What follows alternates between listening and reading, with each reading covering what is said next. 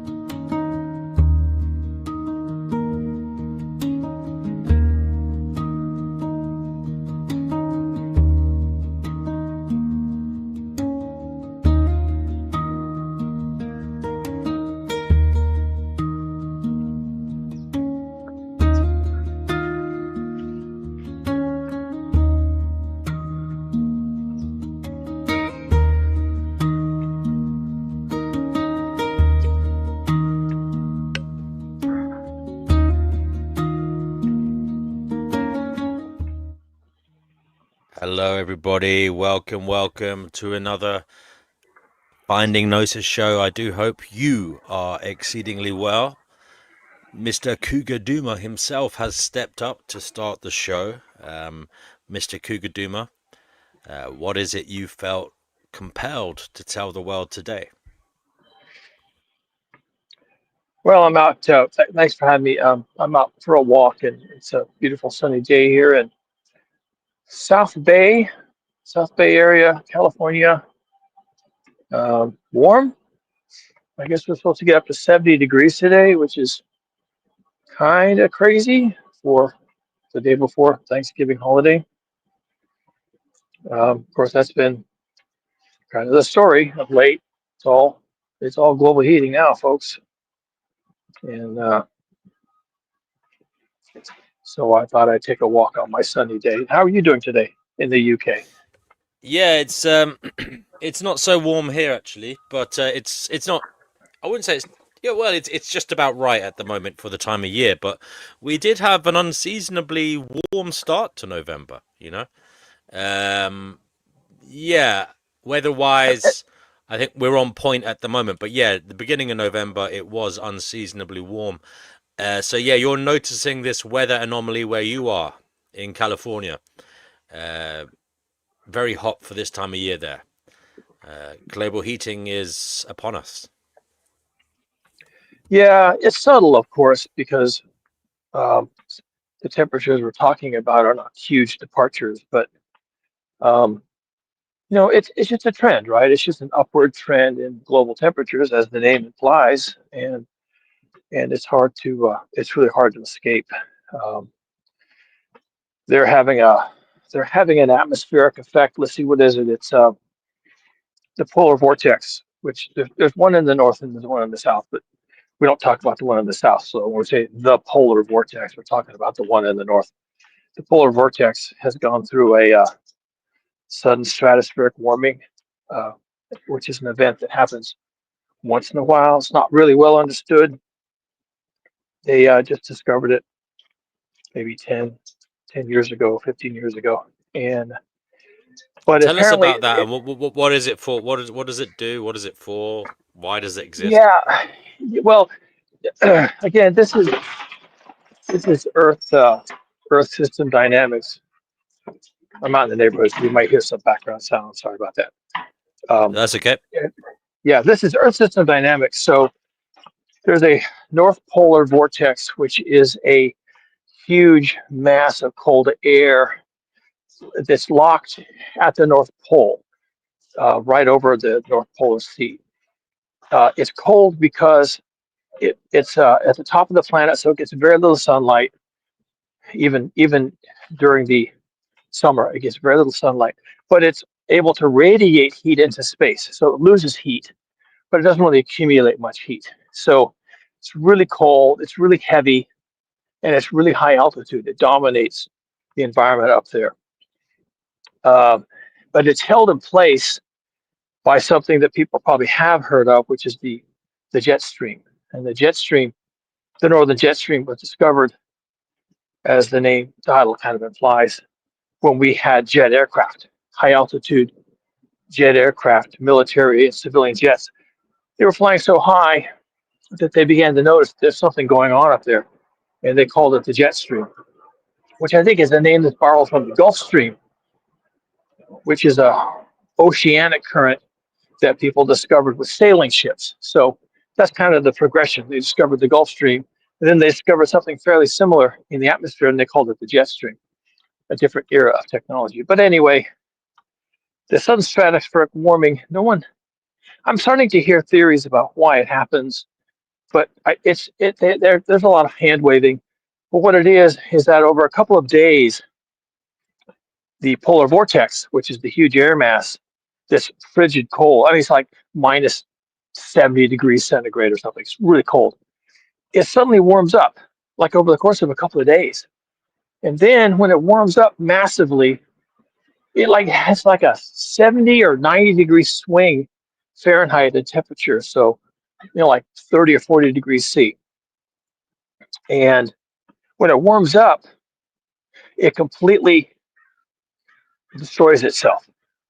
It's supposed to be a vortex. It's supposed to go around in a circle, like how water drains down in the tub or the sink. It's supposed to be spinning, but it breaks itself to pieces when it gets warmer. And you can end up having two vortices or four. It travels much slower, doesn't spin quite as fast. And then when that happens, it breaks apart the jet stream. The jet stream, which they discovered first because it's lower down. Right. Uh, So the knock-on effects just keep going. yes, it is knock-on effects.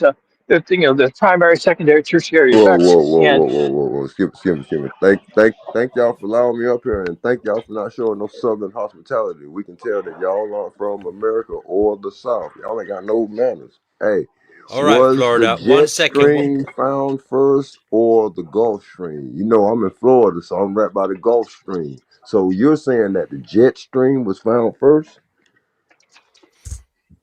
no, the Gulf Stream was found first using Oh, sailing ships, and then the jet stream was found later using jet aircraft. okay, so um the the earthly astronauts, once they got their minds right, they got up to higher knowledge. But ain't it funny how a airport is called an airport, but who is that airport for? Is it for the terrestrials from different galaxies, or portals or vortexes? Vortex ain't Okay, nothing but a Florida. portal, right? Thank you, Florida. Thank Yeah, you for but asking that pertinent question. I just want Florida, if you would just hold back on that, please.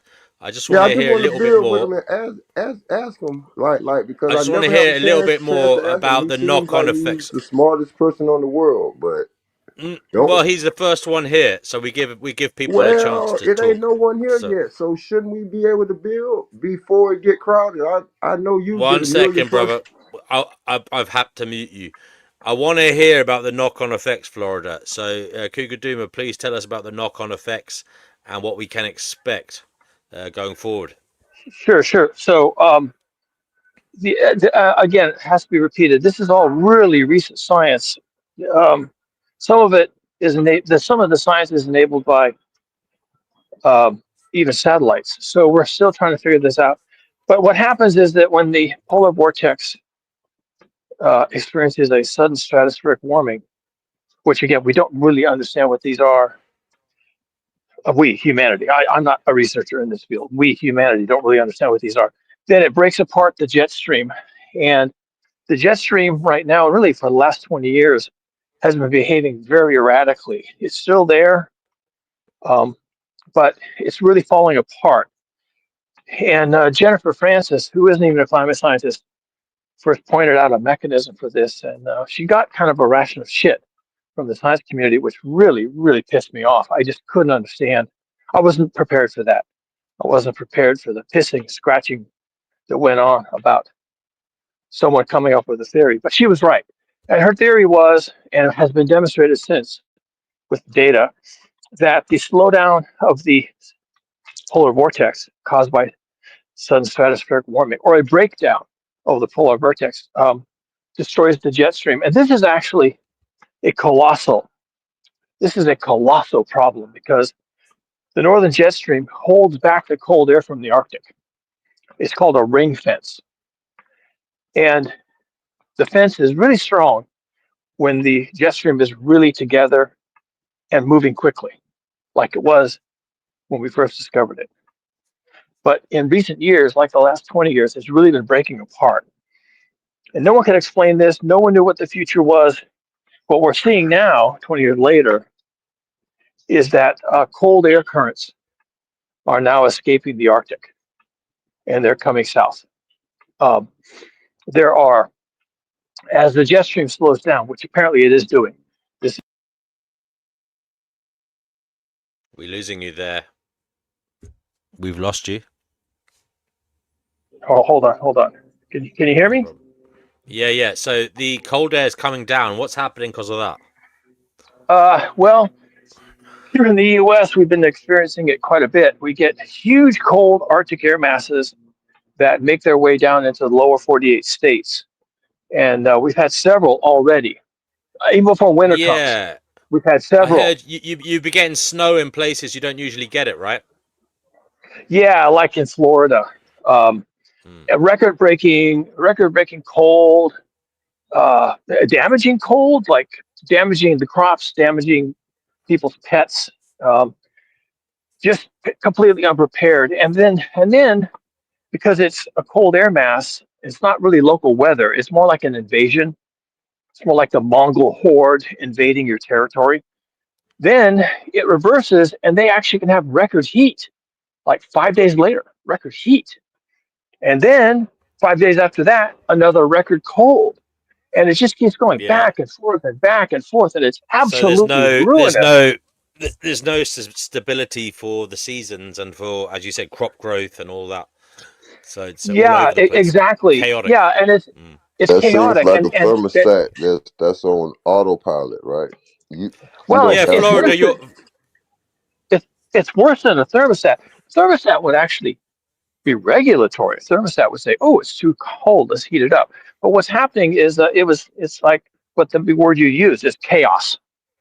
Um, the collapse of the jet stream, the collapse of the jet stream is chaotic, and that's because that whole system contains nonlinear chaotic elements. So when it starts to yeah. collapse, the dominant feature is not linear and regular. The Well, that dominant sounds feature like is society. So have you heard order out of chaos before? That Yep. sounds That's a. just like the But this politics and is all that's going on Earth, but everything is well, going through Mr. chaos. Florida. As a Floridian, have you noticed strange weather patterns in your locality over the last few years? Well, it ain't as many hurricanes and actually like the rain is off a little bit because like we haven't really had like a bunch of rain. It's been raining, but it ain't been like the temperature has changed and stuff. You know what I'm saying? Somewhat. I think earlier it was like a little cold little breeze came through, but um does the does those night lights that's usually in the north being in Texas, does that throws off things too? Because they say that's associated with the poles. So if any poles change, um the poles have to do with the seasons, right? Let me okay. mute up, man. I just want Okay. to Yeah, ask questions and build with you. That's Florida, all. Florida, Florida man, I can address some of those things. You're right. You're onto something. You've noticed. Yes, there's a couple of things that have been happening all at the same time, and some of them are related to each other, and some of them aren't. One of them is that we just had a huge geomagnetic, or not geomagnetic, a huge solar storm that comes from the sun, and coronal mass ejections and things like that can really interfere with the Earth's magnetic field through a teleconnection, a distant connection. And also, you get northern lights way further south from the pole. So they were Okay, okay, having northern lights in Texas okay. Cool. or Hold Kansas. on. Cool. Hold on. All right. Did you hear of like the CERN type people, NASA and them, breaking like a technology barrier like 3 months ago now that they could harness the sun and stars energy? Have you heard of that? That No, nuclear okay, it's fusion? okay. That's probably you're probably smashing together some unrelated things. The CERN people are doing particle physics, high energy particle physics. They're just studying atoms and particles and things like neutrons and protons and quarks and antimatter and stuff. What you're also referring to is harvesting the energy of the sun. That's called fusion. Um, Fission is the energy of the atom, where atoms become destabilized and the atomic bomb and nuclear reactors are all fission. But fusion is how the star itself, the sun, is powered using hydrogen and helium. And nuclear fusion is like the energy of the future, but that's not being done at CERN. Nuclear fusion is done lots of places. Uh, Trying to think if CERN has anything to do with that. I don't think so. But Okay, anyway, okay, it's okay, just another okay, form. okay, It's just okay, another okay, form of okay. Look, science. look, look, It's look, just, look, it's look, just bro, bro, different. bro. Hold on. Look. So they have broken that barrier. So does them being able to harness the sun and star, the sun ain't nothing but a Can you, dying star. So Florida? does Can you that share the have link? Can you anything to share the do link to? Can with you share the source to what you're saying in the private chat, and we'll have a look at it if you can find it. I can't. I don't have it offhand, but just look up sun. I mean it's an entity harnessing the sun and stars energy. It's the what you're saying, Cougar. That's the new way of the energy and all Yes, that. it is. But I Yeah, don't. it is. Okay, I can try and explain Okay. that. You're All right, right. That go is ahead, bro. Thank you, man. yeah, yeah. You are correct. There is a huge amount of effort. I mean, it's really globe spanning. There's so many countries working on this, but they're trying to develop stable nuclear fusion, and it's not working. It's very difficult. I mean, they're trying to recreate conditions that currently exist in the center of our own sun, and that's very difficult to do on Earth. We just don't have the conditions for it. But they're getting close, and they keep claiming that, oh, this will be the energy of the future. No, But no, they've hey, been hey, claiming, Cougar. They have finally being able to harness it. Guess with what? A major mineral that is in Genesis, right after that good gold talk. I seen it. I'm like, man, no. It's so many minerals in the Bible that salt is a mineral, but that vortex has Again, in it Florida, salt Florida, you're water. going to have to share the link because this sounds fantastic stuff. But I'm we, saying you we can't look. I mean. Oh, okay. Well, look. Google Just to it, brother. give Please you Google it. a Google it. look. Google it and share the link. I'm on the phone and I'm about to go, but this will be an excellent Ah. Well, homework for I tell you y'all. what, Florida.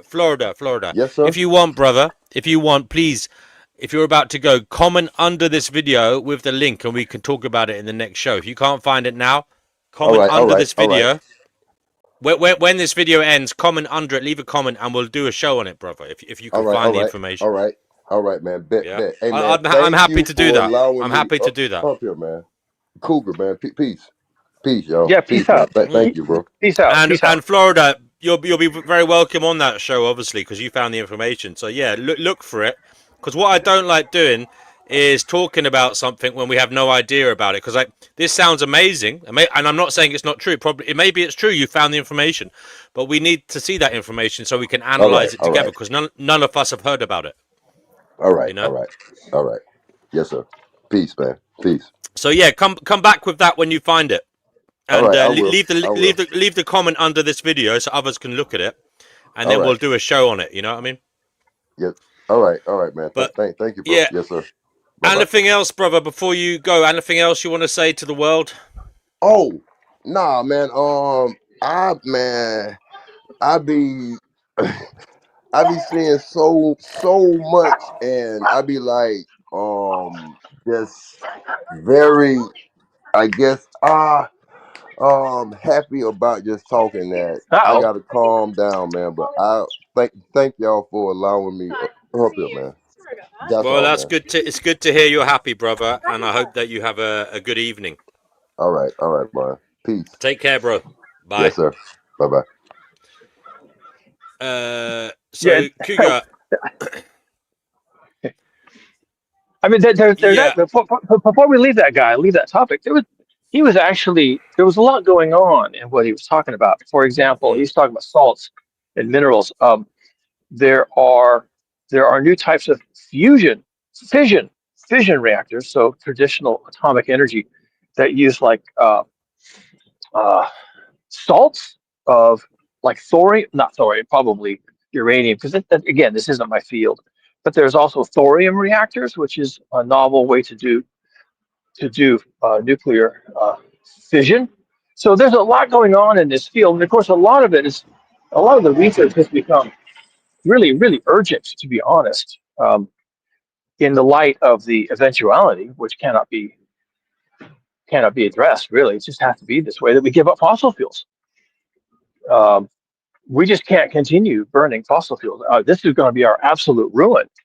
And people don't want to hear that. They don't want to believe that. But the leaders of the world, their responsibility is to try and look ahead and try and keep the economy ticking over, trying to keep people in jobs and money and paying their mortgages. And they're not going to be able to do it with fossil fuels, which is too bad because 90% of everything we do is due to fossil fuels. So we're kind of cooked if we don't solve this. And of course, what they want to do is they want to electrify the economy.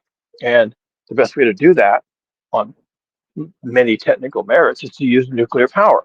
So either some combination of fission, which is traditional atomic energy, or fusion, which is the same energy source for the sun itself. So there's huge amount of work going on. There's all these molten salt reactors and thorium reactors and fusion reactors and tokamak, and the Japanese are doing it, and who else? The French are big into it. I think the British are big into it. France for sure. They're huge. They're huge in this stuff. And the U.S. off and on again has projects that they want to work on. It's hard for the U.S. to do this because the fossil fuel industries are so dominant in our politics. But once in a while, every 10 years or so, somebody will launch a project. So this is really huge. This is amazingly important to the future of humanity on Earth. If we have to get off of combustion of fossil fuels for energy sources and get onto something else. And the only thing they can think of is nuclear power. So I just wanted to address that because that seemed to be what our Florida gentleman was talking about, is nibbling at all those edges. But it's Yeah. really complicated. And of course, it's all atomic physics, right? It's all atomic physics. And a lot of this is studied at CERN because they're dealing with atomic physics. But the actual work, this is all major nation states have the money to do these. These are $100 billion programs that have been doing research for decades now, trying to solve the problem. But anyway, that's the tie-in with my earlier topic. They're trying to save the Earth by creating this clean energy, or this this energy that will just power us without any problems. But one question I'm not sure we broached. You've often spoken about the doom side of global heating and the end of the world and all that. Yeah. What are your thoughts in relation to getting off this planet and going to another one? Could you, whilst I'm having a little bit to eat here, could you give us a little monologue on how feasible you think that is, where we might get to? Obviously, you can tell us it's not feasible and why. I'd just like to hear your thoughts on that. Yeah, sure. I'll start with just the context of who is talking like this and why are they talking like this. There are a lot of tech billionaires. I'll name a couple. Elon Musk, Jeff Bezos. Who's that guy? Virgin Galactic. What's his name? Anyway, Richard Branson. Branson. Right. Branson. Right. That guy.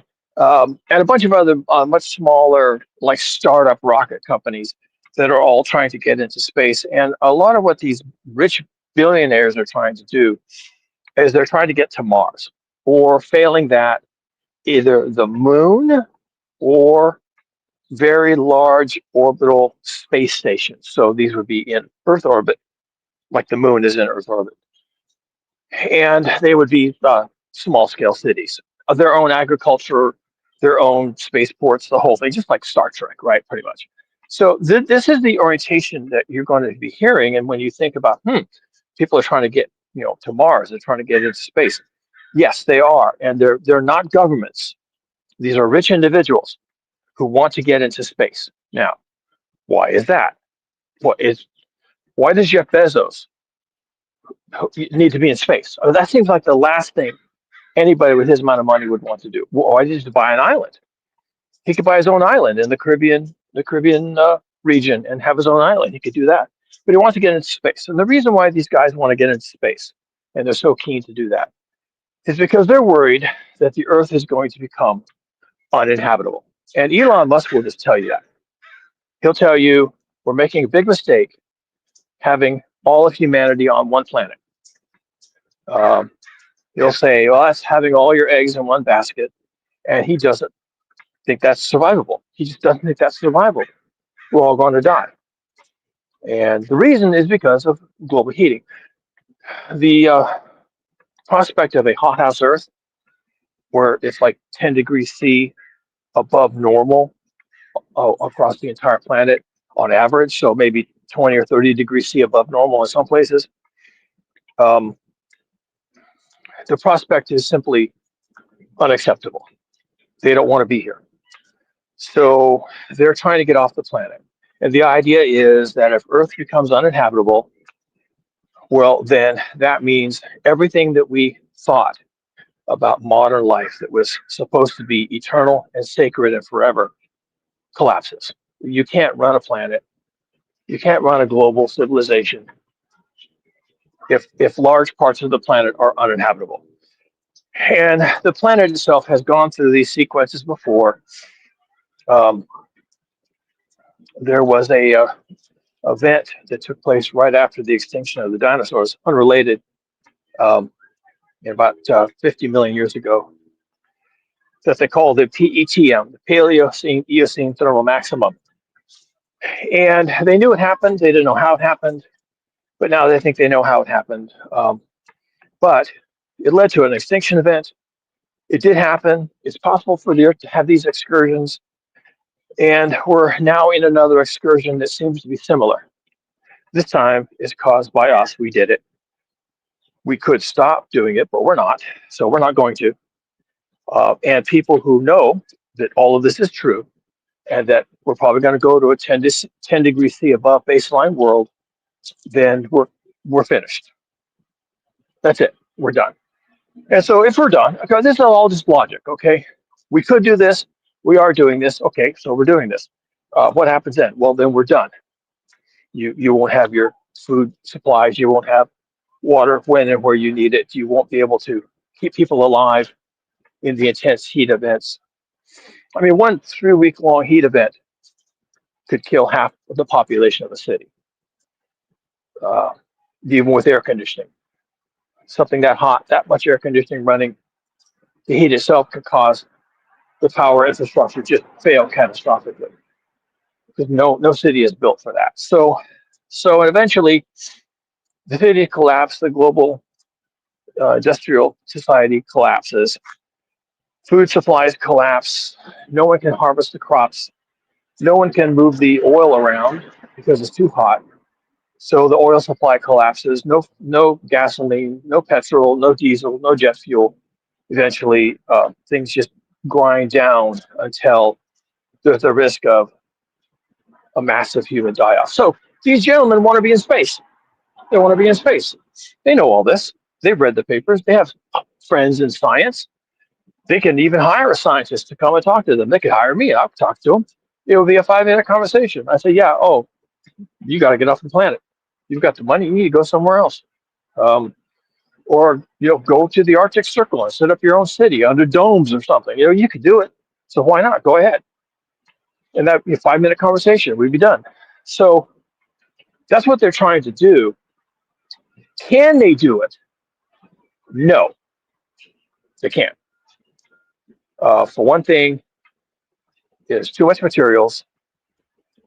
The rocketry isn't quite working, and if it does, you're going to have to haul millions of tons of material into space. That's a lot of rockets running for a long time, and the thing is, they don't have time. They don't have time. It's they're running out of time rapidly. They should have been in space 20 years ago, not starting it now. So they're going to run out of time. Good idea. probably the best idea any of them could come up with under the circumstances, but they've run out of time. So they'll do something, they'll get into space, they'll do a little something, they'll have some practice launches to Mars, they'll have some practice landings on the moon, but they've run out of time. And I don't know what to tell them. So will they do it? No. Will they try? Absolutely. For them, this is life or death. Of course they're going to try, but they're not. I don't think it's going to work. I think they've run out of time. And there's physics involved. You have to lift so much material into space, so much material. They're going to need so many launch pads. Something like 1,000 rockets a year will have to go into orbit to carry all the stuff they have to have up there. And I don't know, maybe in another 50 years, but they don't have 50 years, so I think they're done. Technically, so what about the technicalities of it? Like, because you hear different views on it, that some people say it's actually impossible. Even if we wanted to do it, we couldn't survive on Mars. It's got a different atmosphere. It's got different gravity. They also talk about the radiation in space as we go there is a problem, and there's various other problems. Like it would take, wouldn't it take a long time to, is it terraform the planet? Is that what they call it when you have to make it habitable? That would take a long time. Obviously, we'd have to, you're right. We'd have to go there with infrastructure, and we'd have to send that up there. Now they are saying we could potentially, live in caves and stuff, and they could send up boring equipment. But yeah, I want to hear from a scientific perspective, if you could, just the technicalities of and how difficult it would be to establish life on Mars or the moon or in one of these space stations. Yeah, so in terms of Mars, that might actually be, I don't know. I don't think any of it is approachable. I think that the laws of thermodynamics, the laws of physics are just not going to be helpful, to put it mildly. However, yes, you're right. There's a massive radiation problem just getting to Mars, just being in deep space. There's a massive radiation challenge, and apparently it's really huge. The amount of hard radiation in space is not something people talk about. But let's say you get to Mars, the soil, the soil there is basically sterile. Well, it is sterile. I mean, it's completely sterile. And worse, it's it's saturated with what's called perchlorates, which I don't really know the chemistry of perchlorate uh, creation, but probably it's a product of minerals and hard radiation because Mars doesn't really have an atmosphere to speak of. So the soils are full of perchlorates, and you can eventually get rid of them. But yeah, that's basically terraforming. You're having to create Earth in on Mars, and that's going to be the energy requirements just for that project. Just creating viable soils. The energy requirements for that it just beggars the imagination. So they'd have to have what? Nuclear power, I suppose so. Maybe solar power, but lifting nuclear power plants, building them on Earth, lifting them into space, it just beggars the imagination. If you're going to build them there, do you have access to nuclear material to basically fuel your reactor? So maybe you build it there, but where do you have the nuclear fuel? And are you going to transport nuclear fuel in rockets into space to Mars? I don't know, but it just beggars the imagination. You're just not going to go there, set your flag in the ground, put up a tent, and say, "Well, I'm the first Martian." By the way, there was a movie I called The suppose Martian I that, suppose that one talks about a lot of potentiality this. here, one of the things that could be a problem here is, you know, you often say we're cooked. By the way, hello to Jack. Jack, feel free to interject at any time. Um, you often say we're cooked because of global heating. Literally, we're going to be cooked. Now, it could be that these individuals who are trying to get to Mars, trying to get us off the planet, exacerbate global heating with the sheer immense level of, technology that would have to be developed, the amount of energy that would have to be harvested, just the sheer amount of manufacturing, etc., that would have to be done just for that project alone. It would be indeed the biggest project ever undertaken by humanity. So, given that it would be the biggest ever project undertaken by humanity, is it not the case that that would exacerbate and probably be a furtherance of our downfall, or an expedient of our downfall? Yeah, sure. There's a huge manufacturing process. All manufacturing processes, whether it's just making circuit boards or working with aluminum or stainless steel, all the carbon composites, all these manufacturing processes involve fossil fuels. Sometimes electricity, but mostly it's materials. Material science is always fossil fuels. So somewhere there's a huge tractor digging up the earth trying to find the minerals to make stainless steel. And then there's a big factory rolling out the stainless steel. Then there's all these trucks and ships delivering stainless steel to some rocket making facility. And all this manufacturing stuff requires fossil fuels. And, okay, that's one way to use fossil fuels. Is that what we want to do? Well, that's what they're going to do. The fuels, uh, some of these rocket companies are using uh, uh, hydrogen gas, liquid hydrogen, and liquid oxygen. So, that's like what the Apollo rockets used. It's very energetic, but it requires you get your hydrogen and your oxygen from like electricity. So making the fuel requires a lot of electricity. Elon Musk is using methane and oxygen, and methane you can get from natural gas. Well, natural gas is a fossil fuel.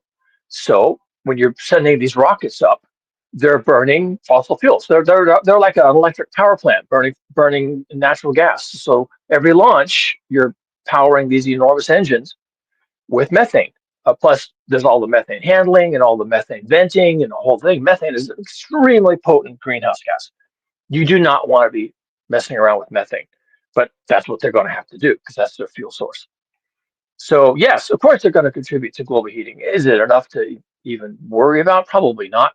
We have more global heating gases released in probably a drilling for methane and drilling for oil because of all the excess gases that come up and have to be flared. So flaring of these things in the oil fields, which is a common sight you'll see, is probably contributes more than these rockets do. But the point is, the rockets do contribute. But worse than that, they require an entire rotating mass of machinery, all of it powered by some combination of diesel and kerosene that has to be there. It just has to be there. You can't have the rockets without the rotating mass of industrialized capitalism, which all runs on fossil fuels. Everything from the stainless steel down to the every piece of composite ceramic, all of it, every single part of it is all highly specialized, highly precise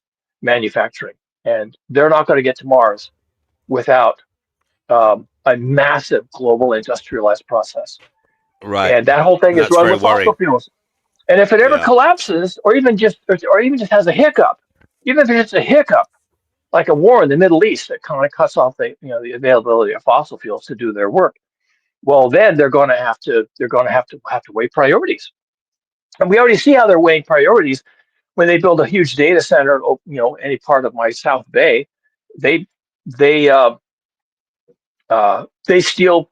Well, you don't steal, of course. It's theirs to buy, but they take the electricity right off the grid and shunt it into their huge data center, which consumed as much electricity as a Right. medium-sized town. And then the people who live in the communities, they start having blackouts and brownouts. So we know they're perfectly happy doing that. They don't. It's not that they don't care. It's just that we're too small to worry about. So when it comes time to fuel these rockets with methane, are they really going to care that they're enhancing the greenhouse effect? Are they really going to care that we are going to have to do without so that they can have more? I don't think they're Probably going to not. care. There's a question. Yeah. There's a question on screen for you, Cougar Duma, and it's from Hmm. Loho316. He says, "At the rate we're going, what's the maximum habitable amount of time we have left here on Earth?" Yeah, that's a good question, isn't it? Uh, if that really is the question that's haunting science right now. Uh, The really short answer is we don't know. We've never been here before. We have no experience with this kind of thing. The last time this happened was 50 million years ago during the PETM, and we weren't there. The longer answer is um, it almost doesn't matter how much time we have because it's not much. And I would say we probably have 3 years, 5, before the wheels start to come off in a major way. And mind you, the amount of time we have is like, well, you don't have to destroy the entirety of global industrialized civilization and say, okay, well, now we're done. Even a lot of human suffering, massive amounts of human suffering that doesn't destroy the Western experience, uh, that might be unacceptable. That should be unacceptable. So when does that start? Well, it's already started. Jamaica just got flattened by a hurricane that almost 100% attributable to global heating, almost 100%. Pakistan is having massive problems. There's how many millions of people live in Pakistan? India is having massive heat waves. How many millions of people live in India? So there's already suffering, and there's going to be more suffering. And so when do we hear on in the internet, in a chat room, when do we think there's a problem? Well, probably when we can't get gasoline, petrol, and diesel at the pumps, and when our food becomes too expensive for Good whatever point. reason, It's already the happening. earth, It's already happening. Just because it's not happening to you doesn't mean it's not important. Great yeah, point, Kugaduma. yeah, Hello to Mimsy, exactly. Mimsy Limbs. She says howdy. I want to bring Jack into the conversation. Actually, Kugaduma. He's been waiting patiently. Jack, have Yeah, you got that's any fine. thoughts on what Kugaduma has been saying? Feel free to interject, ask questions, make your own observations and points. Please, I love these conversations because they're real. I said it earlier in the chat. All the evidence in the world, it points to the urgency. It's time for reform. It's time for mankind to create different ways of living together, because seasons are changing, the weather is changing, the catastrophic cycles show that Earth is in store for something that the mainstream media is not really talking about. From the conversations you were saying, I agree completely. Until now, our society has been driven by money and fossil fuels. And so the two have been protecting each other in this, and this complete worldwide web has been created. It's keeping mankind enslaved to things of the past. But these billionaires, that's a crime against humanity in itself. $1 billion, that amount of money it's hard to comprehend, right? Especially for a working class fool who's been taught to work hard in order to survive. It's time to end the world's secrecy, overcome these illusions of wealth and authority, because they've been given too much power in society.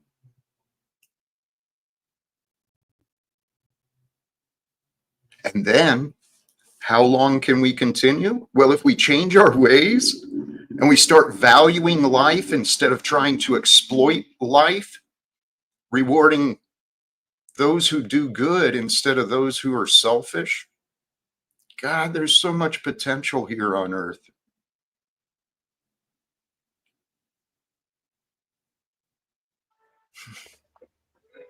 Nicely said. Kugaduma, do you want to come back with anything? Yeah, sure.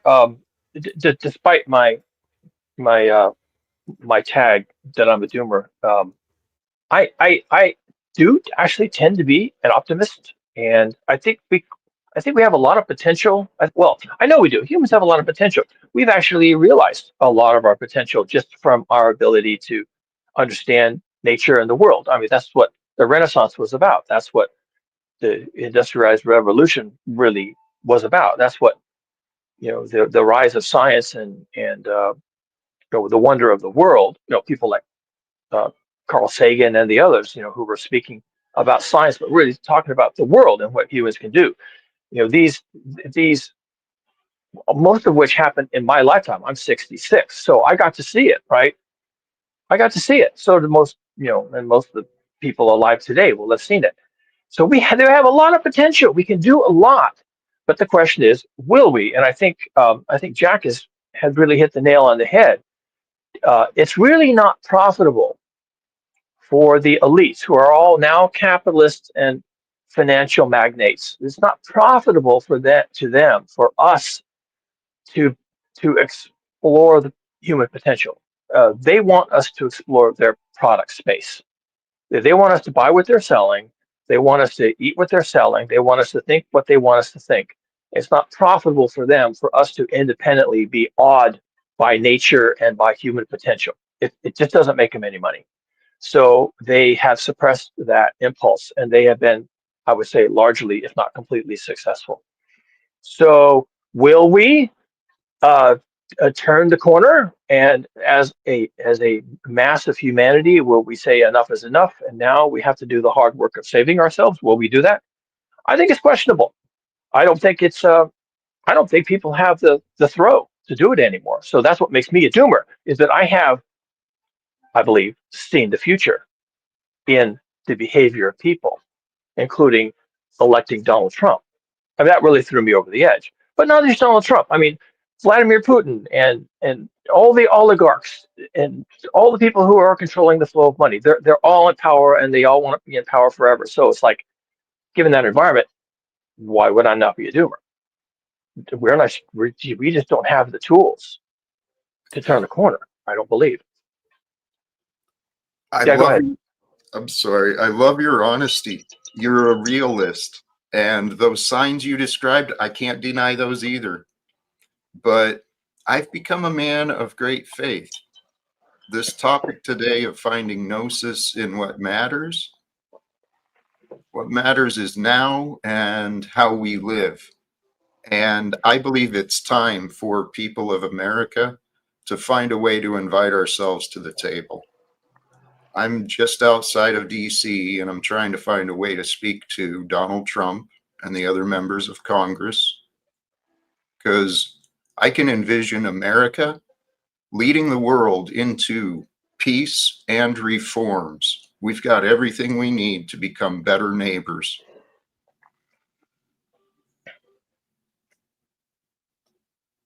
And I have hope. Work I for the really moment. do. What's that? Please. I have to take this call from my wife. Hold on.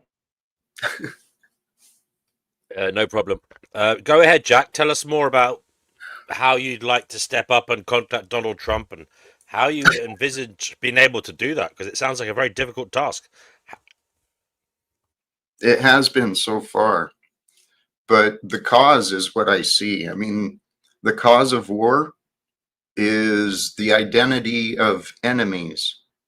Well, if we look at each other differently, we can find ways to see the commonality between us. I mean, someone said it in a comment about us being here to enlighten. And if humans are on planet for enlightenment, a lot of people will wake up soon. And I think this is actually what was written long ago. The pinnacle of humanity, our potential has not been discovered yet, individually and collectively, because the man-made systems of control, they are unlawful and immoral. And the war machine, the government oppressions, it profits from exploitation and trauma. And our mainstream medical fields, our mental health professionals, they haven't been educated as well as they could have been. How have they been educated? According to the approved education systems. And I was watching a documentary recently, some views on the development of our education system. I mean, it was taken from the Prussian design, which was really intended to create nationalists and soldiers, those who couldn't think for themselves and who were obedient. That's the way I was actually raised. I was raised to be an obedient soldier, obedient employee, a good citizen. But then things changed for me, and I started to see through the fallacies of our money system, the corporate system. It's all backwards. So I envision that this is the time, the prophecy, the apocalypse, the revelation. It's the revealing of the unbearable truth, and the unbearable truth of the world that Donald Trump and the men and women of Congress, and especially those diplomats, are going to have to accept. They've been misled. They've misled others. And so people are going to have to experience some shame in order to wake up, or they'll wake up and experience the shame. But I believe we are the fulfillment of the prophecy. The new kingdom is ours to claim. And when we break through the levels of bureaucracy and the paywalls of information and technology, we start sharing knowledge and resources together. Ooh, baby. We have a lot of potential here on Earth already.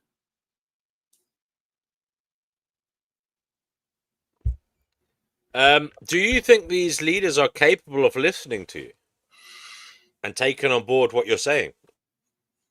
They are paid to represent men and women like me. That's their job. And so I don't know how it's going to happen, but I know it's going to require an invitation. I've imagined a long time ago, I was chasing Bernie Sanders. I thought he might be a way in to talk to the rest of them. But really, the solution for the world: no more secrets and lies. No more secrets and lies. End the secrecy. It's how the mobs work. It's how the it's how the corruption continues, because of secrecy. Under our current society, I support those who are, wise enough to see through the problems, but there's a lot of people misleading their children without realizing it. And there is value in what the other guest was saying. The sciences, mankind has learned a lot. There are methods to helping support different children's learning. If we work together, communities, nations, corporations, if everyone worked together, we could share the best practices, right? Create these learning centers, not just restricted by age, but learning centers for the whole community where they can go in and receive support, learning whatever they want to learn. Why not?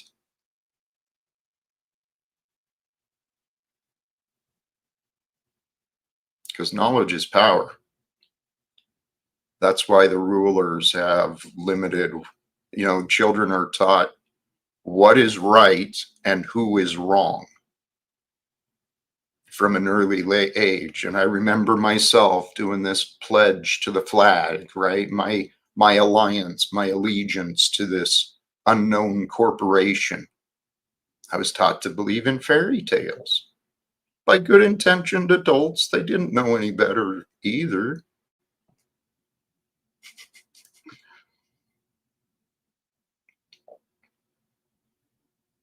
We're living in an age of technology and information where people have limited data plans, right? They got to pay for access to information. We've created a world that rewards confusion and division. But I believe that we can unify together, because we are finding Gnosis in what matters. All that matters is now. So our goal is to be present and to be aware. That's what I found for myself.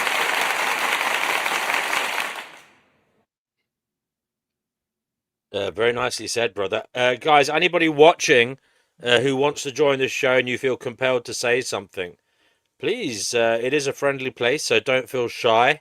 Loho said they are feeling shy, so they don't want to come on, but you know, we're a friendly bunch and we will, you know, allow you time to speak, even if you stutter and are unsure of what to say. Don't worry, we will draw the conversation out of you and allow you to make the pertinent points that you wish to make.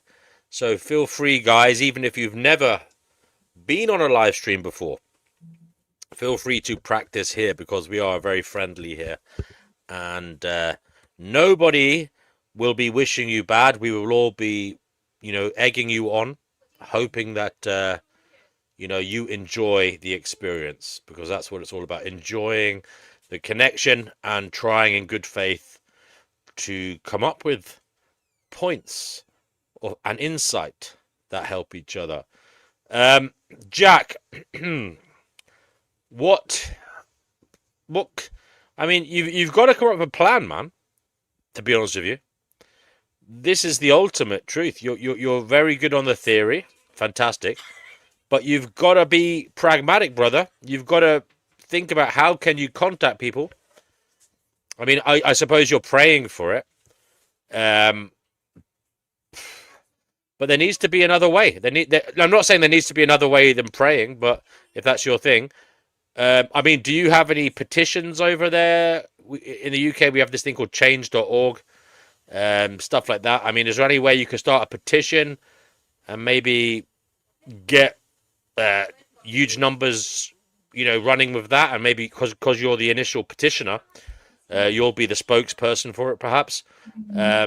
I don't know. I'm trying to. Does anybody watching have any ideas for Jack how he can get in contact with Donald J. Trump and tell Mr. Trump what to do about these strange, terrible times we're all living in, and how to make the world a better place?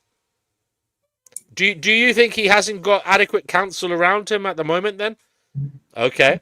Oh, But you think you think he has it in him to be persuaded to change?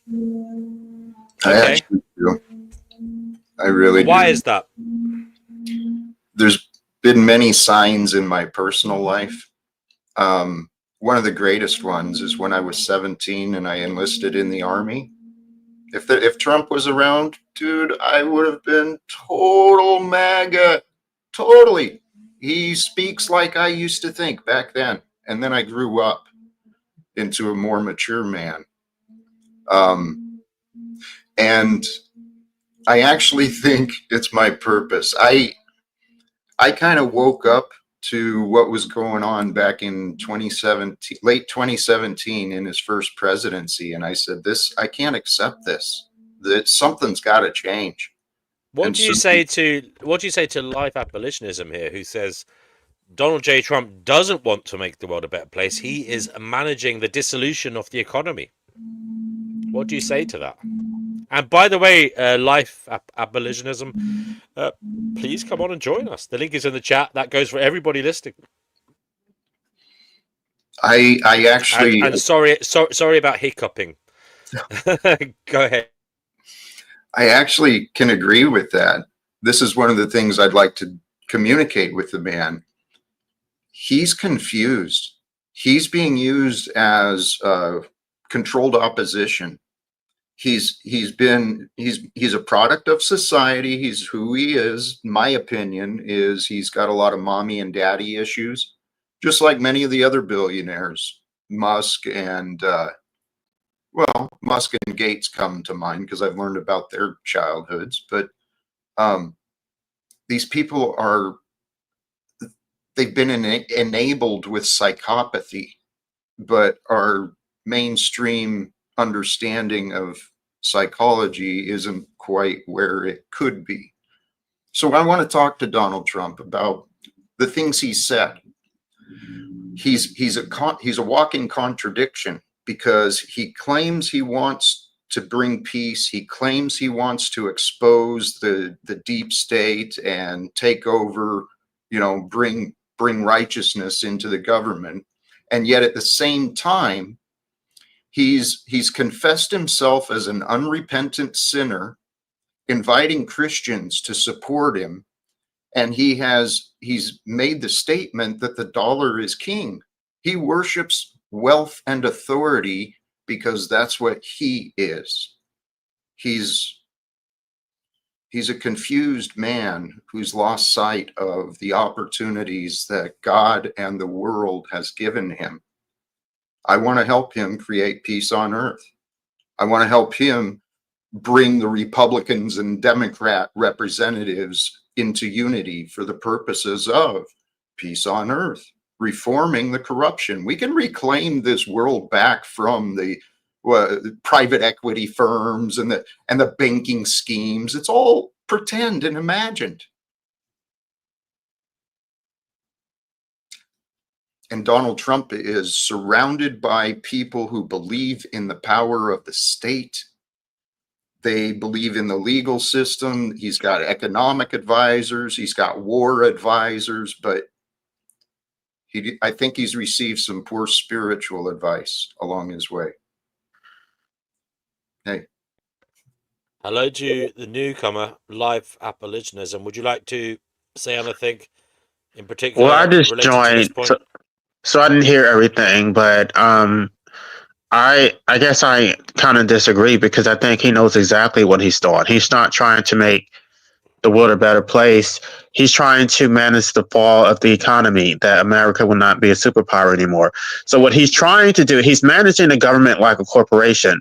He's trying to basically liquidate assets. He's trying to call on like student loan debt.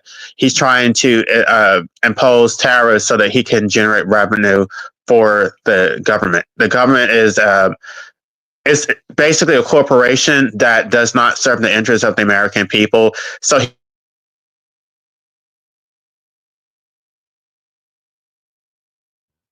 Have we lost him? I think so. Yeah, we've lost you, Life. Jack, when he does come back on, do feel free to interject with him conversationally. I don't have to prompt you. You're well able to converse, so it would be interesting to hear you guys speak because you both disagree, but you both care. Yes. Which is a common position in humanity. At least you both care, because there are people that don't care. So we are waiting for Life Abolitionism to come in, and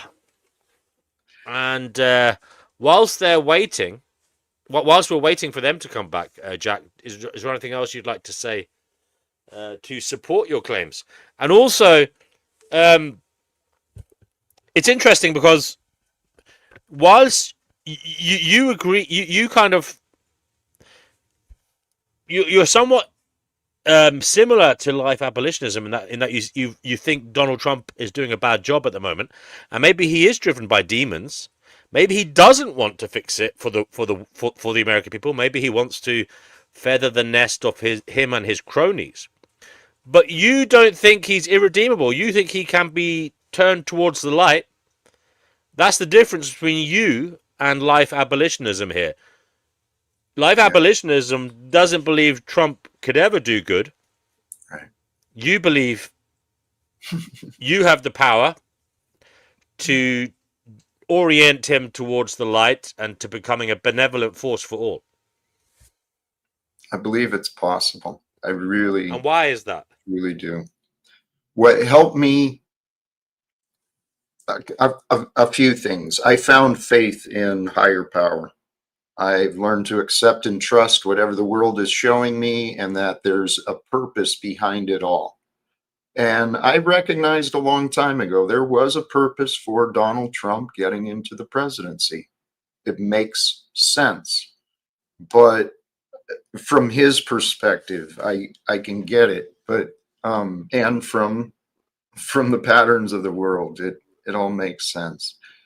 What helped me to find faith in him was the fact that people around me who I absolutely loved, somehow they were all into him.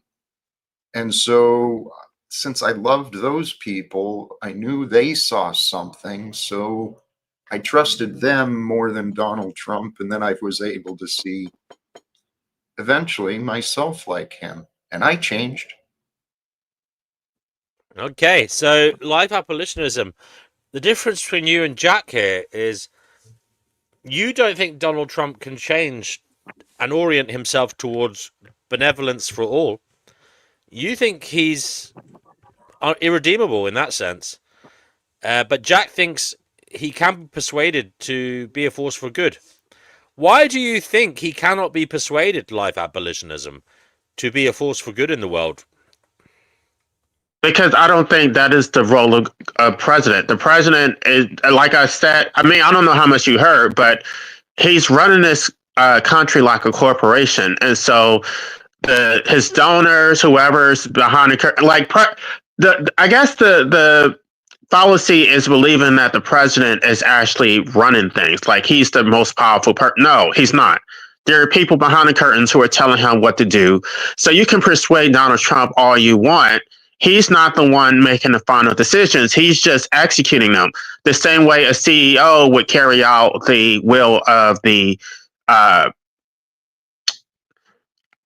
don't know, the corporate, what do you call it, directors, or like that's what it's not him who's actually calling the shots. So what he's trying to do, it's not, it's going one way and out the other. Like you can't convince him. What he's trying to do is sell you his nonsense that is coming from somebody else. So you're not going to change what has already been predetermined. He was put in power for a very specific purpose that only he can actually do. Because of his corporate acumen, he knows how to, because of his multiple bankruptcies, he knows how to manage the dissolution of a corporation. So that's what he's doing. Kamala Harris cannot do what he's doing. He's going to make it seem comfortable. This is what corporations do, by the way. And I wrote a full article on Substack and Medium explain this. Like in a corporation, when they're about to have a massive layoff and they're trying to liquidate corporate assets, they make everybody feel like everything is fine. Don't worry. Things are going to be okay. And then out of nowhere, they bring in security and basically tell people, don't come in today. Don't go to your office. Security will escort you to your car. And everybody's so shocked because they didn't see it coming. They're getting fired. There's going to be a restructuring. There's going to be a merger. There's something major is going to happen. And they don't tell you this because they don't want to stir panic. So they're not being honest. They're not going to tell us the full story. Like you basically don't listen to their words, listen to their actions and pay attention. Look at why he is trying to call in student loan debt, why he's not actually trying to help people. Why is he imposing tariffs? Because he's trying to liquidate assets. He's not trying to help businesses. He's trying to generate more revenue for the federal government. Because there's going to be a massive restructuring of government. And that's why he's deploying so many troops to states and cities, because he knows there's going to be civil unrest and he's trying to make sure that he gets in front of it so he can maintain order while he's screwing us over. Right.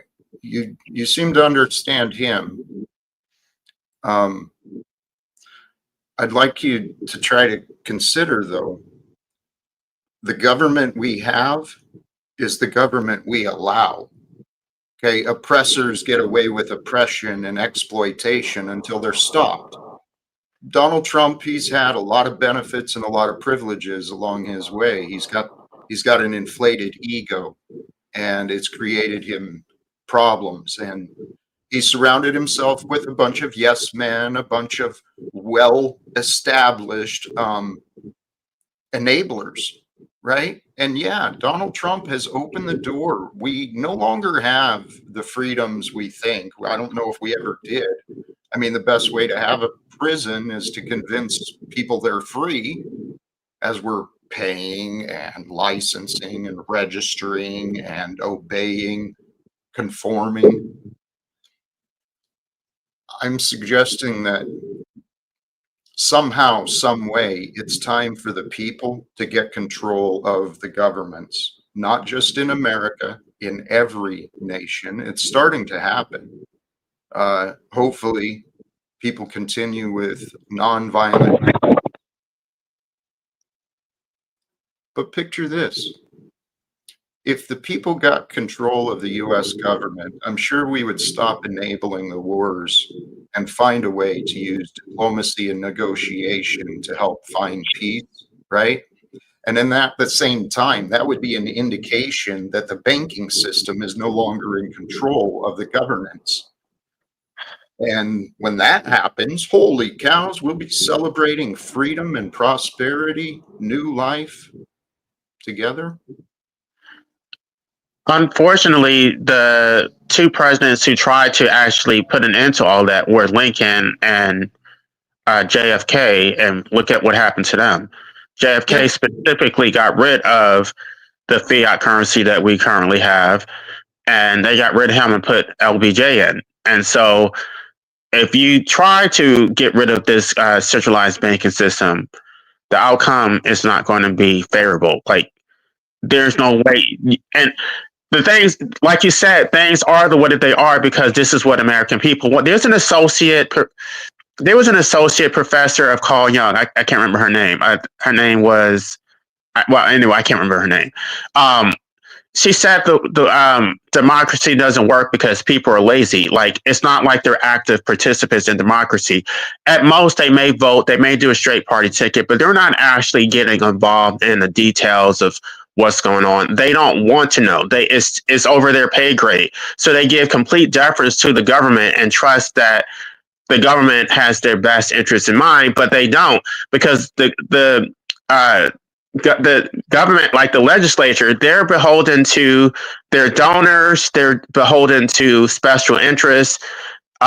Most people don't vote, which I no longer vote anymore either because I no longer have any faith in democracy.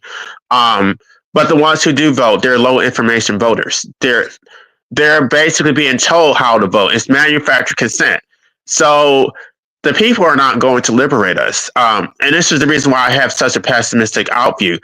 I've already tried to do these things. I've already tried to change public policy to get people organized and wake them up. They don't care. Like, when you act, because I've actually done the work, I've already seen how people respond. Like, when you try to give them something radical, they just reject it and they want incrementalism.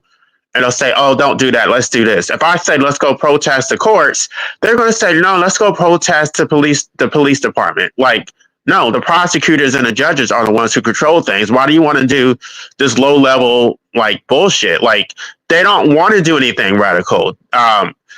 What Jean-Jacques Rousseau said, there has to be tumult. Like, there has to be sufficient suffering for them to get galvanized, for them to actually do anything. And currently, because things look like it's fine, they're not going to rise up. That's not the way most people operate. I disagree. There's plenty of evidence. People are waking up. They're saying, hey, something's not right. The problem is they don't have proper information. So a lot of people are just giving up. They're willing to just find safety in their own little corner of wherever they can, just stay out of the way and not try to make a life. But that's not an option for me so much anymore. I considered that. My path is, I've been prepared. I have been prepared. I've envisioned myself. You're right. In the past, the people who've tried to confront the money system, they've been taken out. That's why I suggest we do this as a group. And I'm willing to be out there in front. I don't care. If I get taken out, someone else will get it done. But the point is, we end this nonsense once and for all. Right. Unfortunately, well, let's say hypothetically, most people do wake. I mean, I agree. There are some people waking up. It's such a small percentage that it's completely irrelevant. But let's say people in mass were to wake up. This has already happened before. This is what happened in Russia, the Soviet Union, when they actually did have a system which they got rid of the banking system and they had a system that actually worked for the everyday people. So basically what the powers that be decided was these people are not benefiting us. We don't control them. They actually have autonomy over their own lives. So they're useless to us. So we're going to come in and force them to starve. We're just going to take their potatoes. We don't care about them. And we'll just starve all these people and we'll just create a new population that actually serves our interests. So a lot of people don't know about what happened with Bolshevism. There's a lot of revisionist history about what happened. So I think that with advanced technology, with AI, with the surveillance, if they were able to pull that off in the early 1900s, they could pull up something far worse now. Like they know everything. You're not going to be able to organize or do anything covertly because they know everything. So your ability to resist is completely thwarted by technology and their superior knowledge. So at this point, it's hopeless. Maybe there was a chance in the past, but now, no. There's absolutely nothing that people can. Well, the main thing, the most consequent thing people can do is stop procreating. But after that, there's nothing. It's hopeless. I used to have an outlook like that too. And then I found a different one, and it found me a greater purpose. I invite you guys, please believe that we can. Because if we believe the system can't change, guess what? We're not going to spend any time thinking about the ways that it can. I have. But if you talk to the activists out there who have actually been on the ground doing things, talk to them. I've been an activist for much of my life, my adult life. It took me a while to start waking up, but I always knew there was something wrong.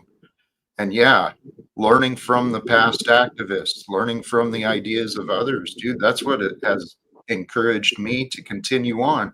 And I want to offer you, my friend, life happens in a mysterious way, and we may have the right answer, but it's not the right time. And I feel that eventually I'm going to find a connection to the right people at the right time, and we're going to find a way. We're going to create a way, and things are going to happen. Wait a minute. Are you familiar with Jill Stein? Are you familiar with her actual platform? It's been a while since I've looked at her, to be honest. Okay, when people are informed about her policy, or they absolutely agree with everything that she says, but it's like, oh, she can't win. She's not a serious candidate. Like they decided to go with the fact that people still support the two-party system, and they're not even willing to consider third-party candidates, lets you know that there's no hope because the two parties are completely controlled. They're not even willing to consider any independent or third-party candidates. So if you're operating within a two-party system, then that in and of itself is a lost cause. If there was any hope, it would be outside of the two-party system, which most people are not even going to consider. They're not going to consider it because the media is not telling them about these third-party candidates. They're not going to actually make the effort to research who these candidates are. And I know because I've run as a third-party candidate. And then after the election, people said, oh, I love your ideas. If I had known about it, then I would have voted for you. It's like, well, you're not going to know because the media is not going to cover it, but it is for you to do your due diligence. There are voter guides where we actually have to do surveys and explain our policies. So whenever I vote, I don't do a straight party ticket. I go to those voter guides and I look at each individual candidates, not just the mainstream candidates, but the third party candidates, the independents, and I compare who has the best policies. Most people don't make that effort. They just watch the media, they vote straight Democrat, straight Republican, and they think that they've done their job. So even if you were to have an idea, you would not primary within a Democrat or a Republican Party. They would completely destroy you. Anybody who's actually tried to articulate for reform has been out. So there are. Let me look at it. I'm not sure like why anybody would have an optimistic view. Like there have been people like Dennis Kucinich, like Jill Stein, like even to a lesser extent Marjorie Taylor Greene, who's real MAGA, right? Who's really America first. They're like, no, you need to kiss the ring. You need to support what Donald Trump is trying to do. So. And if you don't, they're going to get rid of you. Look at what they're doing to her. Now she had to actually resign because she was actually trying to push for policies which benefit Americans. So when you try, I want you to pay attention to what happens to people who actually try to do the things that you're saying. They get destroyed.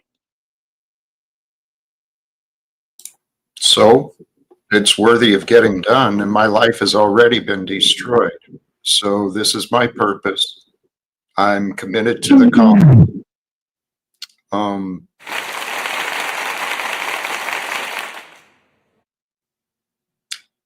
My life changed when I started falling in love with the truth more than my beliefs and my excuses. I learned that when I found my way out of the hell of alcoholism and depression that I had been in. So the micro works with the macro. There's a pattern to life and the unfolding of life and time as we know it.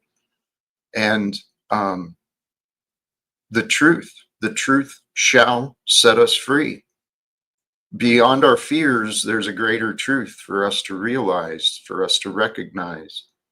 And my message and trademark brand is live without fear. It's the way that Jesus was teaching. And if I follow his way, and inspired by the story of Moses, the story of the apostles, I want to appeal to Caesar, what's going on here in America, because it's unjust and unrighteous. And I know for a fact that when I repented of my old ways, I started feeling a lot more hope and a lot more excitement for the world. So, okay, here's the problem with that. It assumes that they don't actually know, and I'm not. The reason I know that they're aware of it is because the one branch of government in which people have direct contact with the state is the courts, right? I've litigated several cases, many cases actually, where I've made these arguments, where I've used the law and they completely dismiss it and make some excuse. They'll use some procedural tactic to give me a dismissal, not based on the merits, but based on immunity, based on some lack of standing. They'll make some excuse. So it's not like they don't know. I can prove you. I can show you my lawsuits where I've made arguments and they completely reject it, not based on the merits. So okay, let me. I guess I'll give you this advice. You don't need to go to Donald Trump, file a lawsuit, and see how, because the courts are the philosopher kings, right? You're going to get a direct response from the courts, not necessarily from Donald Trump. File a lawsuit and see how quickly they dismiss it. It doesn't matter how compelling your argument are. It doesn't matter the strength of your legal analysis. They don't care. They don't actually serve you. They're going to make an excuse to justify why your oppression is justified. And and why it's in the interest of the state to maintain life slavery.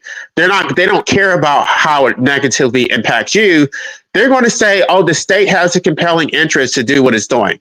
They're going to say, oh, the state has general police powers to do what they're doing. It's not about you as an individual, it's about the common good.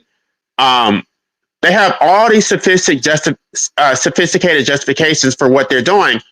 And as someone who has done this, who has been an activist, who has litigated many cases, who has, I've done too much. I've seen too much to think that they're like they're ignorant. They know exactly what they're doing.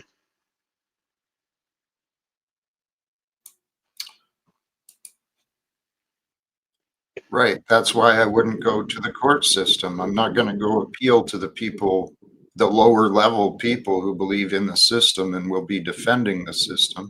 I thought that was a good idea a long time ago. I thought if I could connect with a radical attorney, someone who knows the system, maybe the things I was experiencing, maybe those could be used as precedent for others. I had a lot of different things happening with me, and I thought initially the legal system might be a path.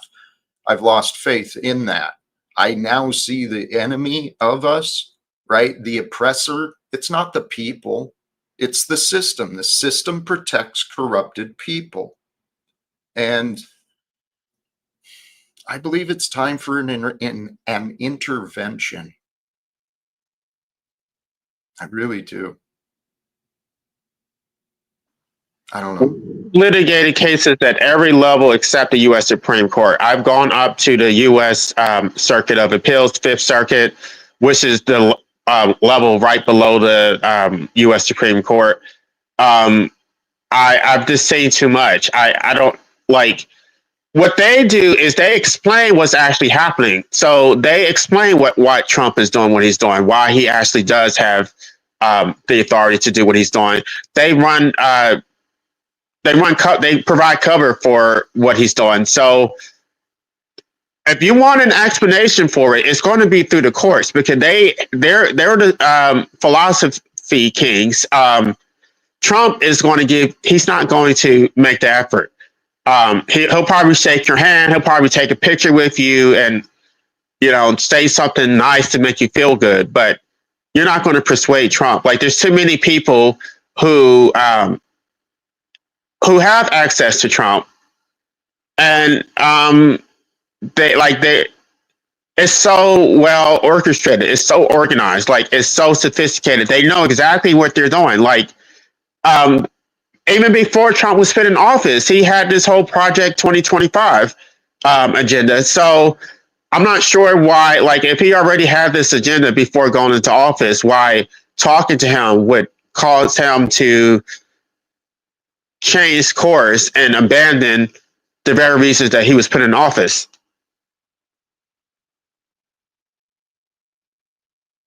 I guess Jack has left the conversation, but I'm he sorry. says Negative. he's left a comment. He says oaths and obedience have given power to oppression and exploitation. We can break the chains of obedience by confronting the top.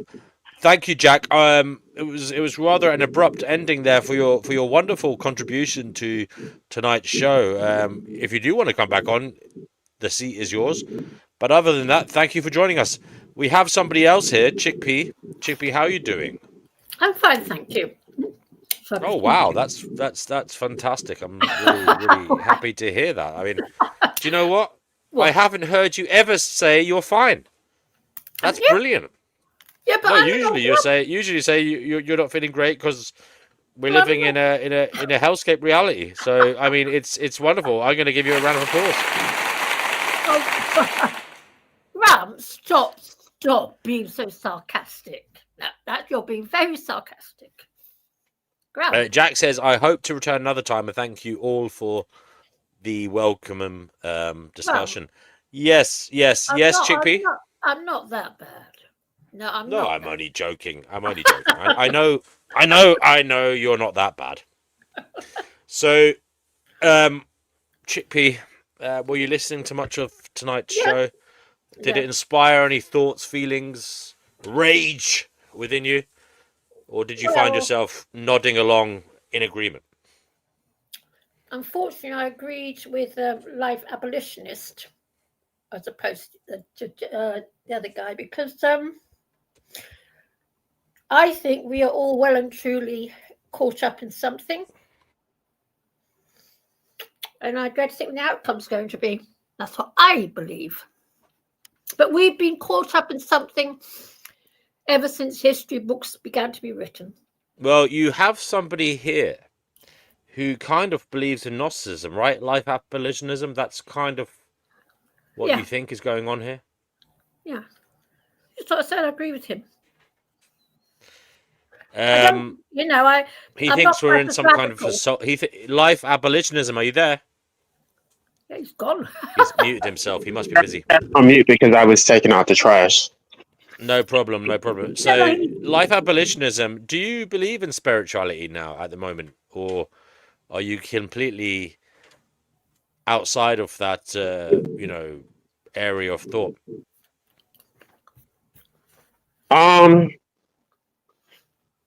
Yes and no. But I don't. I mean, I don't believe it.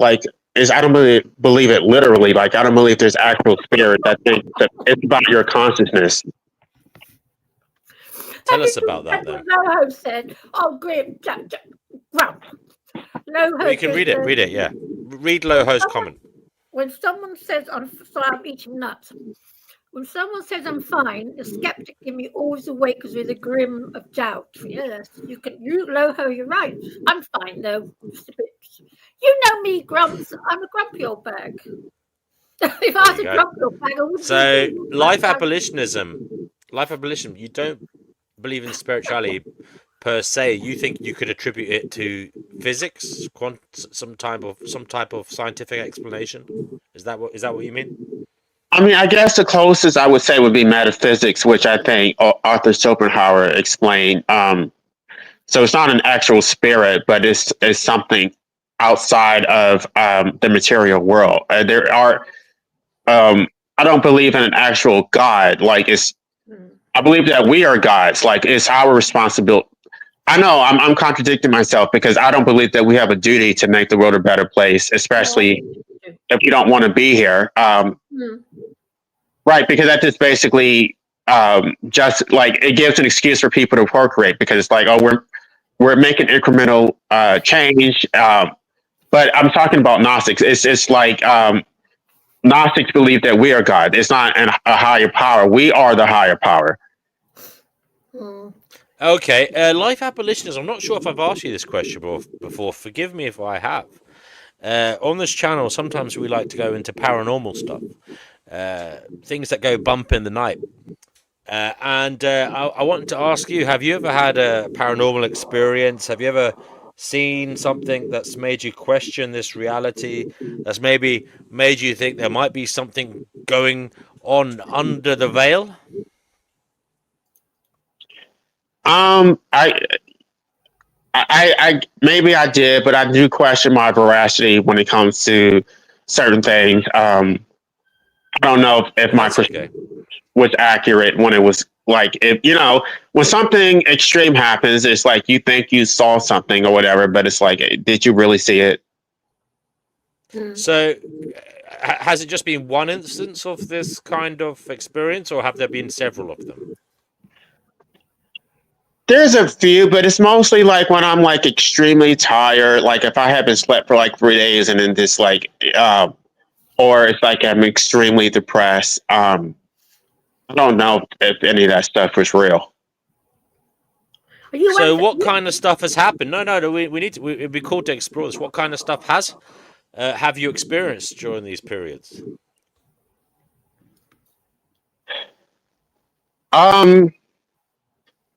Like I mean, like, for example, when I was in the military and George Bush got reelected, I just had like this.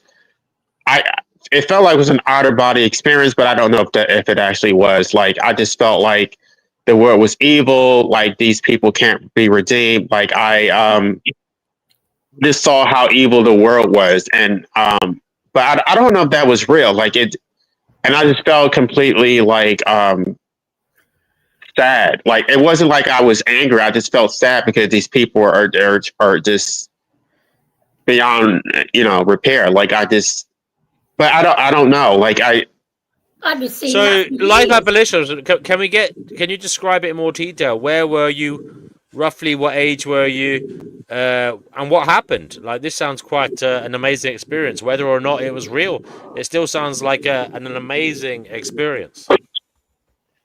well, I was in the military, but I was also in law school, and George Bush had just been reelected, and I was really like because I had been active trying to convince people not to vote for George Bush because he was supporting the war in Iraq, Oh, we and lost you.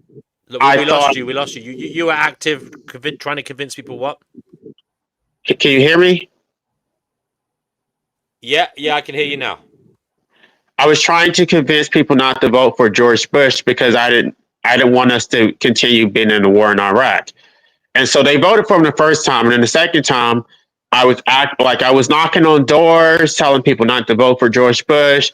I talked to all of my friends, and then he basically won in a landslide. And I was just like, "This is like we're screwed." Like, I couldn't even look at my friends. Like, I was just in my.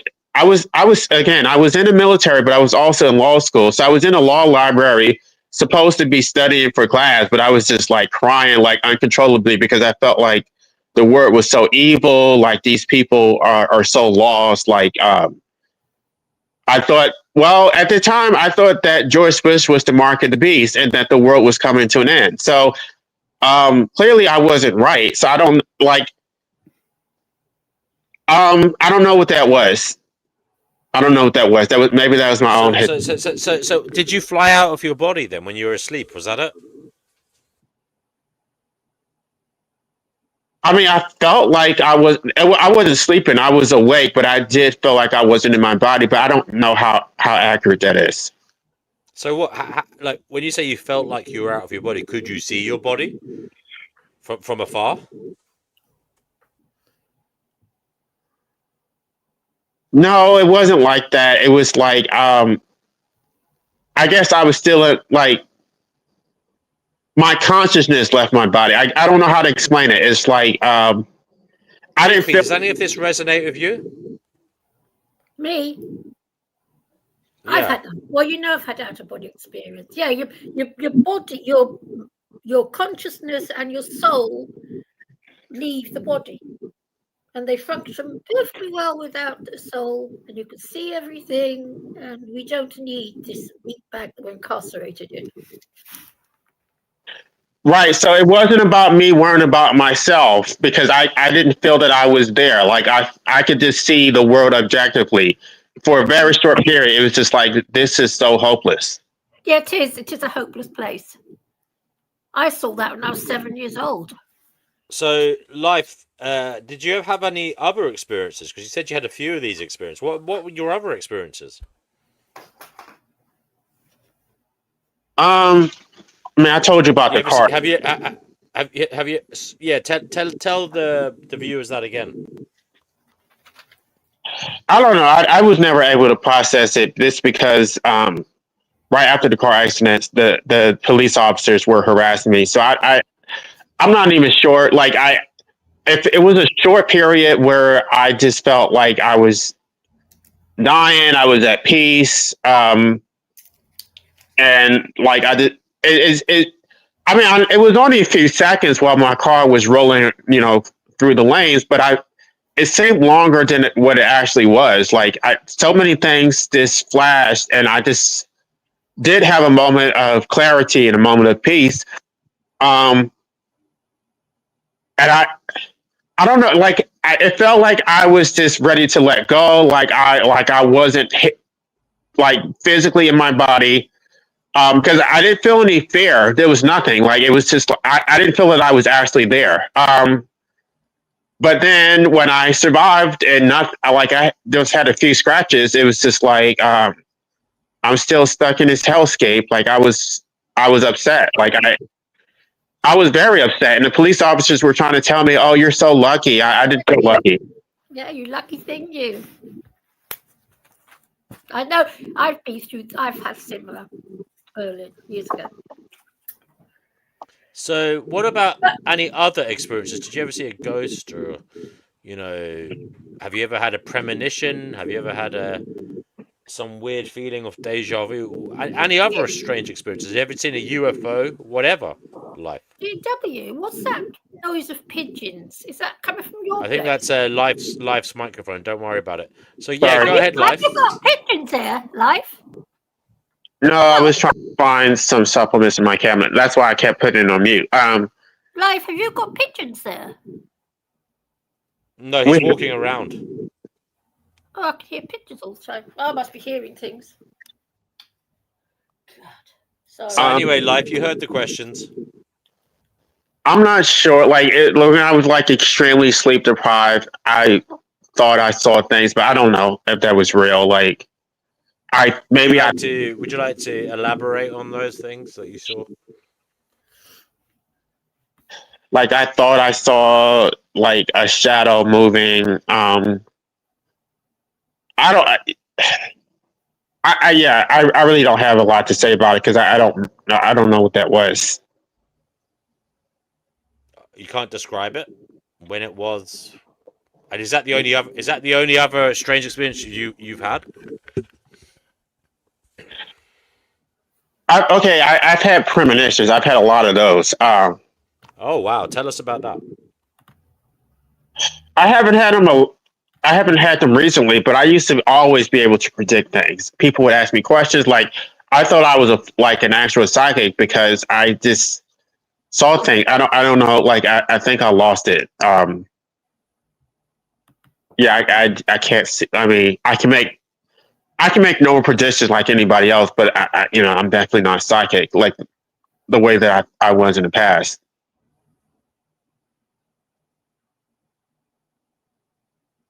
Would you like to tell us maybe some of the predictions you made? I mean, I don't know. It's been so long ago. I'm trying to think of a specific example. I don't know, just like things that happen to people's lives. Like I did. It's like I just always knew. People would ask me questions like, what's going to happen, and I would tell them, and then my predictions would usually be right. Like it wasn't like anything major, but it would be things that happen, things that happen in people's regular lives. Have you ever had strange dreams that have come true or anything like that?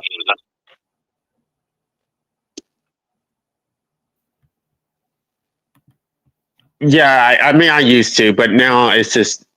Again, it was probably over 20 years ago. I can't really think of anything specific. What about you, Chickpea? How long ago were these strange experiences for you? Do you think that this is something people have when they're younger and we lose it with age? Could be right, actually. Yeah, because mine was all when I was young. Yeah. All of them, wasn't it? Yeah, I was 7, 21, 35. It was the last time. Nothing's happened to me since I was 35. That's odd. Nothing. That was the last time. I went to see that silly hypnotist. So I suspect, yes, it's maybe it is when we're young. They say life begins at 40. So maybe we stop having them when we're 40 because our life has finally begun. Do you want to? Yeah. Do you want to? By the way, guys, I read an article the other day that the human brain is basically in its adolescence until it's into its 30s now. Yes, they're sickening, saying. isn't it? Isn't Your sickening? brain isn't fully mature, that. even up to much of your 30s. I've always thought that, yeah. Because I've always thought that as you get towards 40, your brain shifts and changes a bit. Yeah. Something happens. Maybe it becomes more solidified and you just become more set in your ways. I don't know. Yeah. I don't know, but I've always wondered why it is we're sort of breeding at age 20 when we shouldn't really start breeding till we're in our 40s because then at least our brains are working properly. What about this question? If you must breed. And Jay says maybe that's why they say life begins at 40. Yeah, maybe. We could. I don't know about beginning. Well, it does seem like it's a shift for some people, Yeah, they say they feel different at that age, and it's like you get this sense of peace.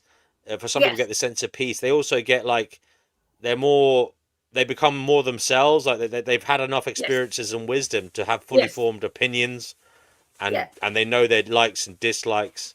It They've had certainly so many happened to me. experiences that they're able to pick and choose, what they feel is important to them. Whereas when they're younger, they're kind of just, I suppose they're just, they're I, just winging it. I think, W, I didn't pick to be a celibate old cat lady. And I didn't pick that, but it was put on me by my illness, and of course, well, by illness, fate, cancer, and RA. So it was put on me, my Right. life at 40. All of a sudden, Chickpea, you often ask this question about walking towards the light or something. yeah. Would you like to go into that with life abolitionism? It might be interesting because I feel like he's a very rational, logical person. So maybe it might be worthwhile hearing what he would do. In life, right? The Gnostics believe that when you die, you go through a checkpoint and then a few other bits and bobs, and then you see a tunnel of light. Then, of course, the rest is all darkness. And in this tunnel of light, you meet all your lovely family. You got on really well within this world, and you go towards them, and basically you start the whole nonsense all over again. You reincarnate into a new soul that somebody has had sex for to provide the meat bag for. What are you going to do when you die? Come on. Life abolitionist. Hopefully, I'll just die. I don't. You should be so lucky. You should be so lucky as to just die. That's what I was hoping for. We don't, because I existed in another dimension before I came into this one. Have I ever told you that? Yes. Yes. So I know for a fact we exist in another place before we come back into this one, before we're forced into a new fetus. And then we're born, and hey, another 70 years of washer into repeat. And I do feel that I've lived before by simple virtue of the fact that I was born with particular little domestic talents that no one taught me that I knew how to do, which suggests to me I've lived before. I've got a horrible feeling I have, and I don't want to come back again. And the Gnostics say that when you go into the tunnel of light, it all seems very, very nice and everything. And you meet, and it's all full of love, love, love. And I don't have much faith in love anymore. That you basically end up being reincarnated into and the next fetus such as being formed for you specifically, blah, blah, blah. So you can do that if you go into the dark. No one's ever come back from the dark. People have only come back from the light, which suggests to me once you go into the dark, that's it then. I don't think we just die abolitionists. I wish. Oh, I wish it. I truly. Well, What sort of law did you work in? I don't. That's the thing. I got the education, but I didn't get the license. So. Oh, that's a shame. You don't have. I wanted to hear about. He can talk about that. I wanted to hear him talk about what he would do, Chickpea, given what you've told him. He doesn't believe in it like I do. He thinks he's going to die. You should be so lucky. You're not going to die. Life, don't you fret. You're going to just be recycled. It's a nice new meat bag. Right, but I think even if I was recycled, which I don't actually, even if that were to happen, I think that would be preferable to my current situation. Like I would rather start over than to continue this life. This life is not going anywhere. But all lives are the same in that respect. So what's gone wrong with your life to make you feel that your life is worse than most people's? The fact that I did everything the right way. The fact that I was in the military, got the education. Oh, I did that. I did all that. The fact that the government prevented me from, working in my chosen trade because I need a license to earn a livelihood. So the fact that my parents were abusive, the fact that I don't I'm never going to have the type of life that I want. And it's, if you believe in reincarnation, that's fine. But my current life is never going to be what I said it. I've got that. I'm sorry. But what you're saying about your life, that sounds like my life. In fact, I come from a very, very abusive background. I spent time in the military because my stepfather threw me out nowhere else to go. So I'm a little girl who had to go and join the Navy, and I worked in law. And then when I was 40, God said, right, you little madam, you can have some RA now. And I was thrown off the treadmill to spend 30 years in pain. So I've had a shit life too. You're not alone by a long chalk. My life's very similar to yours. No, I'm not saying that I'm the only one. I just believe that my life is complete. Like, there's no point. Like, Yeah. if reincarnation is real, then I would rather. I don't want to say it, but I would rather start over than to continue with this one. So you'd rather reincarnate? I mean, I don't believe in reincarnation, but I think that would be better than, like, this one is a complete waste of time. Yeah, mine is. I think most of life, the vast majority of us, if we stopped down, if we really stopped and thought about our lives, it is a total waste of bloody time and effort. But most people are such optimists. They think it's so worth it. But imagine you had a job in a supermarket, okay? So 8-9 hours a day working in a supermarket, 3 or 4 hours commuting on all the other rubbish. It's like that for most of us, most working class people. Yeah, but that's not their whole life. So don't diminish their being by saying all they are is a supermarket worker. They have other things going on in their life. They have other things they're thinking about. They have other possibilities, and they probably have done other things before as well. No, also, there is this thing called having goals, you know, that we can working shitty jobs as a means to an end to try and attain a better goal for ourselves. I disagree with you there, I'm afraid. From the people that I know. Well, maybe they're just not goal-oriented people. Maybe that's I don't know. If they're not happy, maybe they should be. Know. Maybe they should try and have some goals for themselves. I think something to aim for. I think it's very important.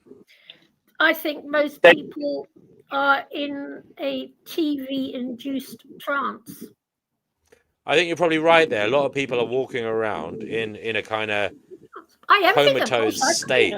No, I don't know if they're necessarily happy, as you say. There's a mixture of a kind of a depressive comatose state or a kind of detached and let's just say rudderless lifestyle that isn't directed in any way to anything. That's a very dangerous way to be for yourself as an individual. They're not doing that purpose though. Like they get purpose out of procreating. They want to see their children go old. They want to see their grandchildren. Not everybody is doing that. I'm talking about in general, all people. I wasn't talking about just people who value procreation. I'm just talking about everybody. A lot of people don't have good goals, and Jay says basically me. He says he has a rudderless life. Well, Jay, why not start having some goals, like maybe learning a new skill, woodwork, you know, or maybe learning some new artistic endeavor, you know, maybe writing, maybe poetry, maybe even you know, volunteering, going out and wanting to. Maybe do a course in comedy. There's so much you could do, Jay. There really is so much you could do, brother. He says he struggles with anhedonia, so it is understandable that, and I'm sorry to hear that, brother. He says he struggles with anhedonia. But Jay, you say you do feel good sometimes talking to us, so don't lose heart, brother. You can feel good. So if you can feel good talking to us, maybe there's other things you'll feel good about doing as well. Am I right, J.E., that sometimes you feel good here talking? By the way, J.E., come on, everybody watching, the link is in the live chat, so please do come on and have your say, enjoy the conversation. Together we are trying to find Gnosis. So life. How old are you? Don't mind me asking. Yeah, I'd rather not say. Okay, because your life isn't like mine, is it? Where up until 30s, everything was going okay. I had a blah blah blah. I owned a property, which in England just makes you've succeeded. Blah blah. Then sort of when I hit 40, my whole life just changed basically, and I became a little old lady living in a flat in London. Never worked again. Does my life sound like yours? Hello to Black Man is Fair. Black Man, do you want to come on here? D&W, Jay says D&W read the Tibetan Book of the Dead before on the channel Agnostic. Yes, I did. We are very familiar with that book here on this channel. Something that might bring you some motivation, folks. If you haven't read it, do look it up. It's an ancient text, and in many ways, it's vital reading if you're trying to figure out what is going on here. At least it's one piece of the puzzle that might help you in your journey towards finding Gnosis. Actually, So yeah, guys, do come on. The link is in the chat. Black Man, it'd be great to hear from you again, brother. We had a fun chat the last day. Loho, you said you're shy. You're doing fine in the comments, so feel free to come on here and practice the vocalization of your thoughts. Actually, Agnostic there, if you want to come on. Sorry, go ahead, Chickpea. Yes, Chickpea. And Mr. Cougar's here as well. Cougar, Yeah. feel free to interject at any time. I don't have to tell you. Just talk. You're well able to. Chickpea, you're here. You want to say something? Go ahead. On the subject of life begins at 40, I'll tell you something. It's just dawned on me. But I've known quite a few people who have died very close to their 40th birthday. And all their whole life has changed, just like mine did. Because I had two friends in this block where I live, both died, young men, when they were heading to 40. One died of kidney cancer, one died of some other stomach problems he had. And it does happen. It does seem to happen. This life begins at 40 thing, or should I say, for them, life ended at 40. But you know what I mean? I think it is something. I think it's I think biologically they're learning, as I said, that the human brain is still stabilizing, still let's just say, still reaching a stage of concreteness, even in the 30s. They're saying that the adolescence continues into our 30s. So it may be that by the time you're 40, you're solidified in who you are more so, and you become, as I said, you become more sure of yourself because you've had so much experience, and you just become more of you perhaps, dare I say it, you have more agency.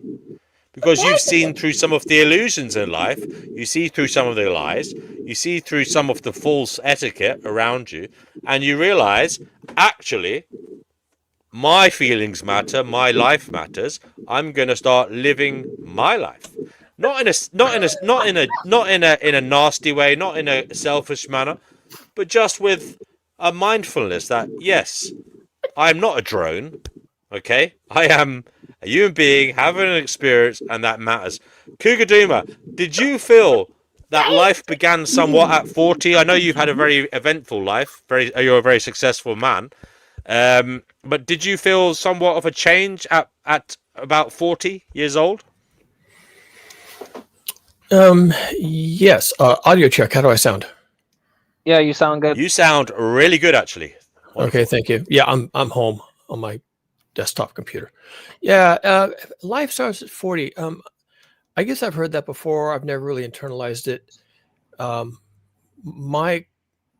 had a varied career, so it's hard to say for me what part of that started and what part of it stopped.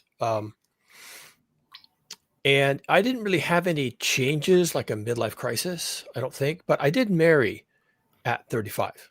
And we had children shortly after that. So at 40, I would have had a toddler, right? So in that regard, Right. I think that's probably true. Now that my children are grown adults and each successful in their own way here in Silicon Valley, I'd like to think maybe my life restarted again, because they fledged and they're successful. So I feel like that's something behind me. I think your life, I think what happens at 40 is you become conscious of the fact that you have had a life. And then you can think, so this is a thing. So I guess I just discovered my life at 40. And maybe that's what happens. And maybe, and we acquire wisdom, right? As at some point we become wise and we think of ourselves as wiser. Even other people will walk to us and say, wow, you know a lot, you've done a lot, you're really wise. And what that maybe happens at about 40, right? Midlife, people start saying, hey, wow, tell me about your life. And you're like, yeah, I guess I had one. So maybe the retelling of life, the story part of life probably begins at 40. The storytelling. You know what, Cougar? Since I moved into this flat in 1994 when I turned 40, and all I've done in the past 30 years, I'm now 71, is live with a load of cats and pot plants and pigeons, and I haven't really done anything. I haven't. I mean, it's not your fault, right, Chickpea? It isn't. Then you say you have like some health issues that kept you back, so you can't be too hard on yourself. Well, the RA hit. The RA hit when I was 40. Then I got a bit of a cancer. Then a cancer problem. Blah blah blah. That all came, and I was spayed like a cat. So that all stopped as well. But it happened in my 40th year. It all happened so quickly, and then I was given this strange flat that I've got now. A flat where I live in central London, literally, but I've got a whole load of land around me where I can do things on this little bit of land with my cats and everything. And it's actually quite weird. It is a bit odd sometimes. I think this is odd sometimes. And it all happened. I had no say in it. I had no say in the RA. I had no say in the op. I had no say in anything. It just happened. And I was in a job that I quite liked. So it wasn't that I wanted out for work, because I didn't. But it all happened, 1994-ish, when I turned 40. I'm sorry to hear that, but yeah, you can't be too hard on yourself because you had health issues that kept you back from being able to I was thrown off live the a life. Oh, Jay, to be honest with you, looking back on my past 30 years, it's been a blessing in disguise. And it has Really? been, yes, because you know what? I look at my friends who did work, and I had quite a good job, earned really good money, blah, blah, blah. I didn't, I quite liked it, but they're no better off financially than I am now, and because I just spend a lot less. Mm-hmm. And in a way, it's been a blessing in disguise, in a strange sort of way. Wow, interesting. Being legal secretary was actually quite hard work. You definitely worked for your money.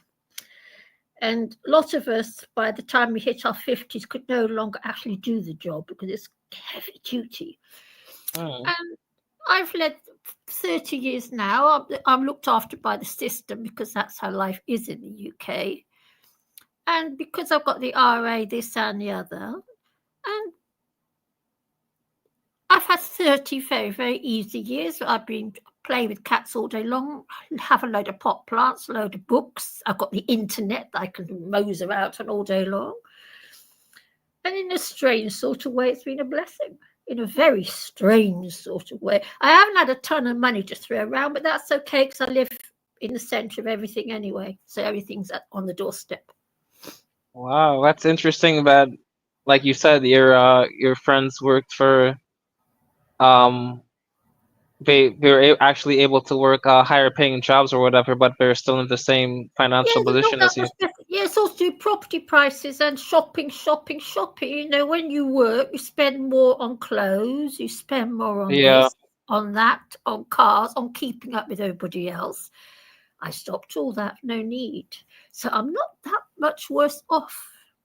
And I stopped drinking and smoking because I couldn't afford to. So I'm probably better off than if I have had money to spend. It's really quite stupid. But I tell you, my whole life was changed by not me. It was done by illness. Literally. Yeah. Weird. Weird. So what would you what would you be up to if you didn't have your health issues? Well, I was a legal. Well, I used to work as a legal sec. I honestly don't know. I would have probably drank and smoked myself to death because I was Oh a boy. wild. No, I used to be a real wild child, and I honestly don't know because I used to suffer very badly from depression. I've always suffered from depression. I honestly don't know what I would have. I honestly don't know. Hmm. But there are times when I often think this was a blessing, a weird blessing in disguise. I think, I was meant to sit down and read books. And if it wasn't for those years and I sat down and reading books, I wouldn't be coming here on to DNW's channel because it'd be an issue I would never, ever even think it, if you get what I mean. Yeah, I relate to that in that I feel like if I never I guess if I was never such an isolated like the depressed person growing up, Yes. I'm not sure if I would have stumbled on to just the conspiracy theories and Yes. Gnosticism and just like realizing like how messed up the world is. And Yes. I could see that let's say I wasn't depressed or whatever, I wasn't like neurodivergent, and I actually like could fit in well within society and amongst other people. I could see myself being like everyone else and having kids and being married, and so like I'm glad I in a weird sort of way, like I understand where you're coming from in that like I hate that like I grew up so different from everyone else and so depressed and whatnot, but it also led me to realizing how messed up the world is so that I don't bring kids into it. Yes. Hello to, Yeah. I want to welcome Black Yes. Manosphere. He's been waiting patiently there. Black Manosphere, great to have you back. Black Manosphere, I saw you in the comments. It was nice to see you kind of trying to G up JE here, who goes by We're Cooked here. You were trying to like big him up and stuff. And you also mentioned about this common thing where people say life begins at 40. You said something like it depends where you were at before you were 40. So yeah, would you like to say anything to JE in particular now that he's here, and give him some life advice maybe, because he is a younger guy and you've had a life experience. What would you like to say to him, bro? And then you can talk about your views on life beginning at 40 as well if you want to. Yeah, no problem. Thank you for having me as always. And just to Jay, just stay strong, bro. Try to get into things that you like and things that try to bring you happiness. I know it's hard, so I don't want to be a broken record or anything that you've already heard in life. But Yeah. just keep your head up strong, bro, and just keep living. Keep living because things change and turn around just when you think they wouldn't. Yeah. Are you on antidepressants, Jay? Huh? Do you take antidepressants? No, I don't think that's gonna help me. All right. But yeah, I appreciate the advice, Black Manosphere. Yeah, absolutely. I just want to talk about human beings in general, not nothing personal about anybody. But I just want to talk about because in this day and time, we have a lot of, especially what I'm into on the internet and YouTube, where they talk about relationships. And if there's anything I know about human beings, it's we're social animals, and relationships are very strong. So I just for people going through things, it's having a friend, having something else to pour love and things into is good back and forth relationships. So I wish that to people because we hear things like the loneliness epidemic and all these things, men suffering through these things and so many things that human beings need socially. So I just wish that to a lot of people, just in general. Actually, no, I'll tell you, Black Man. Everybody I know is more interested in their TV sets, and that's everyone I know. I don't even take it personally. You don't know enough people then. You don't know enough people then, Chickpea. No, they're all the same. No, they're not all the same. I'm sorry, they're not all the my same. block. All right. Okay, I lead a Well, very maybe in your confined. block. Yes, but everybody But seems there to are, be. I have a lot of friends and such who take an interest in their friends' lives, and indeed they take an interest in people around them, whether they're friends or not. So be careful how you generalize sometimes, you know. Well, just say Ryder. People Absolutely. seem to be more interested in their TV sets. Well, No, Black but yeah, Manosphere is here, and he said he believes in relationships. Is that not adequate evidence that some people do care about other people?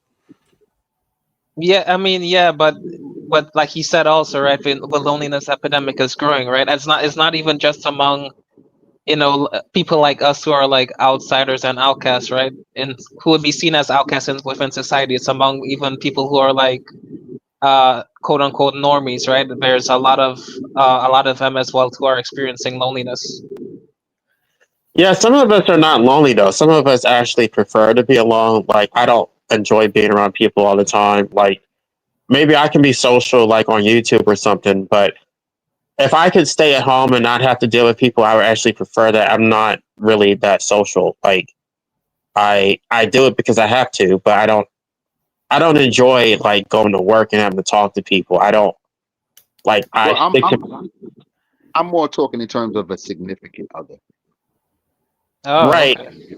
I don't even think I have a desire for that either. Like I'm not social. Like I'm extreme. Like I'm schizoid, so I'm an extreme introvert. I don't really have a desire to be with anybody. I feel that most Well, people are right. drunk. So Have you got yeah, any Like not pets, pushing, guys? not forcing it on anybody, but I just know as human beings, relationship is very important. Just like any social animal. If you see a parrot and it doesn't get a certain amount of attention, it'll start plucking its feathers out. And a lot of different things that you'll see mentally within animals, especially social animals, if they don't get that social interaction. But that's the though because most people are social. So, for example, for me, I'm not, and so a lot of people don't respect my desire to be alone. They don't respect my peace. So if it's quiet, they feel a need to talk because they're bored, and I'm not bored. I'm thinking. I may be writing. I may be doing something, and they need constant attention. I'm not like that. Yeah, but Well, that really but annoys me whenever people. you're not bothering them. They're not bothered by that. You're not doing anything to them, They so are. that's on you. They think that I'm not paying them enough attention, so they think that I'm doing something like are you upset? Like it's like no, I just want to enjoy my peace.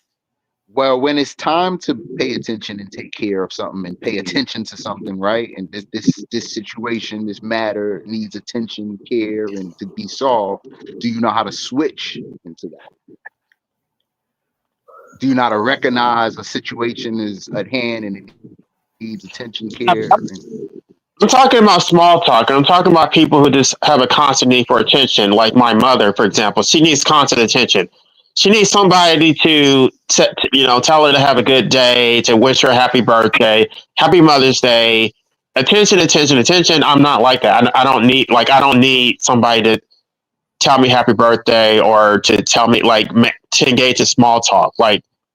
I would prefer to just be left alone. And so for a lot of people, they see that as me having a bad attitude. It's like, no, I did. Like for me to be around people, I have to put on a performance. I have to put on a fake smile.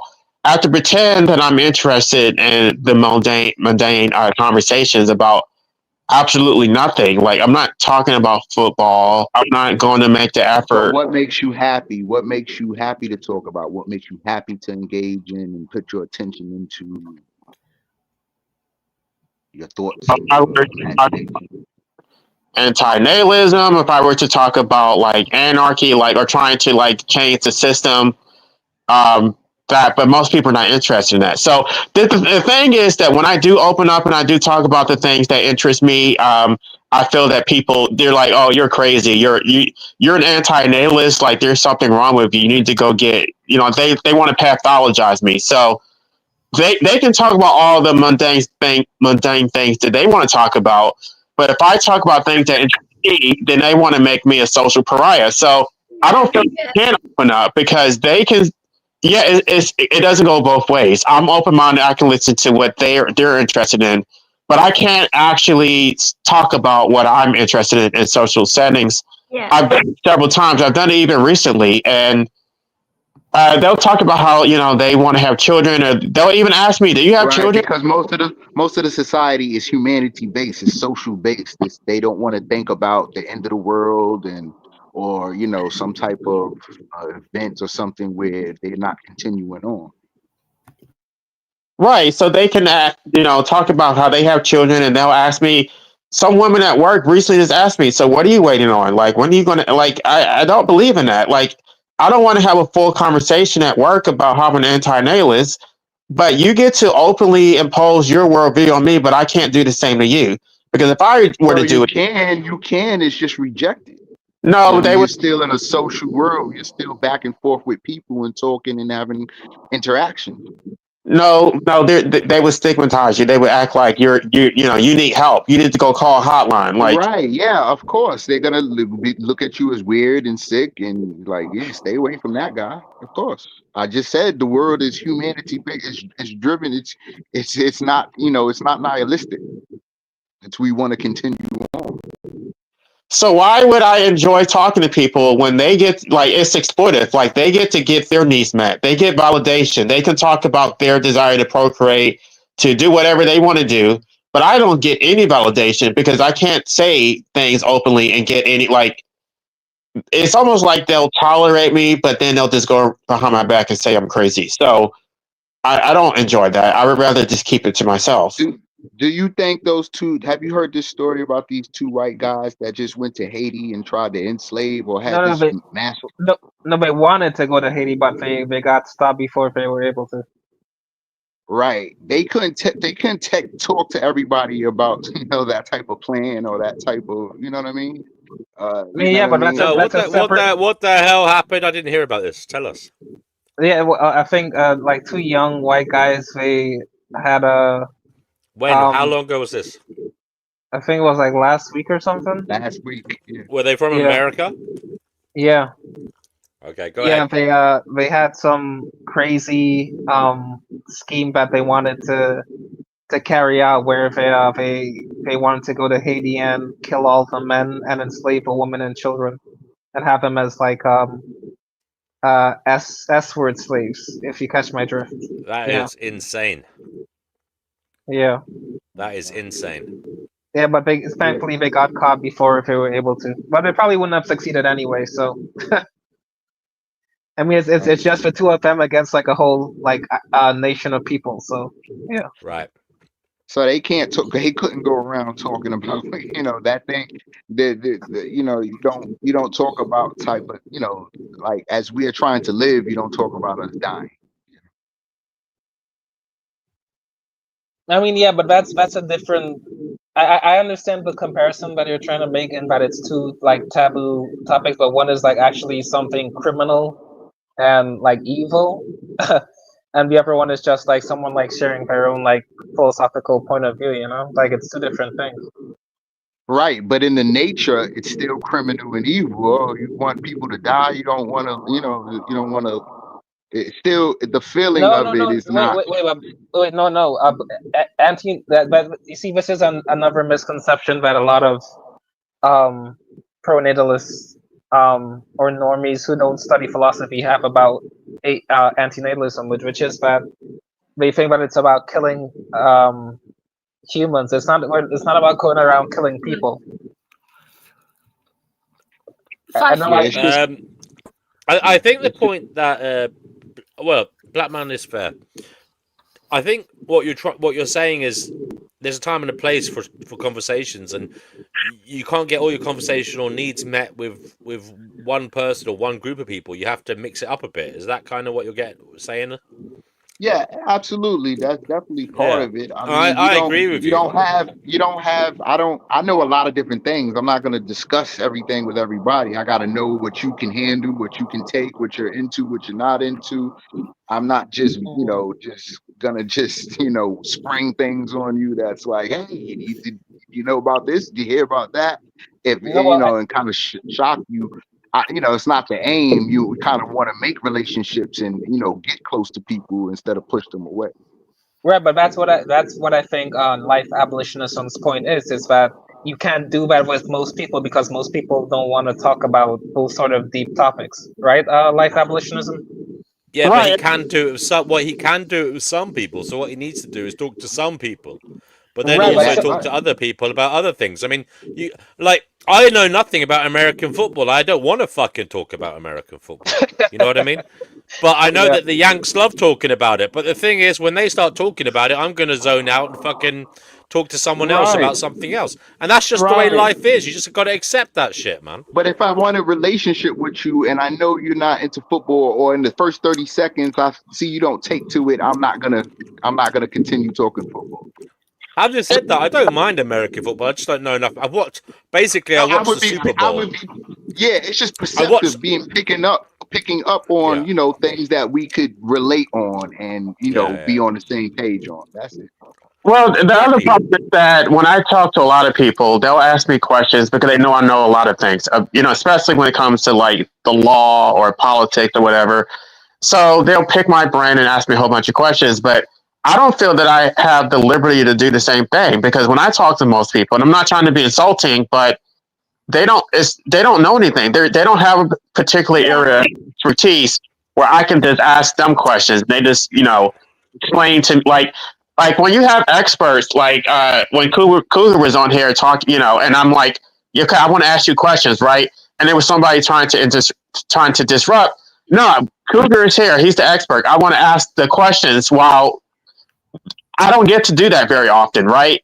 Most of the time, I talk to people who really don't know much of anything, and Yeah. Well, so maybe that's just the circles you're socializing in. That's your fault. it's not my Because I fault. get that too. No, it's not my No, fault it because is. It's entirely your fault.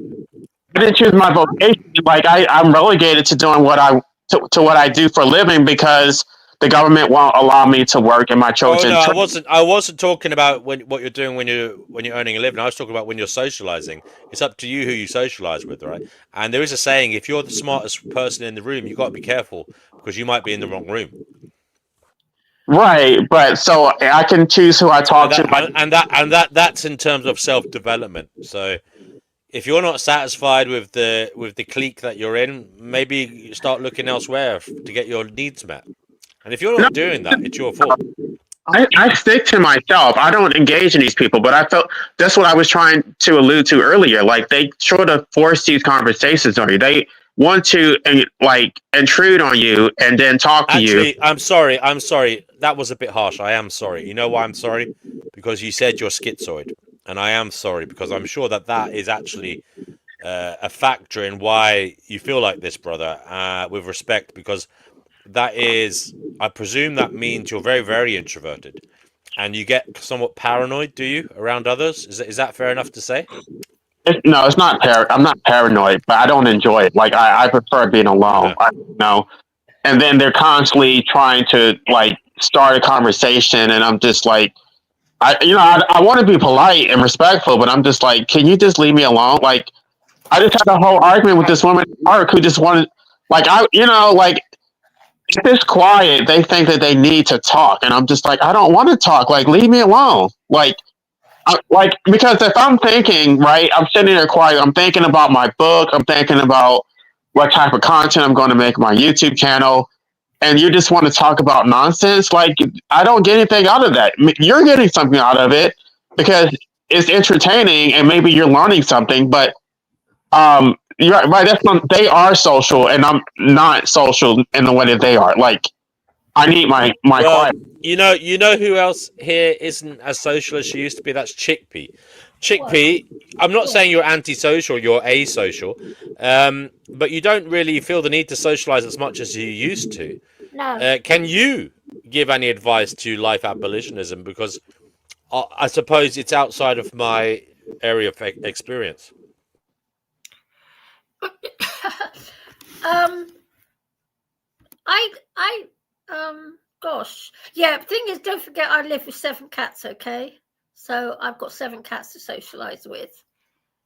But yeah, I lead a very, very I've gone from one extreme to another. I used to be the party animal, and now I'm the quiet little lady living downstairs.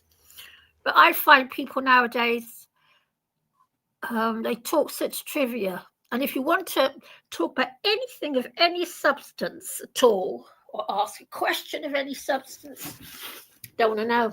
It's all utter bollocks, basically. They talk, in my opinion. Okay, Well, I feel fair like enough. you have to be part of the normal society, trying to go out, trying to meet people, start businesses, Well, my age, I don't engaging, think so. and Yeah, thing is, you're an right. So optimist. You are an optimist. I am a pessimist, and we are different. It's sad, brutal reality. It's one thing I've learned in life, and it's quite a radical difference between. Well, I'll tell you what. We have an optimistic introvert here.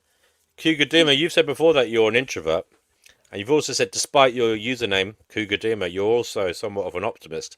Have you got any advice for life abolitionism as a fellow introvert? You're muted, by the way. I don't know if you're able to talk, but yeah, it would be interesting to hear from you on that. Oh God! I'm sorry, I was away. Were you addressing a question to me? Yeah, because you said before that you're an introvert, and I know your username says Kugadima. You've also said that you're somewhat of an optimist. Now, life abolitionism is a pessimistic introvert, so not entirely not like you in the sense that he is an ultra hard pessimist. You are an introvert though, so what I'm trying to do is find someone who is also an introvert that can give him some advice on how to get satisfaction in his socializing, because he finds it very hard to connect to people because he says that they're not meeting his needs or validating him in conversation, and he finds it's all very one way, and he wants to talk about the things he's been talking about on this channel, such as antinatalism, Yeah, such I as want to talk pessimism, about that these types too. of things. But he finds that he's not able to do it in real life, and therefore real, real. he feels somewhat pushed to the side. Yeah, I But know. I'm as sure. a fellow introvert, have you got any advice for him on how to get life satisfaction? I'd like to go after that. Yeah, hold on a second. My wife's trying to talk to me. I just Okay. like to Can I say just there's a online on YouTube there's a pill society, right? You got the red pill, the blue pill, the black pill, brown pill, purple pill, all of that. The black pill deals more with nihilistic thinking and deals with all the things that you probably are thinking and talking about. And there's people online, a big community online that talks about that. But can I just say something, Black Man? There you Black go, Man, life. you are a very. I can see by looking at your photograph, you are a very, very optimistic man, which is good for you. I wish I was an optimist, but like life abolitionists, I'm a pessimist, and unfortunately, that pessimism, it's ingrained in our nature. It's something that's there within us. I don't believe that. I believe you No, were a no, wild, no, you were a no. wild child who used to be Black Man is alcohol. fair. No? No, I'm a lot older than you. A lot older. Plus, I have had psychiatric treatment and I've had a lot of psychoanalysis, all that sort of stuff. I know myself very, very well. And I can assure you the pessimism, it's part of my being, it's part of my soul, it's how I see this world. And I envy you being an optimist. I wish I was an optimist, because I tell you something, being a pessimist is very, very taxing. And we see, unfortunately, when you see a juicy burger, yes, when you eat. Black Man is Right, fair. Yeah, right. I see a brutalized factory farm victim. So we see everything differently. And yes, I wish I were an optimist. I really wish it, because being a pessimist, I see the everything's got a dark side to it, almost everything. And I always see the dark side. And he does the same as me. So I know exactly what he's saying. And it's in our nature. I know, sir, because I've had a lot of therapy, group therapy. I know myself very well. And being a pessimist, if you're a pessimist, just in the same way as you see the good things in life, I see the dark side of it. Yeah, I I relate to what understand. JP I said. respect. I'm Yeah, older than you, Black. How old are you, Black Man? Is fair? Go and tell me. 50. Yeah, you see, I'm old enough to be your mummykins. So I'm old enough to be everybody's mummykin. But I'm not a mummykin because I'm an antinatalist, obviously. But you're just, I can see you are you are an optimist. I can see that just looking at you. I think you've probably got successful marriage, nice car, nice house, and probably quite a nice, happy job. Yeah? Nope, absolutely wrong. What's your job? but it's a nice thought though. Thank you. What's your job? Because you look happy. Even In though my you look, picture, I look happy. yeah, you can see that you're an optimist. You can see that just looking at you. Okay, it's very interesting. Most people say, "Yeah, you should have smiled in the picture." No, you don't need to smile. I can see by the way you're put together, you're an optimist. I can see that just looking at you, which is good. This picture, I was in this picture, I was at a funeral. Oh, right. Oh. Well, yeah, but you look very well put together. You have that air. Thank of, you. I appreciate it. I appreciate nice it. Thank you. photo. Very nice. Thank you. photo. And Thank you.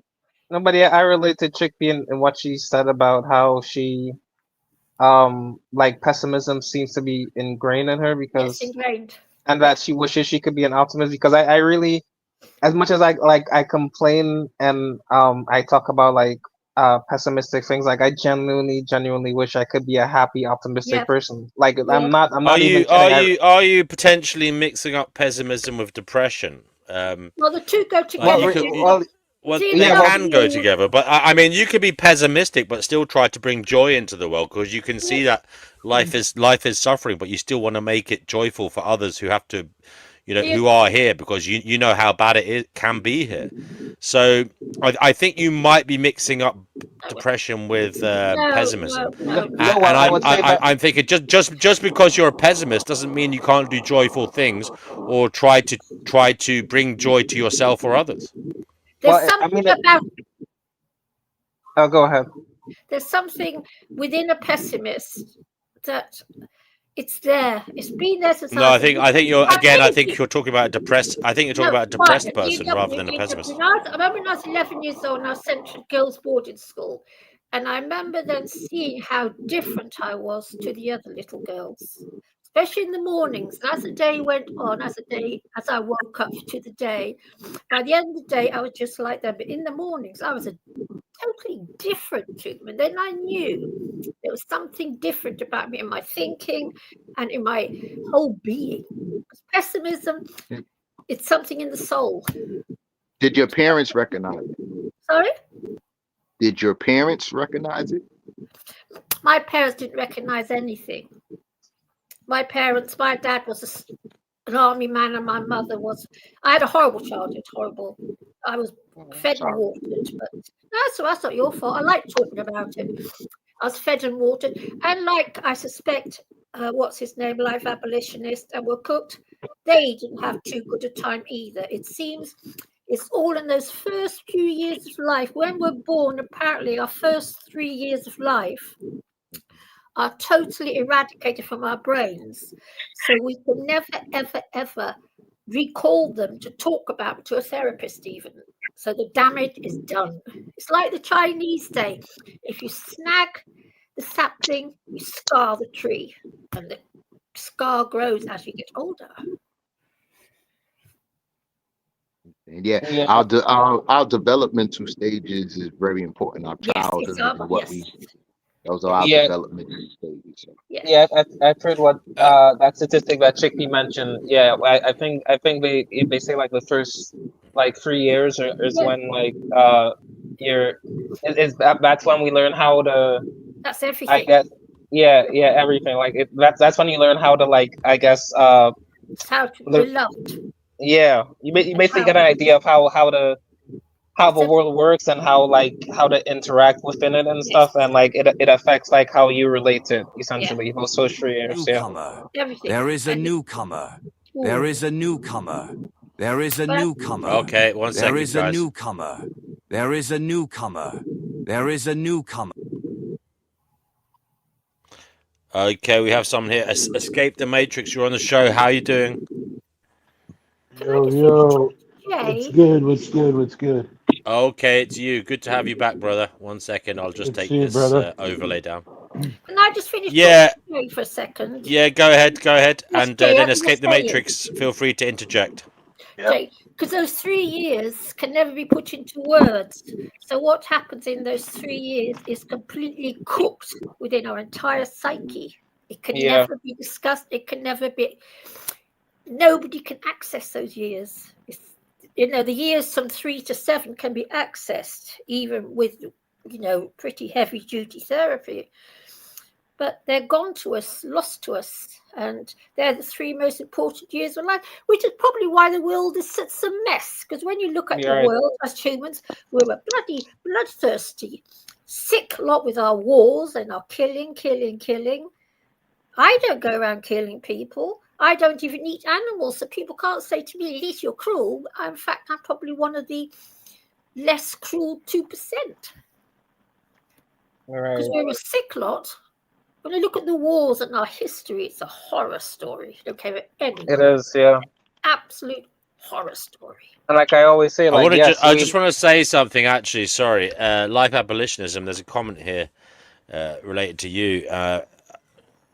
Farhat from Baghdad says, I cannot believe the guy getting shamed for his mental illness, but he's also not sure.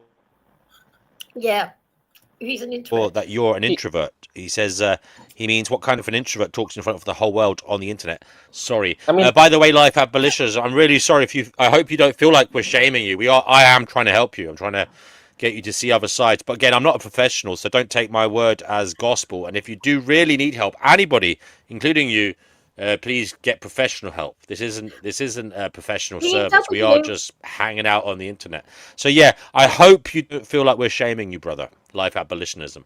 DMW, just getting it out. No, I'm talking to life abolition. This is really, really quite serious, Chippy. Is that okay, life abolitionism?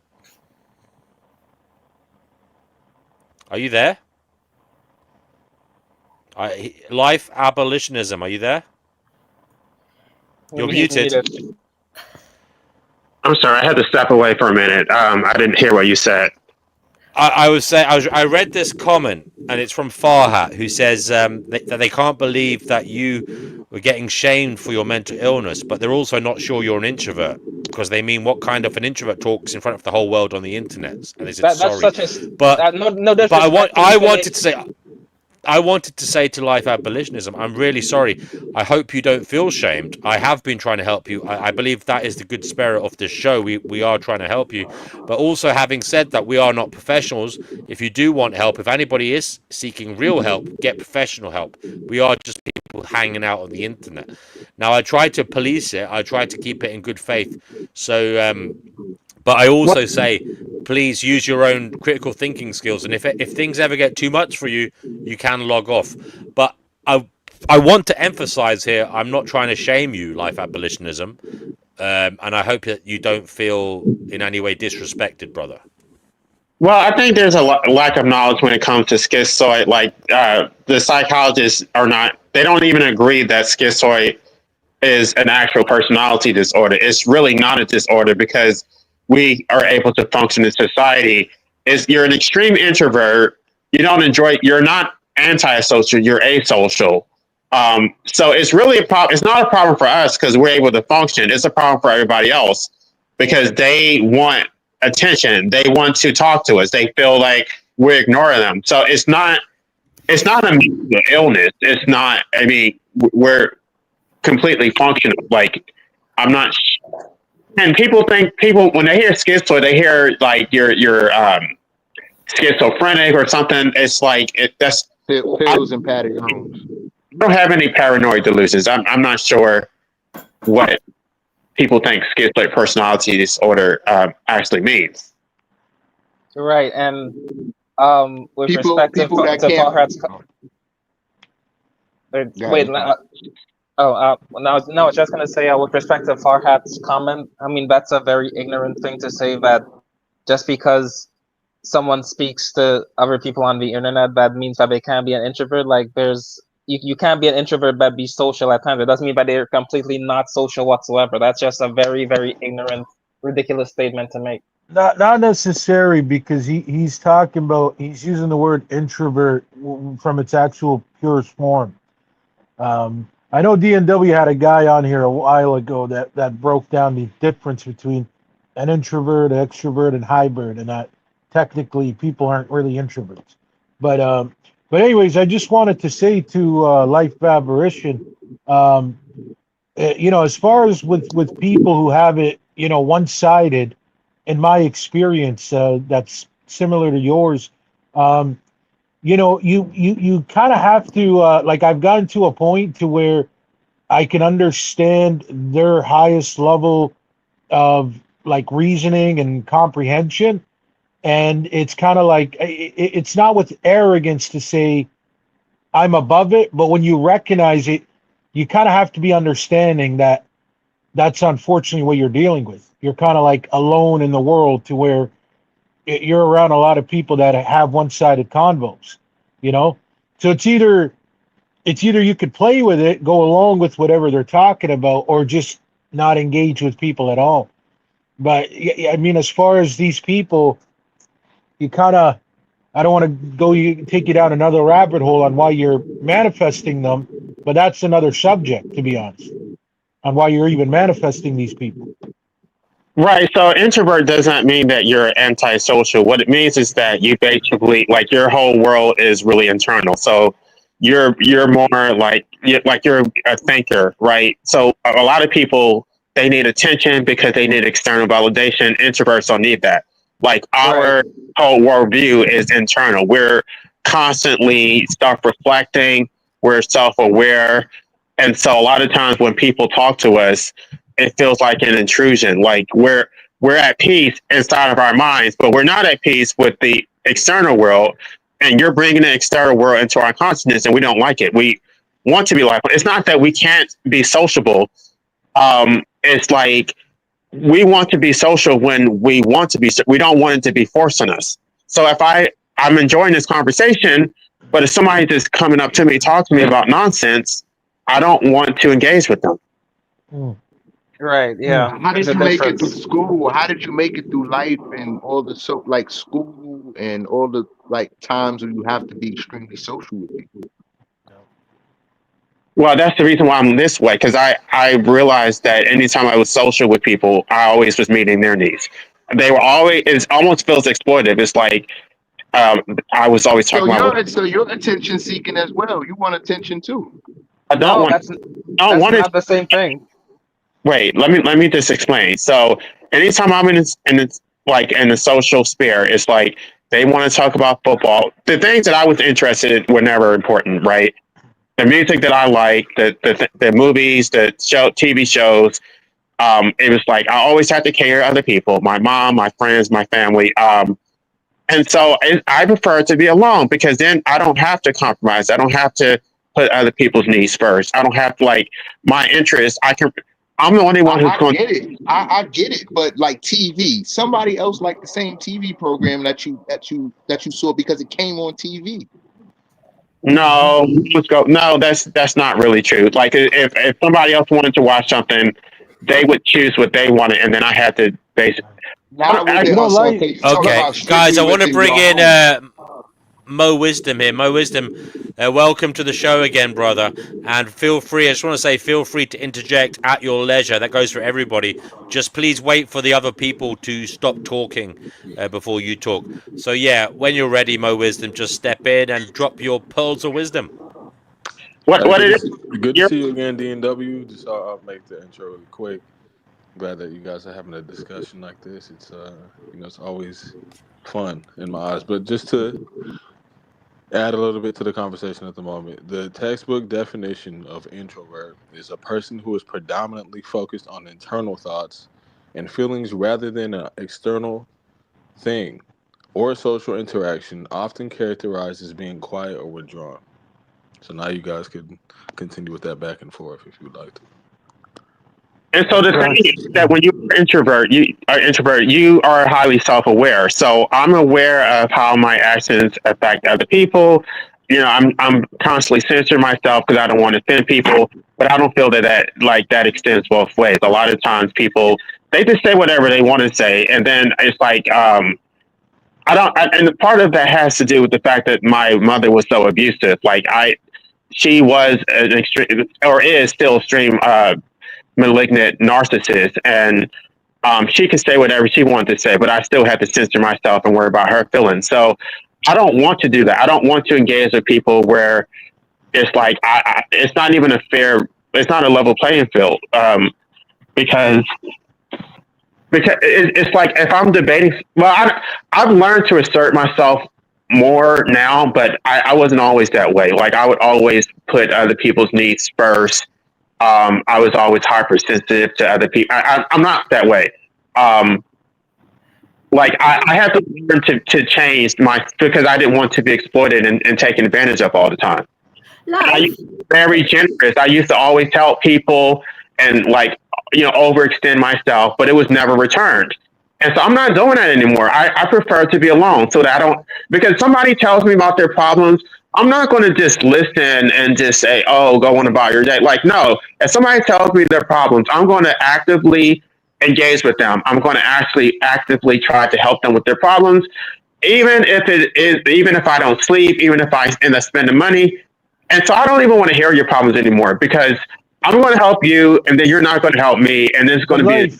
life. Let me. I don't mean to interrupt. I know where you're going with this because I've said I know exactly what it's like. But has it ever occurred to you that you just might be the light, that you're what's needed in the world? Because it's gotten to a point you know what it's like to be like not heard. So I think you can go the rest of your life being okay with that because you've already been through it. Whereas if people that are constantly being heard, constantly being coddled, blah, blah, blah, if they got to go through what you're going through for, let's say, a week, they'll start ripping their head apart, right? Because they don't know what it's. So did it ever occur to you that this might be one of your like missions in life is to hear people out because everybody loves venting. Everybody loves talking about what they're going through. Did it occur to you that you might just have to be a listener and never tell people about your problems because unfortunately, you've seen it yourself. Nobody, they want you to help them, but they won't help you. So has it occurred to you that way or no? I just come to That's the a point. fact. I don't have a desire to help people anymore. Like I just want to reserve my energy for myself. A lot of the bad decisions I made is because I put other people's needs before myself. Like I've had to learn to be selfish. I was not always selfish, not rationally selfish, which I'm going to talk about on my channel soon. Ayn Rand, basically, her philosophy. Like you reject altruism because you're sacrificing yourself to others, and that is unethical. Um, Right. a lot of people have to be taught to be selfish because they're not naturally selfish. A lot of people Mm, are naturally selfish, Yeah. and that's why they're so happy. Yeah, right. I know what you're Right. saying there. No, he's making Life. an excellent point. Life, you're That's a bringing an fact. excellent point. I know where you're coming from because I myself had to start learning to be more selfish and to not help as much. Trust me, you're not alone. Like I know what you're talking about. Um, but I guess I'm saying more if people are still attached to you, then it really means like they really, really like you, right? And they really want to vent to you or whatever. So maybe those specific people, you might have to kind of help them out. You know what I mean? They like me because they're getting something out of it. I'm helping them. Mm, They're mm. exploiting me. One of my friends even told me that he said that he was friends with me because I was so useful. Anytime he had a problem, I always had a solution. Um, but when I had problems, it was just like radio silence. So like, Yeah, I had a friend like that. We're not friends Wow. anymore. I can Yeah, tell you. givers, I mean, givers will how can never take. Go, sorry, go ahead, bro. Go ahead. no, I was just gonna say, how can somebody help you, or you have to be open to, uh, being around people who like you and want to come to your aid and things like that. Like my, Mm, even knowing you. mm, mm, my father specifically said that I was so independent, I was so self sufficient that he never had to worry about me. So I didn't need any help. Like he focused on my brother. It's like, no, I needed just as much help as my brother. I had to be self sufficient because I didn't think anybody was going to meet my needs, but it didn't mean that I didn't need help. I needed just as much help as anybody else. mm. And what Right. was that help? And what was that help? What could they have helped you with? So I want to just step in really quick. I'm getting the feeling that you might be a master number in Mo, can you numerology. turn your microphone up a little bit? Because some people are saying they can't hear you in the chat. Oh, it's coming off low. Here, let me Yeah, switch. a little bit. I get to switch. I'll switch to my computer. One sec.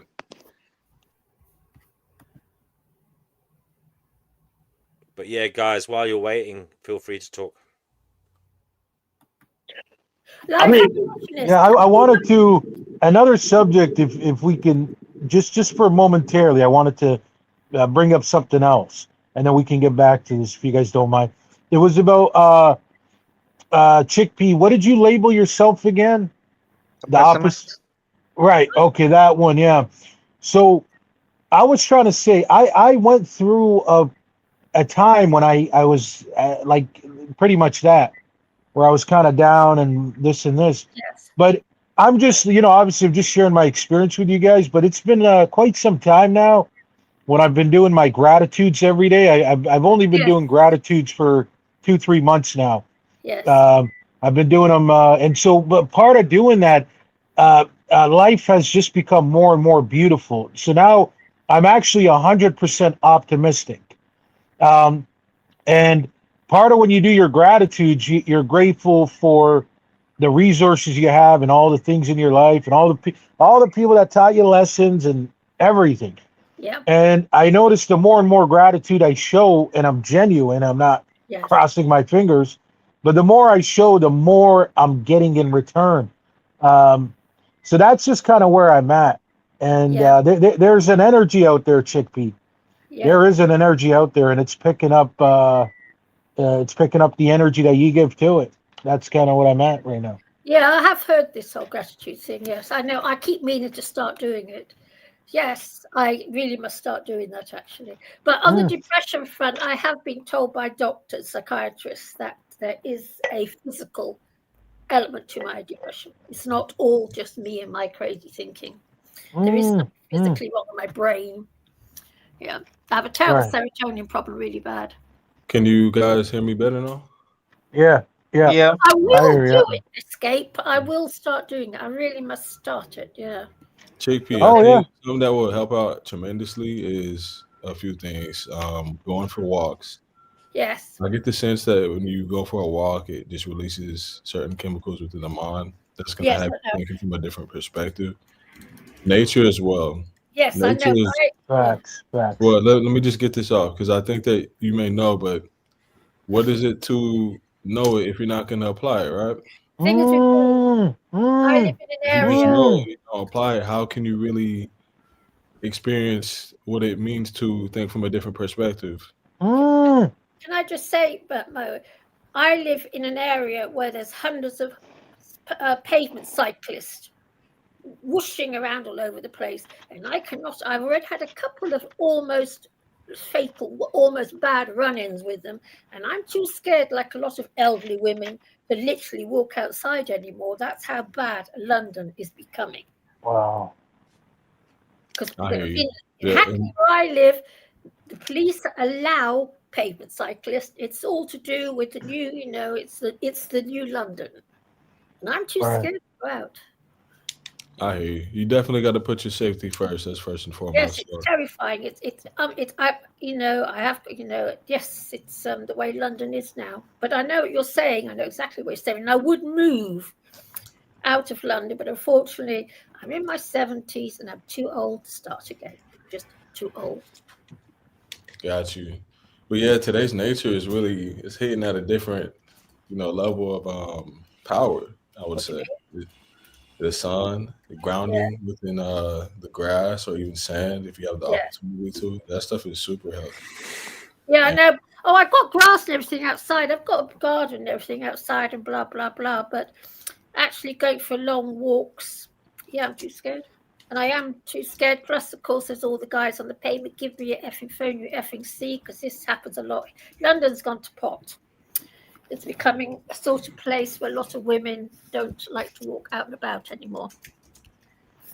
Yes, it's yeah, not like it used to be when I first came here. I I know hear what you. you're saying. I know exactly what you're saying. I know. Yeah, When I first came to London, I used to Well, then sublet. you can move, Chickpea. You got potential Yes, to move. you You know. know what, Yeah. DMW? I'm 71, and to be honest, I haven't got what it takes to start all over again on my own, and I don't have it. If I had it, I would do it. I'm 71. I'm absolutely worn out with it all. Plus, there's the 7 cats, and it's very, very hard for me to find a leasehold property where I can take my cats, and I'm not I hear that. going to separate from them. I'm not separating. Awesome. So, So yeah, I'll be sure to, at least on my end, to share some of the light and the the abundance through this mic right now. We don't always have to go through certain experiences personally. We can learn from other people, or live through people vicariously at times. yes, I'm just a miserable old bag. I always have been. It's just I'm a miserable old boot. But then that's why I come here to talk about fighting God and stabbing him one day. That That's what I plan to do. Everyone. that's my bigger point. I think everybody still has to come from for some sense of social being with people. Like they get, and people need connection and to Yes. feel attention, feel connection. That's what a lot of people use the internet for. And they don't have it in their personal life, so That's why I they come here. still a human. They are still a human being and still going to seek that and need it. Yeah, exactly. I would say that this, like today's age, it's more effective and more important and more crucial overall to have this be the time that you use the internet, not to just aimlessly and zombie like scroll through social media and just go from post to post to post, and you just overfilling your mind with dopamine. But Yes, this all is rubbish. something you can actually No, balance it forget out. about it. You're using the internet, but you're also engaging with others and having meaningful conversation. I'm going to show you to people on the telly. And life of ballinism. Anyway, look. No, Black Man is fair. Look, it's here. no. But Black Man is fair. oh wow. This is Dave, my other half. Hi, Dave. Okay, pass it. Look at those eyes, man. One thing other days I actually enjoy talking to AI because I can get meaningful responses. Guys, I'm sorry to butt in, but Mo Wisdom was talking, guys. So please just remember, give everyone a chance to speak. Everyone here has been here for quite a while. Mo Wisdom just arrived. Let him make his points. Go ahead, Mo Wisdom. Thank you. So life abolitionism. I get the sense that you have a master number birthday, and what I mean by that is not to say that a master number is necessarily better than a number that is not considered a master number. It's just more so a different position in the collective. We each have our positions to ascend or descend depending on how you choose to live in this world. And from what you described, it seemed as if a lot of people depend on you because you are a source of a light. You're the light to the darkness, and people feel comfortable around you. And they put a lot of emphasis on you because they can innately, so either consciously or subconsciously, feel that if they speak to you, then they'll feel better. Facts. So Facts. I don't know if you're open to sharing your birthday. You could, if there's a way we could DM it to me if you don't want to share it publicly. But I'm just interested to know because I study metaphysics as well. And the proof is always in the patterns. I've yet to see. Birthday? Is that what you said? Yeah, your birthday. I can give you the month and the day, but I don't want to say the year. It's October 5th. Okay, October. That's very telling. That Libra. That's my birthday. We share the same birthday. Oh, nice. So I'm a Libra as well. That's the diplomat, man. Like, I'm a Libra too. The beans. Wow, there's a couple Libras in there. Okay. Yeah. So maybe this. So let's look at it like maybe this type of talk and this type of thing. Libras are kind of into. Yeah, you see how Libra is like the council, the 12 disciples, or the 7 wise men that would be referred to as in the Bible, Proverbs. I think even today, Proverbs chapter 26, there's a specific verse that talks about a man that views himself wise in his own eyes considers himself to be more wise than 7 wise men. And that's someone you want to stay away from because that's someone that doesn't consider perspective. Now, damn, we have a lot of Libras in the chat today. Come on, let's go. Hey. Yeah.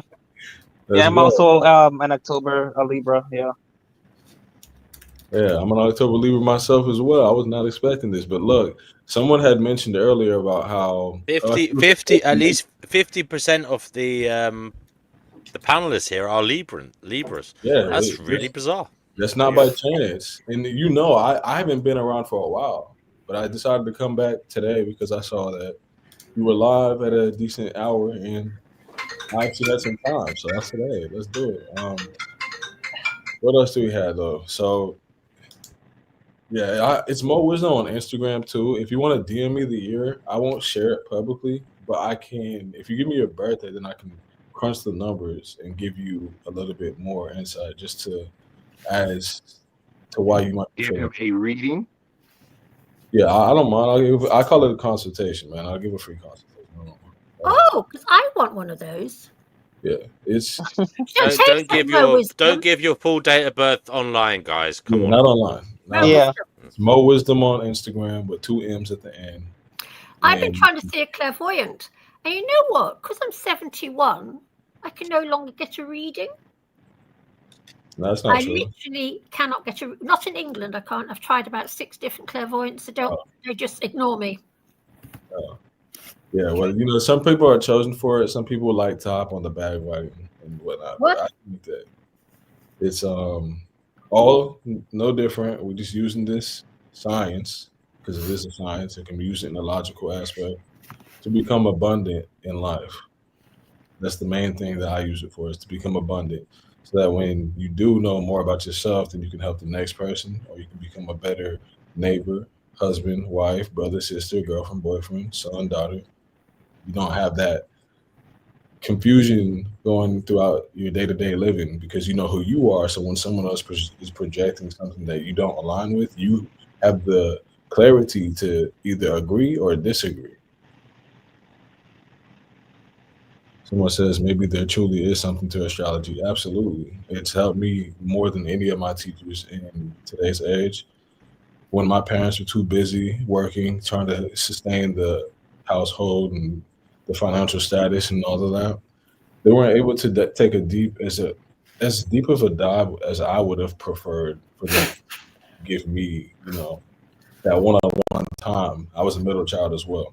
So I didn't really know as much, but come to find out, that's how it was supposed to play out. I had to go and seek for this information because if I would have gotten that affection and attention from my parents at that time, I wouldn't be the person I am at this moment. What did it do you bad or good, Mo Wisdom?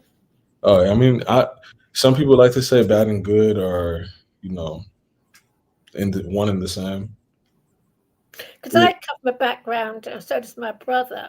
So I talk about this a lot, as D&W well knows, because I do believe that all our problems stem from those early years of life. But the fact that my brother and I never received a scrap of affection has really, really affected the pair of us really badly. Can you say that last part one more time? I don't think I understood what you were. Well, I've talked about myself and my stepbrother. My parents never gave the pair of us a scrap of affection. Not once me or my brother got a hug or a kiss. I know that sounds very, very, very hard to believe, but it's actually true. At the same time, she was quite violent, my mother. I'm sorry to hear about Chickpea. What? Do you find that to be in people from London and Britain, or in those? Did a lot of people go through those experiences? Or I don't know. I come from Holland originally. This happened, anyway, it doesn't matter. What I'm saying is had the most awful negative effect on us, pair of us. No, definitely. I mean, that's worldwide known. Oh yeah. I had a shrink literally tuck around his wings for 8 months to make up for what happened to me. But my brother, he's a screw up as well. Pair of us. It's weird, but yeah. I don't know. What? I was just thinking that I hear that a lot or see a lot of anger in people from in that way, and I'm thinking about their family situations. I'm Yes, just it's trying to always see like just family. trying to gather a pattern. Yeah, I'm just trying to see a pattern. Yeah. It's Hey, always Chickpea, what's your birthday? Tell me your birthday. You don't mind. Wait, 2107. hold on. Do you have an Instagram by chance? I just want to make sure because I don't have Instagram. No. okay. Well, I'm gonna ask, and because this is D&W's show, are you okay with sharing your birthday publicly? It's not. No, Okay. you can just put it in the put whatever Put it in Gmail the or private. what. Yeah, in the It's private Oh, yeah, chat. yeah, Yeah. you have that. it's Yeah, that's two fine. one oh seven No, no, no, five no, four. no, no. If she, I Private mean, you chat. can email each other if you want. Put each other's email, but that, but I wouldn't. As I say, don't. It's not It's at up all. to you guys what you do, but yeah, don't share it publicly, please. It's up to you if you want to do it personally, privately, but don't obviously don't do it It doesn't bother me online. at all. I've got, you know what? I've got the DWP monitoring my bank account. So do you think I care who knows my birthday? Don't give a hoot. All right, let's Oh, do he it. just may not want to do that on his Do it later. channel. Do it later. Let's just No, let's. not only Yeah. that, but don't put your social media out there because remember we had the incident a No, there's couple too many streams ago. scammers out there. Yeah. Please don't do that. Yes, Yeah. no, I don't know. Yeah. Yeah. Oh well, I came in around the time when I think it was the Black Manosphere. He was talking about the difference between pessimism and optimism, and Yeah. I truly do think that some people, well, you can. It's like it's a spectrum, and you can swing from the optimistic side to the pessimistic side depending on what you're doing because your actions are going to reflect how you feel. Nothing just comes overnight. 21 days of doing something consistently and repetitively is going to give you that ability to develop the habit. And I think that is a beautiful thing because yeah, we are down here in this physical realm, but we also are mental and spiritual beings. Some feelings are only supposed to be felt at a low level, like anger. There doesn't need to be a higher vibration of anger because that's a lower vibration. A higher vibration of emotion is going to be love or peace, serenity. So Uh, Mo is sorry. but Oh yeah, I was gonna say to DW earlier when we were talking about has anybody ever experienced any paranormal activity and things like that. Now I've experienced sleep paralysis. Yeah, tell us about that, brother, please. Yeah, so it's the scariest thing like ever. Like it's so hard to explain. It's the scariest thing like ever. Like so it was just one night I was just sleeping and I'm already having, I guess in a dream, I'm already vision like I don't know if I'm floating on the floating in the ceiling, I'm floating in the sky, in the clouds. I'm just in some state of mind of being. Nonetheless, I wake up and I can clearly tell I'm in reality. I'm in my bed. You know what I mean? I was younger. My mom was in the next room, and I woke up and I couldn't move. And I know I'm not dreaming. I know I'm in physical reality, and I'm like, and I'm yelling for my mom. I'm like, ah. And I couldn't move. I couldn't yell, and I thought I was gonna die. Like I was like, all that flashed through my head Bro, that was, must be fucking scary as fuck. that's the Yeah, sorry, scariest go. shit ever. Yeah, like Yeah. so. All that flashed through my head at that time was, how's my mother? Like, how you explain? How you gonna explain this death? This death? And as soon as I thought that, I snapped out of it. what is the XXX But Tentacion? He has a song that's called "You Always Die in Your Nightmares," and I thought that was interesting. I literally scrolled past that today because it was a spiritual teacher that had posted it. She said that was her mood at the moment. Like, a song by XXX Tentacion, "You Always Die in Your Nightmares." And I think sometimes you have to experience bits and pieces of death, quote unquote, death, because it's the connection to the afterlife. If people believe in that theory, I just want to say that real quick. Right, right. So it's just, a spiritual realm and afterlife and or ghosts and all these type of different things, there's at least I've experienced some other form of, of life. And they say, like, when I read up on it, they said like your soul didn't come back into your body yet. So the fact that you were able to recall the dream or the nightmare, whatever you want to call it, is a sign. It wasn't a nightmare until I woke up. I was perfectly fine until I woke up and knew that I was conscious, you know what I'm saying, in physical conscious reality. Jay, But I have you had no had sleep control. But I paralysis had before? no control over it. I That means your couldn't soul move. came back then, right? Or your spirit You came said back. right, and it seemed to come back after I thought, because I thought I was gonna die, because I'm yelling for my mom, and I couldn't breathe either. So I'm thinking I'm literally about to die right now.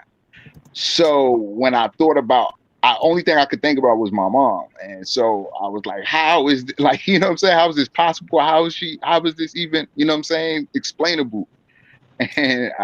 And soon as I thought that, I snapped back into reality, and then I got up. It was just Yeah, crazy. thank you for sharing that. That to me shows me a couple of things. First, the importance of the relationship between you and your mother. Second, there could be a spirit that's trying to wake you up.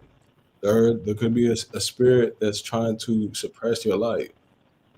You're your own scientist, your own researcher, your own practitioner. You have to go and do your own homework. You could describe these experiences to people, but truly, you're the one who wakes up and brushes your teeth and does whatever you do before you go to sleep every day.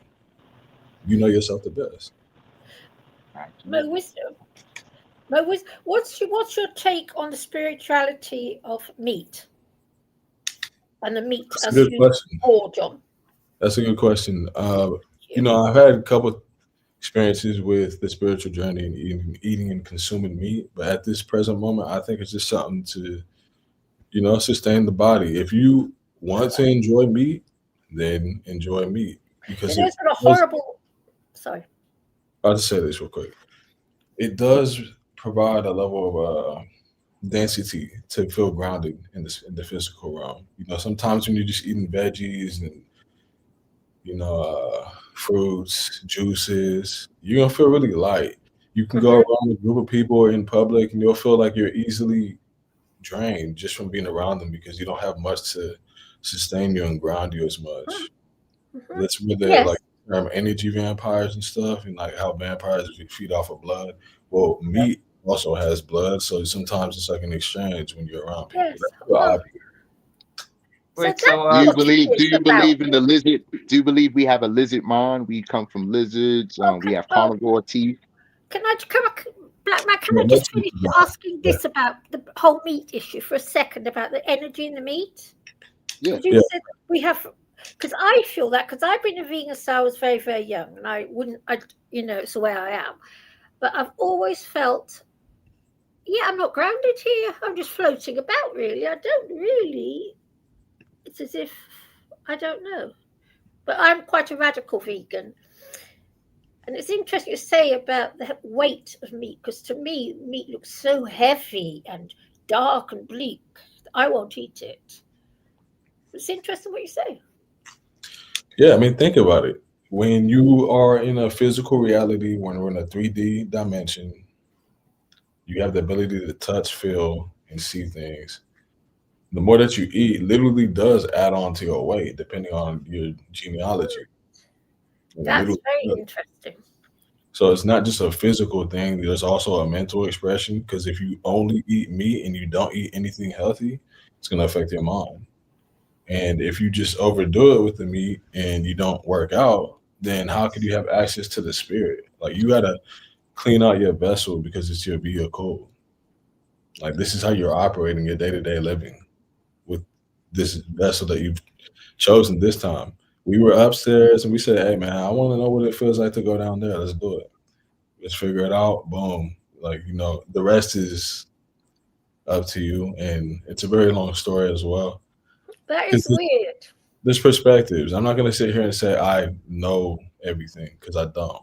But I do feel confident with the things that I've learned. And when I do speak, it's from a point of experience, not just to be right. That doesn't get anyone anywhere. So, Yeah, that is because I do feel very, very light here, and I don't fit in. And I Wait, don't. so Wait, so Melissa, what's your view on God then? I think there's a most high, and I think that there's a most low, and there's also a neutral path, which is considered the atheistic path. Now, if you choose to do light and righteous acts, then you will eventually get to a point in time to where you experience the Most High within. You can't see the Most High because it's considered light. And what is light? Information and consciousness. And what is the condensed form of light in the physical reality? Melanin. Everything in this, and carbon as well. But in this physical realm, typically everything that, like the plants and the water, the animals, they have carbon and melanin to some degree. Now, you know, that's my thoughts. I'll just say that. That's my thought on God. Interesting. Wait, then you seem to believe in reincarnation too, right? See, I don't know so much about that one. I think it's an interesting topic. Like, I would say this. I like to ponder. Some people don't, which is kind of fun. It doesn't really make sense to me. It's like if you're a thinker and you read these books like Think and Grow Rich, Outwitting the Devil, the 17 key principles of success by Napoleon Hill and the Mastermind Society. Like, why wouldn't you want to ponder? The mind is such a beautiful thing. Like, isn't that the whole point of being a creative person? Because we all have a creative side. It's on the spectrum. You might be very creative or less likely creative, but you still have some creativity in any field. Even engineers. That's the God. That's God to me. Pardon me. That's Yeah, God to me. it is because some people are creative chefs, some people are creative dancers, some people are creative salesmen. Whatever form of creativity that you choose to embody is up to you and your gifts. As far as the afterlife, though, so the theory that I like to ponder on right now is this is a matrix and energy is being recycled in and out like a hamster wheel. You've seen the cosmic egg of life and how the energy, and similar to a torus field. And what a torus field is like the 18-foot radius energetic field that each human being has. The reason why people say, oh, I can feel someone looking at me, or that person has aura, because you could literally feel, you may not be able to see it with your two physical eyes, but you could feel the presence of someone that has harnessed light and worked on themselves. So some people like to think of the afterlife as souls being reincarnated. So energy never dies is a term that is popular in the spiritual community. So if energy's never dying and we aren't necessarily the vessel, and our soul is who we truly are, our spirit. So when the body dies, the spirit is recycled into another place or person or thing, whatever. Then I would think that, yeah, there is a afterlife. I don't know as far as reincarnation. I think that personally has to do with people's karma. Like, depending on how you live down here at the moment, that'll determine whether you got to go back again or essentially go on to the next stage, quote unquote, the afterlife, right? I mean, I agree that our energy is recycled, but they believe that our consciousness is recycled, which I don't believe. Right. I mean, well, in one way, you're kind of saying the same thing. Your energy and consciousness is you, right? They're both you. So if you consider yourself a spirit, then it only makes sense to say that you kind of, and I don't say this with any disrespect, but you kind of contradicting yourself, you know? Well, what I mean is that when I die, my memories, my experiences, like all of that is dead as far as I'm concerned. Like my energy can be recycled, but that is not me. Like that, what Carl Jung when he referred to the soul, he was talking about your conscious mind. There's not a spiritual soul, at least not in a psychological spirit. They don't soul the way that Carl Jung used it did not mean anything spiritual. See, that's why I find it interesting because we have different variations of people experiencing the physical reality down here in the physical realm. That's why I like to look at people's birthdays, because it gives me a metaphysical imprint of your energy, the way your nature, the way that you think, and your gifts. And I've been able to go through many birthdays and see a correlation and accuracy behind someone's birthday and who they are and their potential. Now, I like to consider the soul and the spirit the same thing. Some people will say, oh, like we're all spirits, but we don't all have a soul. Well, what is it? Is it the soul realm or the spiritual realm? Because they pretty much have the same aspect, right? Like if you were to astral project, are you using your spirit or your soul? They seem the same I to me. was on the astro plane. It was a soul. It was my soul obviously was not there, but in my body, but it's Right. like on an The etheric destination soul is the same. spiritual level. Exactly. So But here's the thing, I wanna ask a question because I uh-huh. want to unite everybody right now. Has everybody ever experienced deja vu? Yep. Oh God, yeah, loads of times. Yep. Yeah. Okay. Lord. Okay. So the feeling of coming in and out of time or time loops and things like that in the physical in real time is real. Yeah, yeah, for sure. Going in and out of lives, coming back. Oh, I did this already. Yes, Yeah. sir. But Okay. you know, our Yep. brains travel ahead of us before our thoughts. Apparently, this has been discovered. So I think it's what the we other way think around, Chickpea. That there before we even think it. Apparently, there's got to be the other way around, because our thoughts are another form of light, which is consciousness, yeah. information.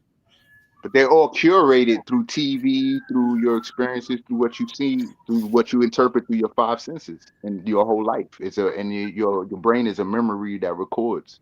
And a lot of it you forget. Right.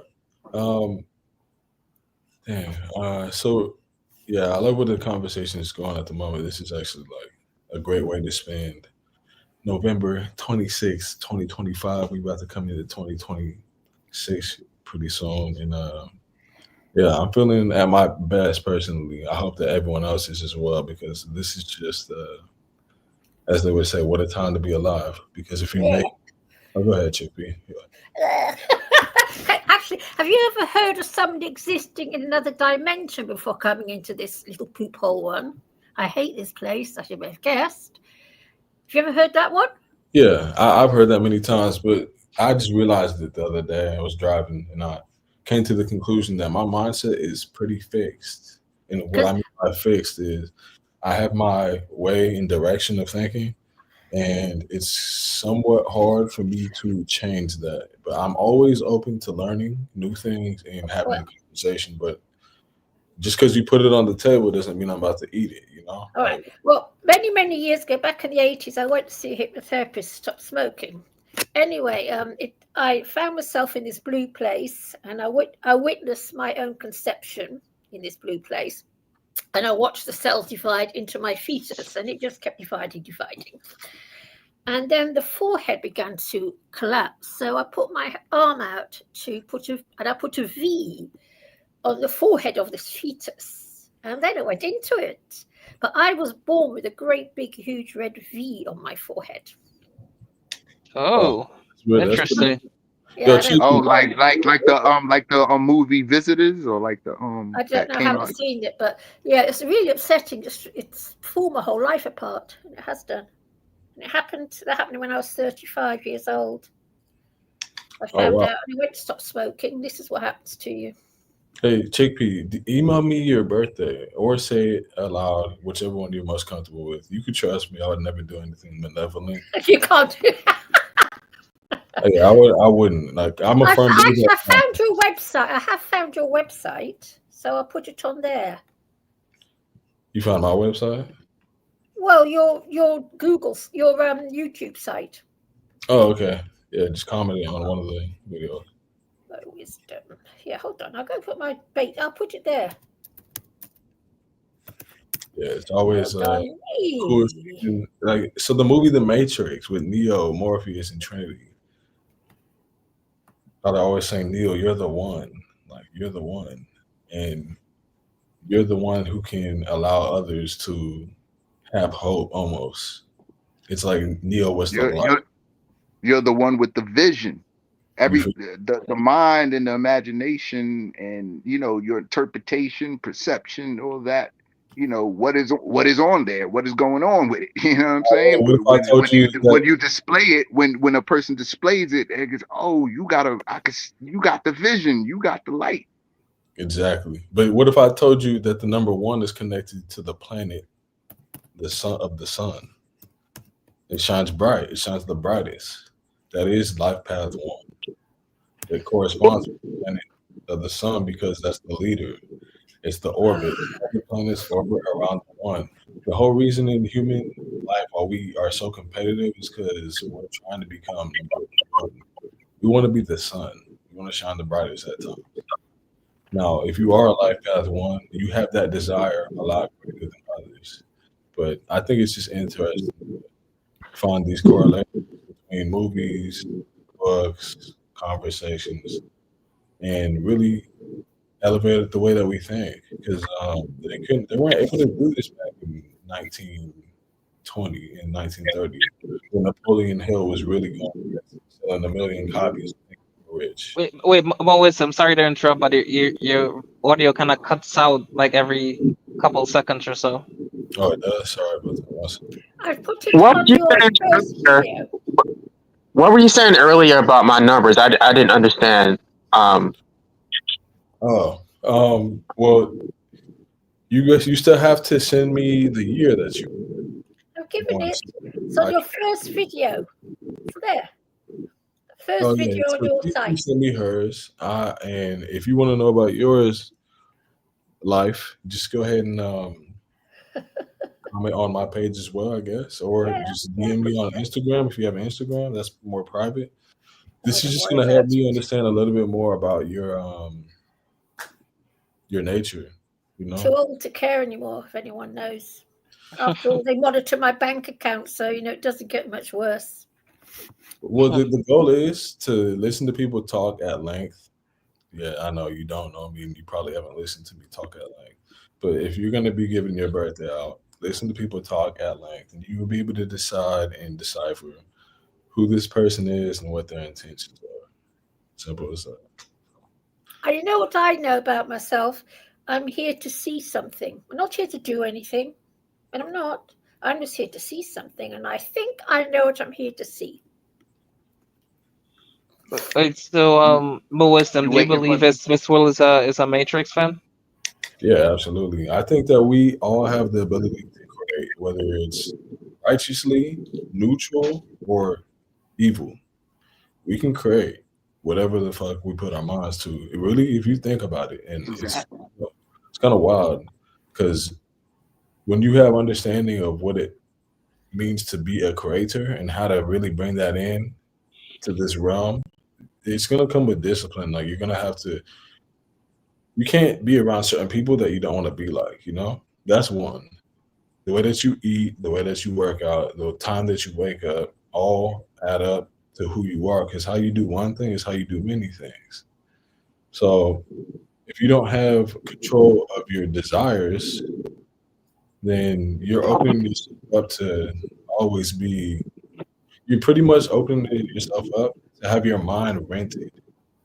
Like if you're not the owner of your mind, you're pretty much leasing your mind to other things. You could be a bag of Doritos and you lease your mind to because you don't have. Isn't that the vast majority of the human race? That I've always found with humanity, and maybe it's because I was dragged up on a series of army camps, but the vast majority of people are just little drones doing what their superiors tell them to do. That's what people look like to me. Yeah. Always, even when I was a little girl. I agree with you. And I dread to think what's going to happen because I do believe we're going to see another war, another big whopper of a war. And I know for a fact that the masses will go, yes, sir, no, sir. Shall I lick your willy, sir? And who shall I go and kill, sir? I know what people are like. Well, believe it or not, I think that we don't have to see a war. I think the power of light is actually a lot greater than we give it credit to be. Because if What we is that? What is light? so light, the light within, what do they always say within these holy No, books? I don't know, but I think I've looked. You know, to read history books. I've read a lot about the Second World War, and you read about the Second World War. It's an absolute horror story. It happened in our time. My relatives were involved in it all. It's only a few years away, and that is what humanity is like when push comes to shove, and it's not a pretty picture. I agree with you, Chick P. Like what you said earlier about how you're here to observe. Like Yes. that is really where I'm at. Like I'm not here to make the world a better place. I'm not going to struggle to make myself miserable trying to change people. I'm just here to observe. Like it's not my responsibility to make the world a better place. Like they don't want the world to be a better place. This is what they want. Yeah, yes, that's exactly it. But most humans don't want the world to be a better place. They keep doing the same toxic things over and over and over and over, and nothing ever changes. Well, my head to see. Chickpea, there's a question from Farhat from Yes, Baghdad. I know. There's a question from Farhat from Baghdad. What are you here to see, Chickpea? The chipping. You know how we know what I believe, D&W. You know what I believe. You know. Wait, so you think you're here to see the mark of a beast? Yes. Oh, And I interesting. believe it Okay, thank you for that. million times over. And I've already decided what I'm going to do at the time comes. Hello to Maxed Out American Zombie. How are you doing, sir? Pretty good, man. Good to see you guys. I was hearing something from Cougar Doomer on the last one or the one before, where he said something about Elon Musk being a white supremacist, and I was kind of interested on hearing his take on that. I don't really know too much about the situation, but he was saying something that he wrote the code for, I guess, what's going to happen here. Something about it. Right. I don't know. Cougar Doomer is still here, but he hasn't spoken for a while. So, he is. He's here now. There you go. I've been doing some writing and really enjoying the conversation. You guys are amazing. Good job. Hey, you too. Yeah. Well done. So well, yes. You Please don't continue. believe in the mark of the beast, do you? You're another one. No, sorry. I can't. I can't board that you. train. I'm an atheist, materialist, scientist, and sorry. That's right. I'm no good. I know. I'm no good. Yeah. Wait. Hell, I'm probably the enemy. I don't even know. No. So anyway, what was the question again? I can let you know. But in regards to the Elon Musk thing, your opinion on that, or what you were saying, you probably got facts about it too, right? Well, there's I think you mentioned. Now I think about it, you mentioned two things. I'll start with Elon Musk. So he's a South African, a white South African, wealthy family. That's not to say anything pejorative about being white or wealthy or South African. It's just that's a fact. He believes, probably because of his youthful experience with the collapse of apartheid, which also happened, he probably thinks that the white people are mistreated in South Africa. I don't know that as a fact, but he believes, he has a stated belief in a fear of white replacement and or white genocide. And therefore, he is personally taking responsibility for creating as many white people as possible. He's had like 4 or maybe 5 young wives, and each one has produced multiple offspring for him. So he seems to be into the harem thing, and he has like 14 children now by white women. Again, I'm not making any dispersions. He can do it. He's a rich man. He can do what he like. He can have, as far as I'm concerned, he can have 10 women married to him all at once, and I wouldn't have anything to say about it. But that's what he's doing. And his claim is that white people, this is his claim, again, that white people should have more children. And I don't have any problem with that. He can think of whatever he wants. I'm just stating for the record. And given all that, that's where I come up with the additional observation that these are common tropes in the Christian nationalist, also white supremacist, also far right suite of tropes. These are the things they like to trot out: white genocide, white replacement. So I don't know that he's a white supremacist, but he talks. He quacks like one, he walks like one, and so I think it's there. Okay, it's there, and I don't even think he would argue the point. I'm just being very, very cautious not to say anything about the guy because I don't know him personally, but that's how it plays out. Also, he has his own AI company. I think he actually stole or borrowed or lifted the AI code he's using from Facebook. They're kind of open source. So he took their code and he wrote his own AI or deployed his own AI. And it was his AI trained on his posts on his social media platform, now called X, used to be called Twitter. His AI trained on his posts on Twitter invented Mecha Hitler in AI. So wow. Yeah, he showed think it. what you like. Think what you like. Yeah, no, you have a good point. With, he sold the business to him. With just to speak a little bit more on that whole statement. Honestly, Richard Nixon was saying back in his time. I think it's right. You guys should be trying to have a lot more children, just because there's a clear hierarchy of race. Why? Wait. Hold on. So what you were saying, Cougar, is that he's saying that basically, you didn't. And I know you didn't get too explicit, but what you're saying is that he's saying, you said he was saying he wants to have more children, but he wants white people to have more children and non-white people to have less children. Is that what it is? No. I don't think he himself is not genocidal. Let me make that very clear. He doesn't care how many children other people have. He does. He has no. I don't think he's ever said anything about these are the wrong people to be having children. Nor would he. He's not evil.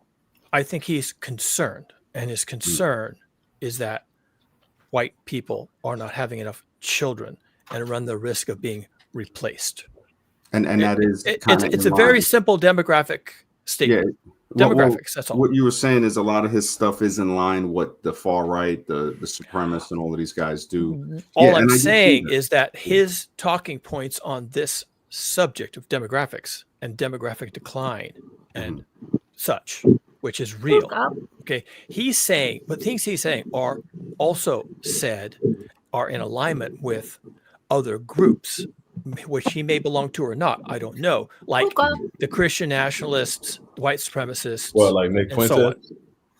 They carry similar. I'm sorry, Chippy. I just wanted to finish this thought. He carries similar concerns as theirs. Doesn't mean he's part of that. It's just in alignment. Okay. But adjacency is what we call it. He's adjacent. Okay. Yeah. Fair enough. No, I was just curious on your because I don't have an X profile, but they were saying that he would put a lot of tags on that saying white genocide on the South African stuff. And he has. I've seen a few of those posts. Yeah, I'm from South Africa, but I'm American. Yeah, and how do you feel about that? I mean, it's what usually Africans do, but they don't get their way. They start blaming white people. So you're American. Are you a white supremacist? I'm American. Hold on. So don't start calling everybody white supremacists. No, I'm asking you. I'm asking you. Hold if you on, feel but offended listen. by the question, it's okay. But it says more than your answer. No, Max, no. Just let him get his point off. Hey, why don't you relax? That's all right. what I'm saying. Like, listen. At the end of the day, it's like from just the little bit that I listened to, it's like you believe that every Republican is a white supremacist. You never said anything about Republicans. What are you talking about? Yeah, we didn't even. The right, from the right, the far right. You guys were also talking about what, like Muslims and stuff. And who the hell mentioned Muslims? You're going completely left field. Nobody even said the word Muslims. You drank the Kool-Aid, man. Well, I mean, like, listen. All I'm trying to tell you guys is like, at the end of the day, you guys are quick to blame everybody else. What are you guys even doing? No one blamed anyone. What are you talking about?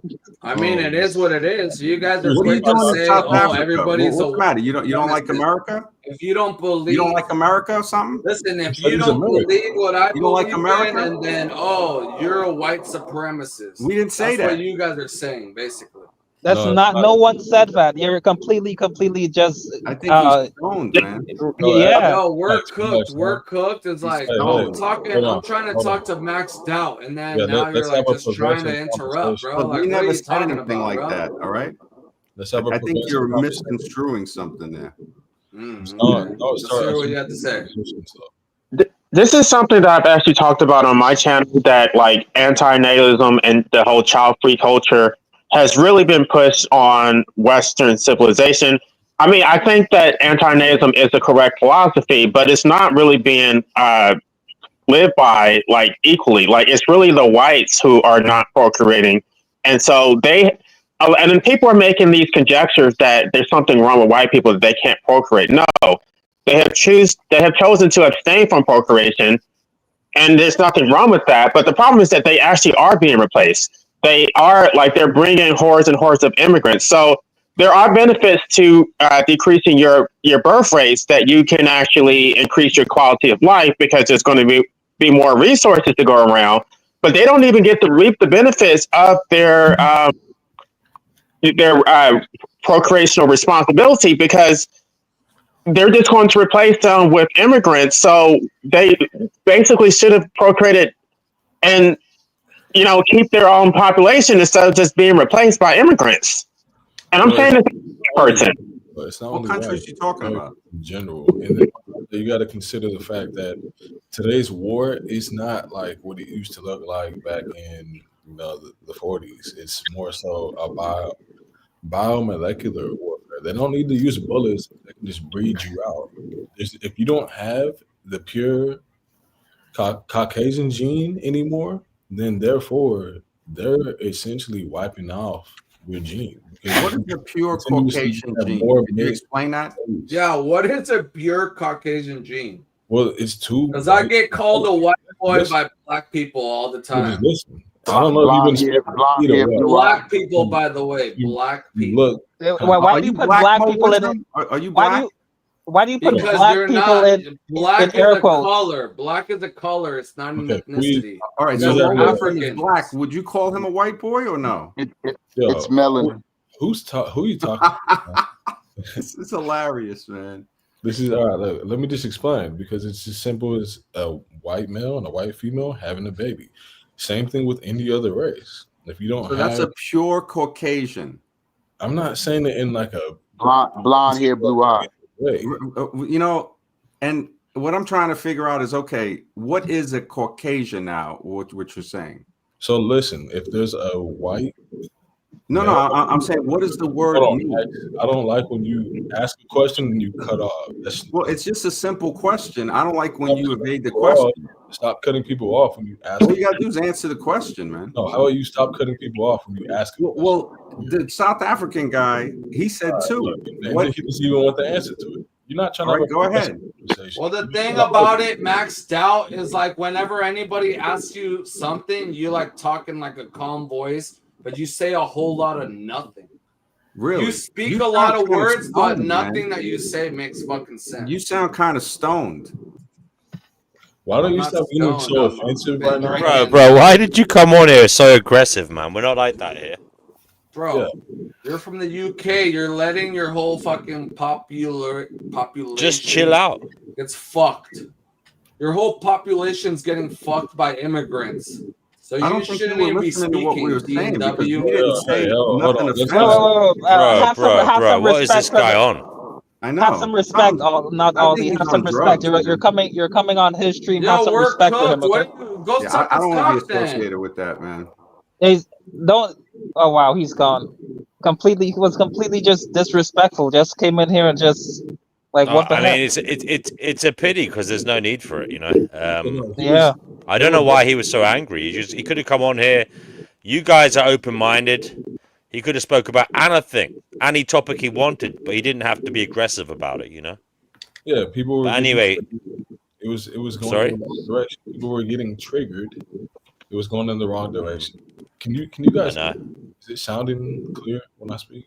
Well, there's a bit of like a background noise whenever you speak a little bit. All right, I gotta fix that. You guys continue. Let me just get this out there. Wait. So did he just leave, or was he kicked out? DNW. I took him out because he's getting aggressive for no reason. Oh. Agnostic, yeah, we know all about this. Like, we talk about this all the time. Why don't you come on and talk to us about it, though? We've never had you on here, so why don't you come on here and talk to us? So go ahead, Jay. All right. Can you guys hear me better now? Yeah. All right.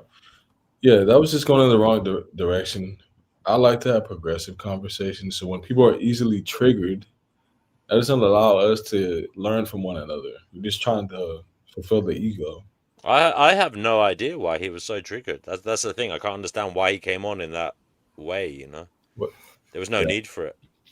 Anyway, I think he's got a listen, lot of bro. If he's heathen still watching, you know, I believe in redemption. If he's still watching, he can come back on at some point. But you know, be more chill, man. Because everyone here is cool. No one wants to fight. We want to talk and be adult and try and get to some understanding of each other and an understanding of where people are coming from. Not necessarily agreeing with each other, but understanding and trying to work with that in a sensible manner in our own lives. Sorry, DNW. Did you see the thing somebody was on YouTube yesterday talking about the fact that in the UK they're going to start reading all our messages online? Did you hear about that? That's always. They're already doing that, right? Already doing that. They once AI dropped, they had that. Yeah, exactly. Nothing. It's going to be in real time, baby. Everything. In every They can word. read my messages. I don't care at all. I've got no privacy anyway. Oh my god, where's Maxed Out gone? Yeah, he just. Yeah, that's why I added him to come back because he just for whatever reason he left. I don't know. Did he leave after that guy left or what? You know, like around the same time, yeah. But DNW, aren't you worried about that people are going to be reading all your emails? DNW? They already do Just that. as worried. They're already doing it. You're I not doing anything anything outrageous in my emails. The way I look You're not at doing it is anything criminal. You should be good. the way I look at it is we're all aware that AI is much involved in our lives nowadays. I don't want to say it's taken over, but it's everywhere, right? It's everywhere, and so there's really no getting around it, Chickpea. There's no getting around it. Like I kind of believe all the stuff that you're worried about, I believe they already have it. Yes, like all the information about us, they already have it. So there's really nothing to worry about because they know the stuff you look up, they know the stuff I look up, they know what I buy, what you buy. Whoever's watching me is laughing at me because they're like, wow, look at this schmuck with $7 in his bank account. What a schmuck. You know what I mean? Like that's what they say about me, right? And it's like it's all good. It's all good because you don't want to cause hysteria over that. Like they take around privacy or whatever like that. What are you? The thing you're worried about is, are you locking me up? Like, you know what I'm saying? You taking me to jail? Are you taking away? You know, you might be in my privacy, but I still have the freedom. I don't have to engage in it if I don't want. Facts, exactly. Yep. Yeah, but what scares me is, I mean, I know what's going on in the US. Here in this country, right, in the UK, it's getting so bad. You can be imprisoned for saying the wrong thing in a tweet. You can be imprisoned for hanging a stop oil flag off a bridge. One guy was given 18 months in prison for hanging a flag off a bridge. Well, you should know your own laws, right, and know what's criminal and what's not, right? Yeah, but First Amendment is critical, though. That just shows you where in the direction of things, but not to get too far. I think a bigger text, or a bigger heading to all of this, like UK and the Europe and what's going on that side of the world has a lot of different functions than what's how America and what goes on over here. And I think that other guy wanted to talk about it. And and then get into the Caucasians and a lot of different things like that. Guys, what do you think of the new mayor of New York? I don't know who's the mayor of New York. Don't you know what's happening in New York? Same as London, right? We've got it's happening in New York now. Yeah, he's I think he's Palestinian or something, isn't he? No. All this men He's in America. Middle Eastern. I know Middle that Eastern, much. right? He's Yeah. Middle Eastern of some somewhere in the Middle East. I'm not sure exactly what, but I'm under the assumption that he's a New York born like his ethnicity is of Middle Eastern, but he's American. He's born I'm assuming he's born in New York He's no somewhere. more American than Sadiq Khan. He's American.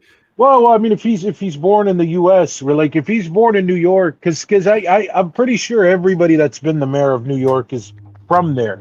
They're directly born in New York. Yeah. Yeah. So, yeah. I mean, I'm not American, right? So I don't know that His name much. his name is Zoran Mamdani. I think Okay. he's originally from Nigeria, which came as a real surprise. He moved. Oh yeah. It's a bit strange. That may not be the place, but it's not what you think. He moved to New York at age 5 with his parents. So he is not born in New York, but he was raised in New York. I think he's like 32, and he is 32. Muslim. He's Muslim, and what else is he? That's young, man. That's really young to be a mayor. Wow. They loved him. They loved him. Even Donald Trump fell in love with him when they finally met. Donald Trump said he was a Muslim Sharia law communist, and then when they finally met, Trump was like, "Oh, this guy's great. Relax. He's going to take good care of New York." So that's the story. Yeah. Yeah. Wow. Well, that once again shows that politics is just theater, right? Because at the end of the day, right? Like, yeah. Oh, totally. Especially right now in America, it's been theater for 20 years, I should think. Oh yeah. Longer than that, yeah. Yeah. So Chickpea, I All don't want those to get fabulous men in America. So, Hey Chickpea, listen, I got something for you. You gave me your birthday. I just want to make a 2-1. quick little statement. No, you already gave it to me. I got it. You got it. So this information, this is what I've learned more recently when it comes to Mo, can I ask you to delete the comment she sent it in just for her own personal safety? Is that right? DW, don't Oh worry yeah. so. So she or not she. This form of understanding like when to do things is predicated from Gary, the numbers guy, GG33. So shout out to them. But you're a horse. You're born in the year of the horse. Yes, I know, yes. Yeah. My And favorite your animal. birthday adds up to a master number 11. So this is what I was talking about, life abolitionism. The master numbers, they have it harder than general numbers because in order to become a master, you got to go through a lot of trial and error, and you are constantly being pressured with being great. Like you have to take care of those around you, and people lean on you. So it doesn't surprise me that you have this energy on you. The main things that you want to focus on is grounding. There's a website. Trying to get it to you somehow. They make grounding mattresses. So it's an electric mattress sheet that you put underneath your normal sheet, and it plugs into the wall, and it emits the same vibration as Mother Earth as if you were sleeping on the ground. That's gonna. That's what I was asking you earlier. What is a master number?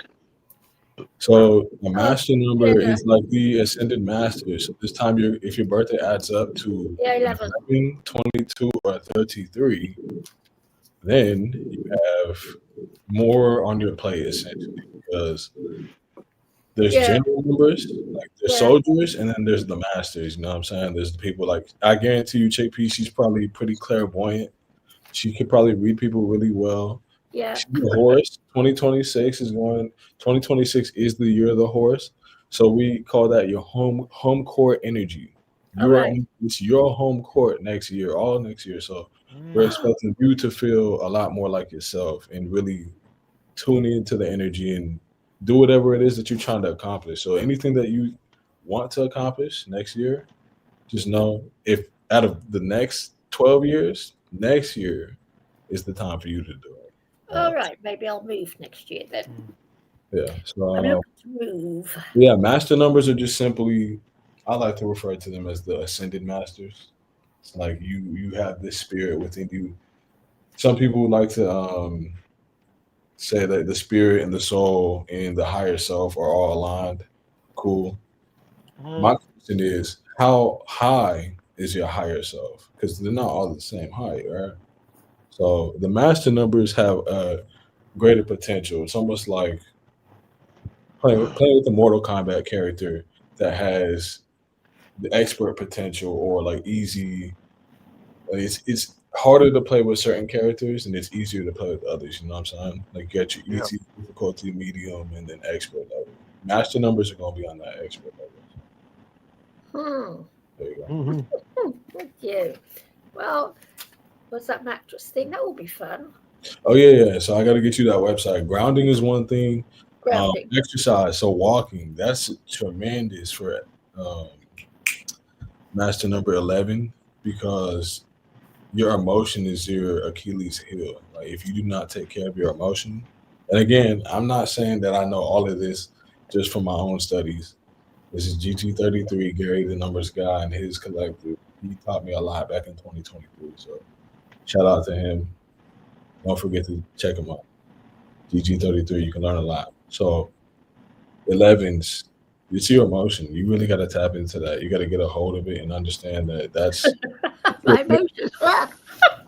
Even I'm scared of my emotions. because Terrified. you're very like you can read people. You're very intuitive. You Yeah. understand when people like you understand the certain things innately, as if you're a psychic. You know, like you understand body very I'm well. very intuitive.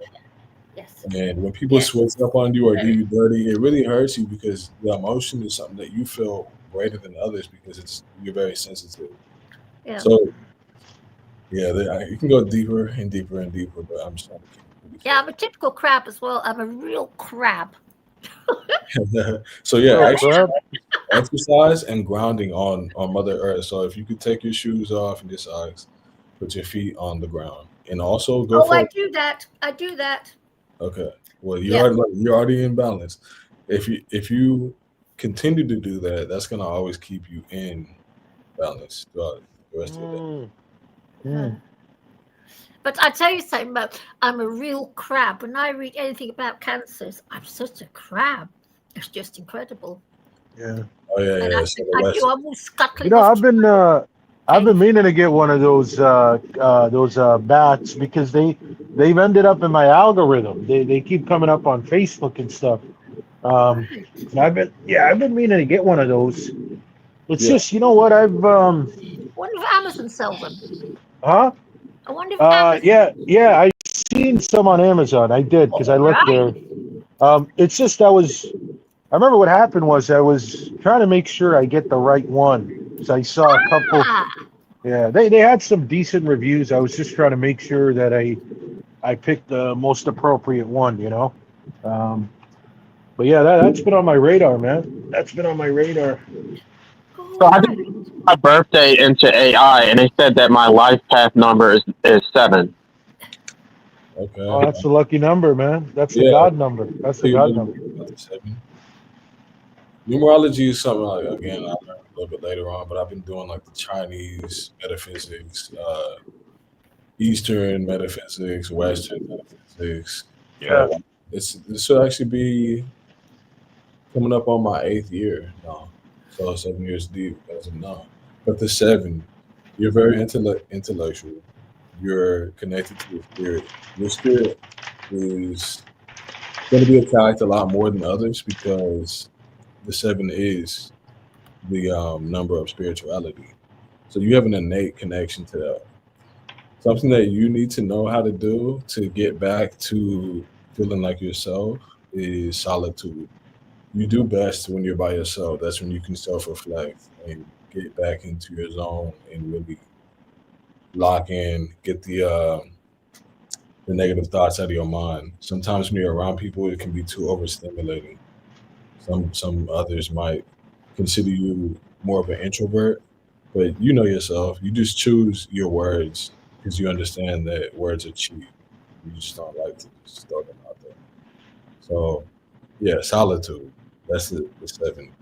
You definitely want to spend more time with yourself because that's when you receive more downloads and you can evolve further throughout this life. So, hope that helps.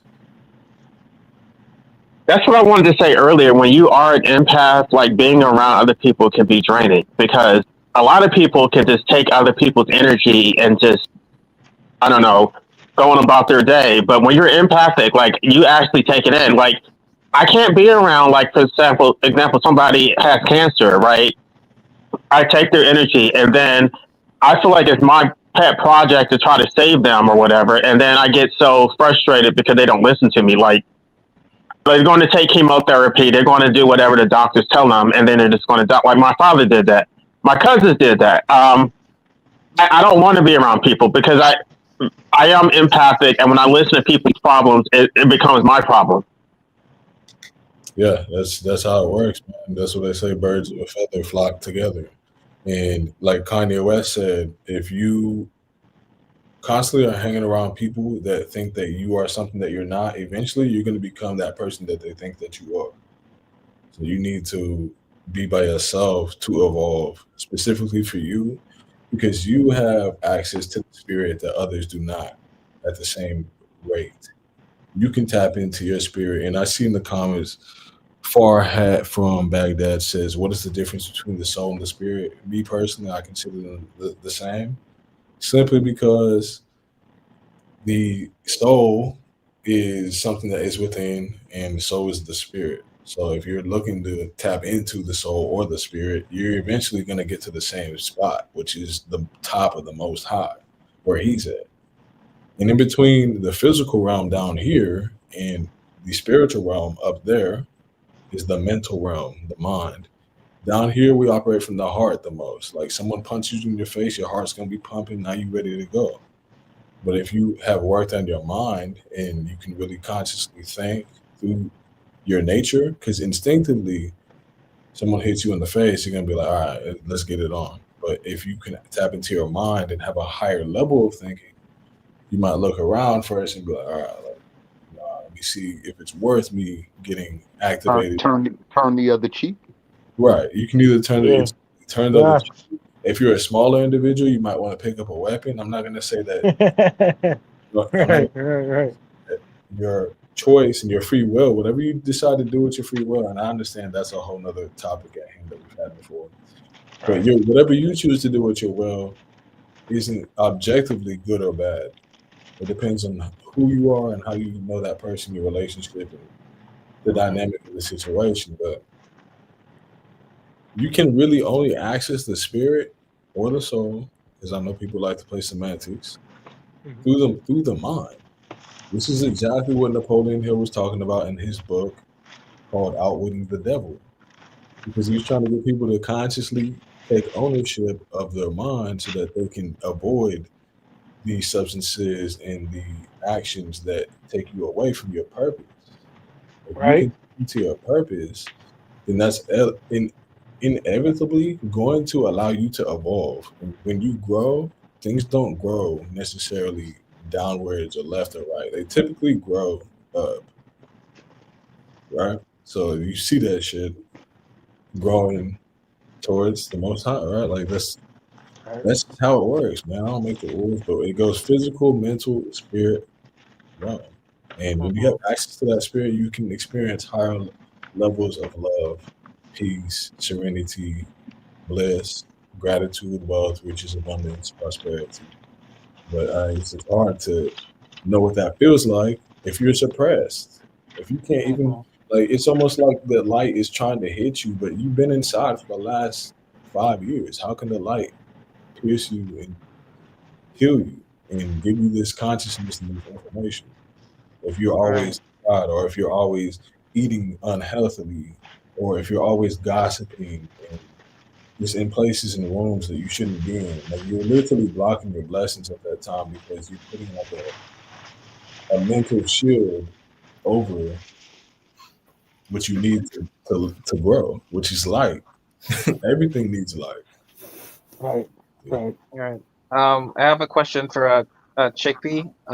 Yeah. So Farhat in the comments he was asking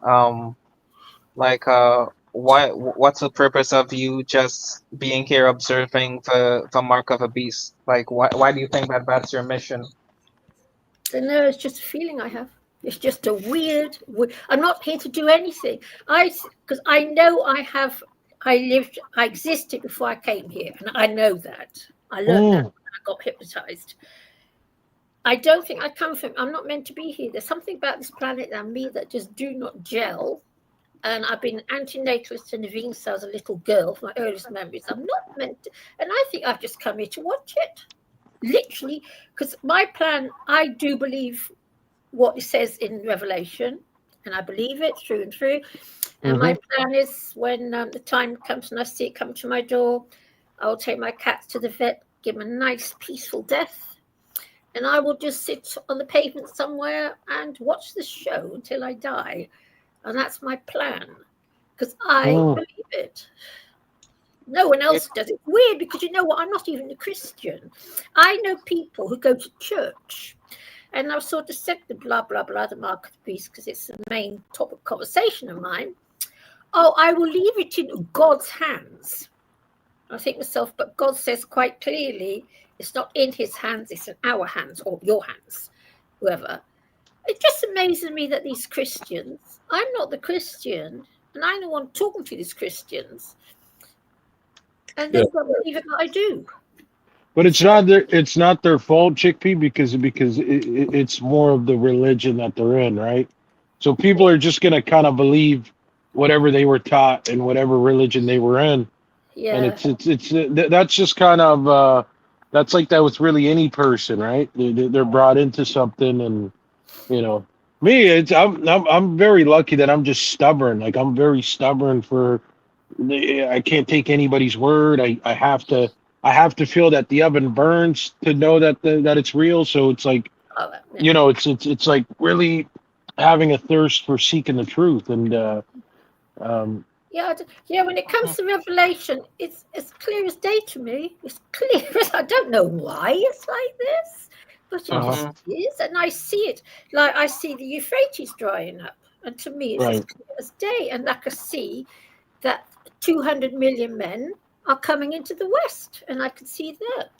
Wait, so Chickpea, so then what will be the point of you choosing to come down here to just watch the world end then?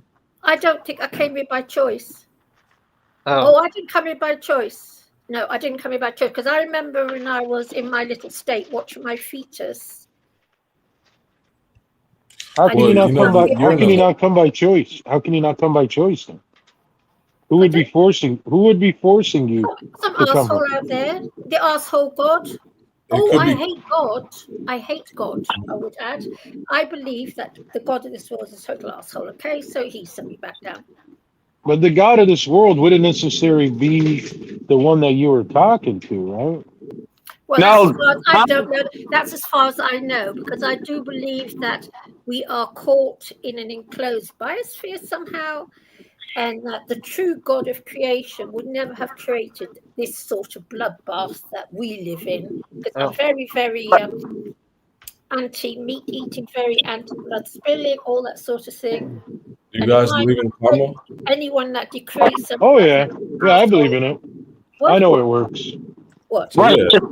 What Chickpea is saying is different from what traditional Christians believe. Like Gnostics believe that God trapped us here because God learns through us. Like he needs us to experience it so he can gain something from that. Sorry. Well, I don't understand this. Right? We live in this world, everything's killing each other. Kill, kill, kill, kill. Now, I'm not a very nice person. I don't profess to be. But even I think killing is wrong. Right. It is wrong, wrong, wrong. Whether it's an animal or a human, you do not kill a conscious creature. It is wrong. Whether it's a hen or a chicken. I think that's just how the game's designed, though. Unfortunately, that's just how this physical game is designed, though. It's all about you know, like the chain of command and the beings that are stronger than the other beings are able to track them down, hunt them down, kill them. Yeah, it's kind of. And every now and again, they've got us doing it. I mean, if you study war, study the Battle of the Somme, for example, you will. It's an absolute stupid farce. Yeah. It's sick what us humans do, and and I'm not. I just can't. It just troubles me, and it's always troubled me. But when I hate the God of this world, Jehovah, I hate him with a passion I cannot describe. And when I meet him, I'm going to stab him in his eyes. Maybe that's why he keeps sending you back. Maybe that's why he keeps sending you down here because Yes, you hate he him. knows I'm going to get him one day. You know what it is, Chickpea? Chickpea, you probably got into some arguments with him up there, and he's like, you know what? Get your ass down there with the rest of the hooligans. That's probably what he said to you. You're probably right. I was probably married to the asshole. This is why I'm so anti-marriage. Yeah, because it's like what does Robert Griffin say about the 48 laws of power? That's like what that's about, right? Like you kind of can't overstep the master.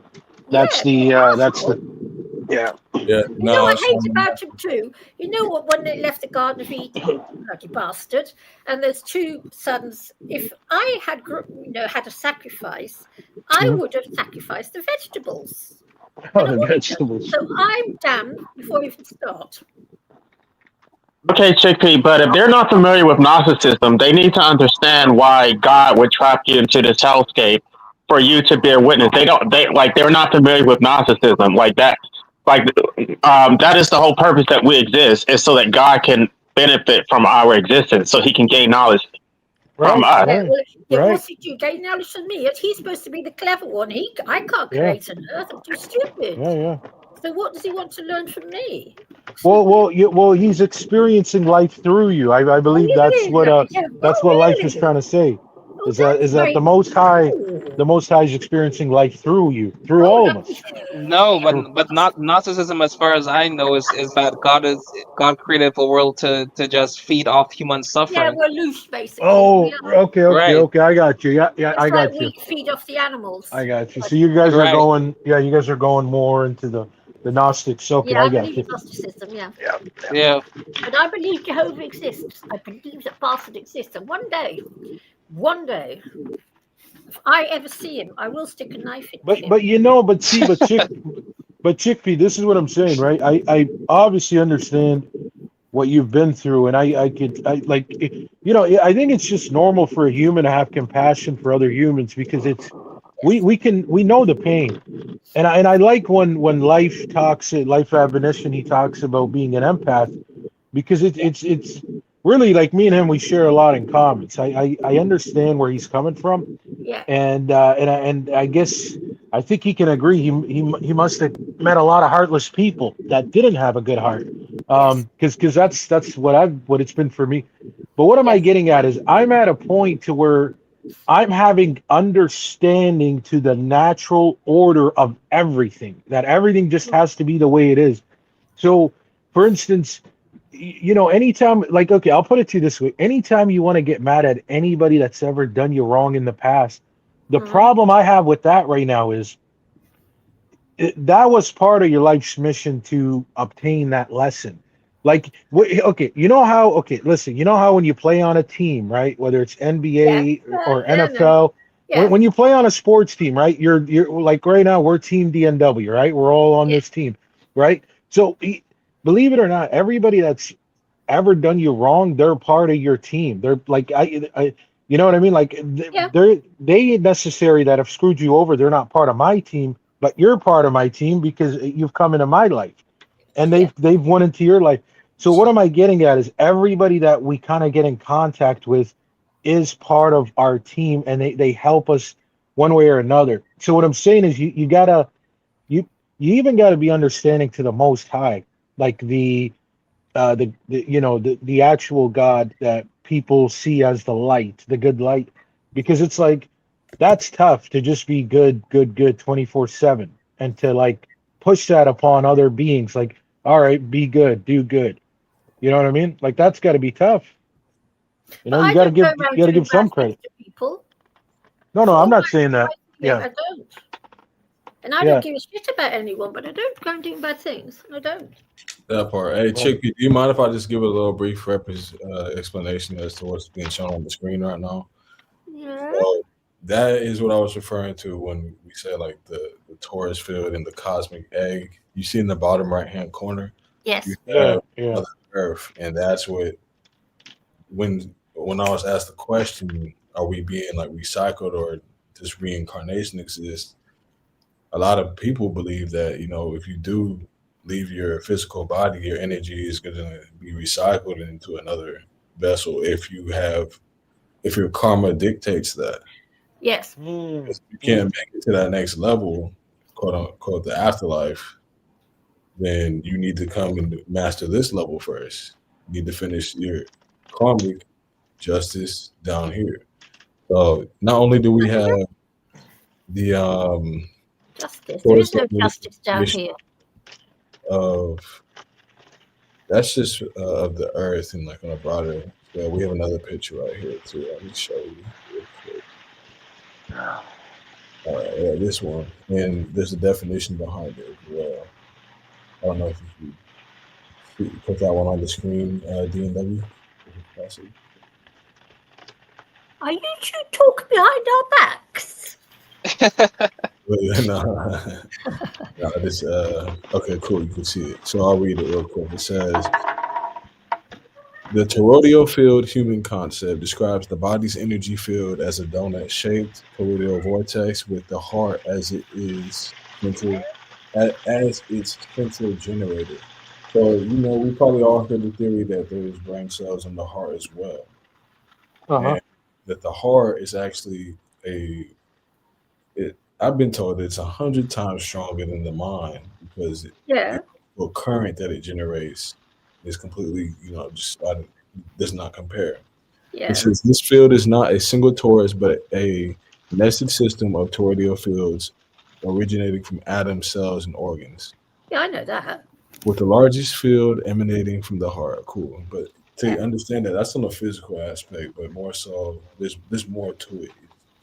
With metaphysics, you can determine what kind of torus field you have, which is like what kind of what your nature is. And you learn how to project that energy with your mind. So yeah, it operates, it's there, it's existing from the heart, but you learn how to actually use it with the mind. And that's where theories like Bruce Lee's 1-inch punch is being shown within the camera. It's like, yo, how did he do that? Because he understands how to charge up. Yeah. And then he actually knows how to use it because he's applying his mind. What does he say? He always says you have to understand the combination between nature and your instinct and conscious thought. So when you can use those two, that's when you really start tapping into that superpower of what it is to be a human. You've seen ideas of people levitating and pushing over objects with telekinesis and things of that nature. So the superpower to being a human is feeling like a god, and I'm already on those levels.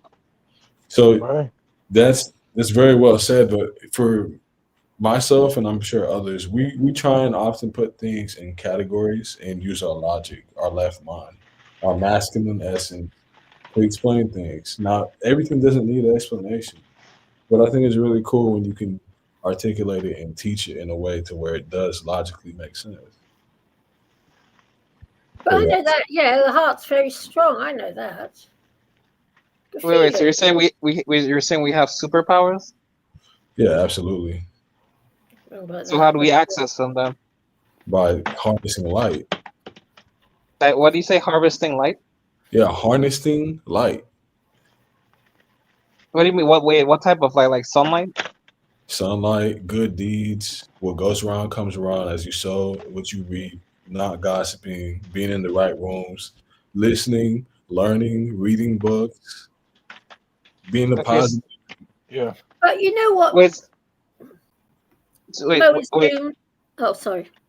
Wait, no, I just want to ask him quickly. Like, so what exactly are the superpowers? Like, what abilities do we have access to? So that's where it gets fun because your birthday tells me that.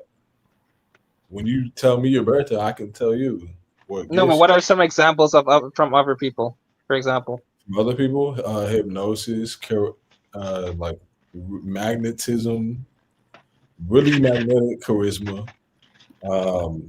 access to the Akashic records, photographic memory. Interesting. And have you experienced any of them? Any of those things yourself? Yeah, definitely. I use it day in and day out. So my occupation is I live on the west side of America. I am a nightlife promoter, And I use this consciously to get people to come and check out venues that they've never heard of or may have heard of. And just for reference, the most amount of women I was able to bring in one night was 165. Damn. Interesting. $165, man. That's good. Yeah. Yeah. That's really, it's not like by chance in that point. It's like, Yeah. no, that's what he's doing. No. That's really good because I used like I don't want to say too much either, but I know the scene. I know the scene, so that's really good stuff, man. Yeah. Yeah, maybe it's not every day you just follow a stranger into somewhere that you never been. But let's be real. If you have a gift, which that is one of my gifts, is using my voice. But it's even the energy, though, right? Like, people are gonna talk to you. They're gonna pick up on that energy, right? And they're like, okay, like, the dude seems solid, right? Whereas if other people will give off like creepy vibes, right, or other type of vibes and stuff, right? But this is the thing, man. Like when you know that you have exactly what do weirdos say? The sixth sense. The sixth sense is a superpower. It's a fact. But more telling is it's the Taurus field. It's the logic explanation behind it is your Taurus field. When people are living within your 18-foot radius, they can tell whether they trust you or not, and it doesn't have to be through the English language. There's body language. There's timing. There's eye contact. There's in the aura. yeah, exactly. That's what it is.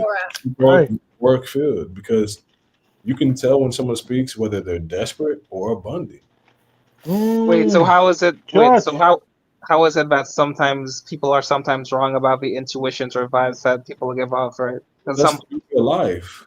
We have to fail to know how to get better. Okay, no, because I was just saying because some people just like to talk like if it's this perfect thing, but you can always tell what type of vibe or timing someone's on. But sometimes, where you can end up trusting someone might give off trustworthy vibes to you, and they end up turning out to be untrustworthy, right? So. Yeah, I mean that's very much so true. That could be a series of things, but I like to just sum it up to this. As human beings, we all contradict ourselves. You know when you're really someone worth listening to when you consciously contradict yourself less than others. Right? Wait, you say that someone is worth listening to when they constantly contradict themselves? Less than others. We're human less than others. Oh, okay. Contradict ourselves. That's all a right. fact. Yeah, that's true. We all No, you really think about that.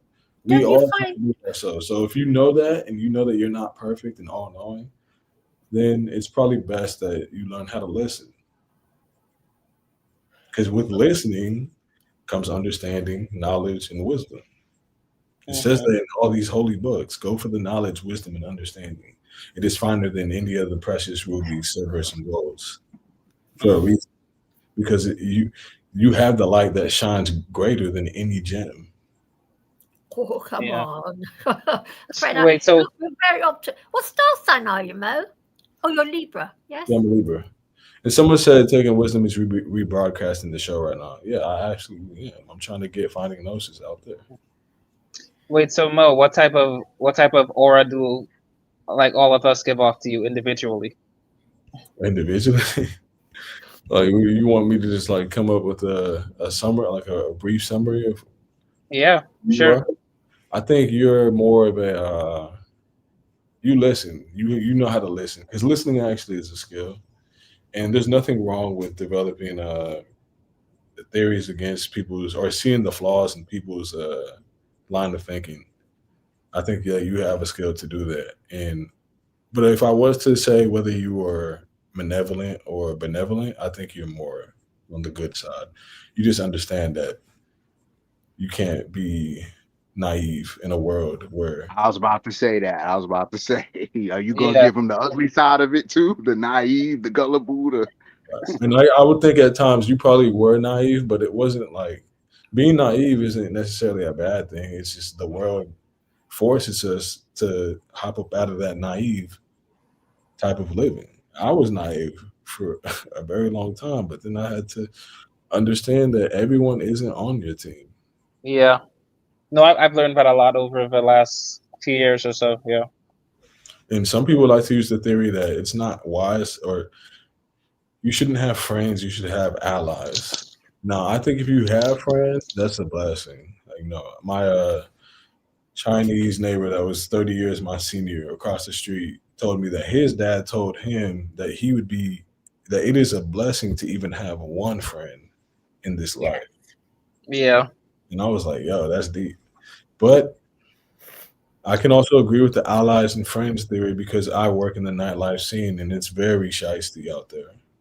You can it's very transactional. Like capitalism is the nature of that scene. And if you don't have, and I heard there was a something. Oh, it was when Life of Abolitionism was speaking. It comes down to typically people using the well, what can you do for me argument. All right, if Right. Yeah. around you, and truthfully, that's just the nature of capitalism. Though it really brought in people to be way more transactional with the relationships, and I don't think it's going to get any better until we start to have Worse. conversations like this. This is the only way. Because if it just continues to be day in, day out, like, oh, well, everyone is just easily replaceable, you're just going through That's social all media. good honest capitalism. Stop it. Good honest capitalism. What Yeah, everybody likes. Love the right. people You love. can I'll see tell you that something. This stupid little country, right? I told you back in the 70s, because I'm working class. I'm a secretary, and all my friends are working class. And they all started voting Tory, and I went bloody crazy. I went mad. I was out in the streets demonstrating with all the other working class, but the working classes were voting for that nasty little Tory female. I still hate her now, old Maggie. Mhm. And she completely wrecked the police force, the NHS, the infrastructure, everything. And to me, it was as clear as day what she was planning on doing. But oh no, I work in an office. I thought to myself, yeah, well, that makes you, yesterday's office is yesterday's factory, grow up. But people don't see it, do they? It makes me die with the working class because they think they're working in an office that they're somehow made it. Well, Wait, that's but you have to remember, Chick, you have to remember too that all of this is planned, right? Remember, the whole world's a stage, and Oh, everyone's just right, playing a role. yeah, it amuses me they She's a don't see master it. number. She's down here to wake up people. The other people don't have that same level of awareness that she's been gifted with. True. So that's the Yeah. thing. You have that awareness, so you need to also keep in And mind. they're not interested. People are not bloody well interested. Same with the animal rights movement. People say, oh, I love animals, but they still eat them. They're not interested. Yeah. Also, keep in mind, master number 11s are the most charismatic speakers. Really? DW.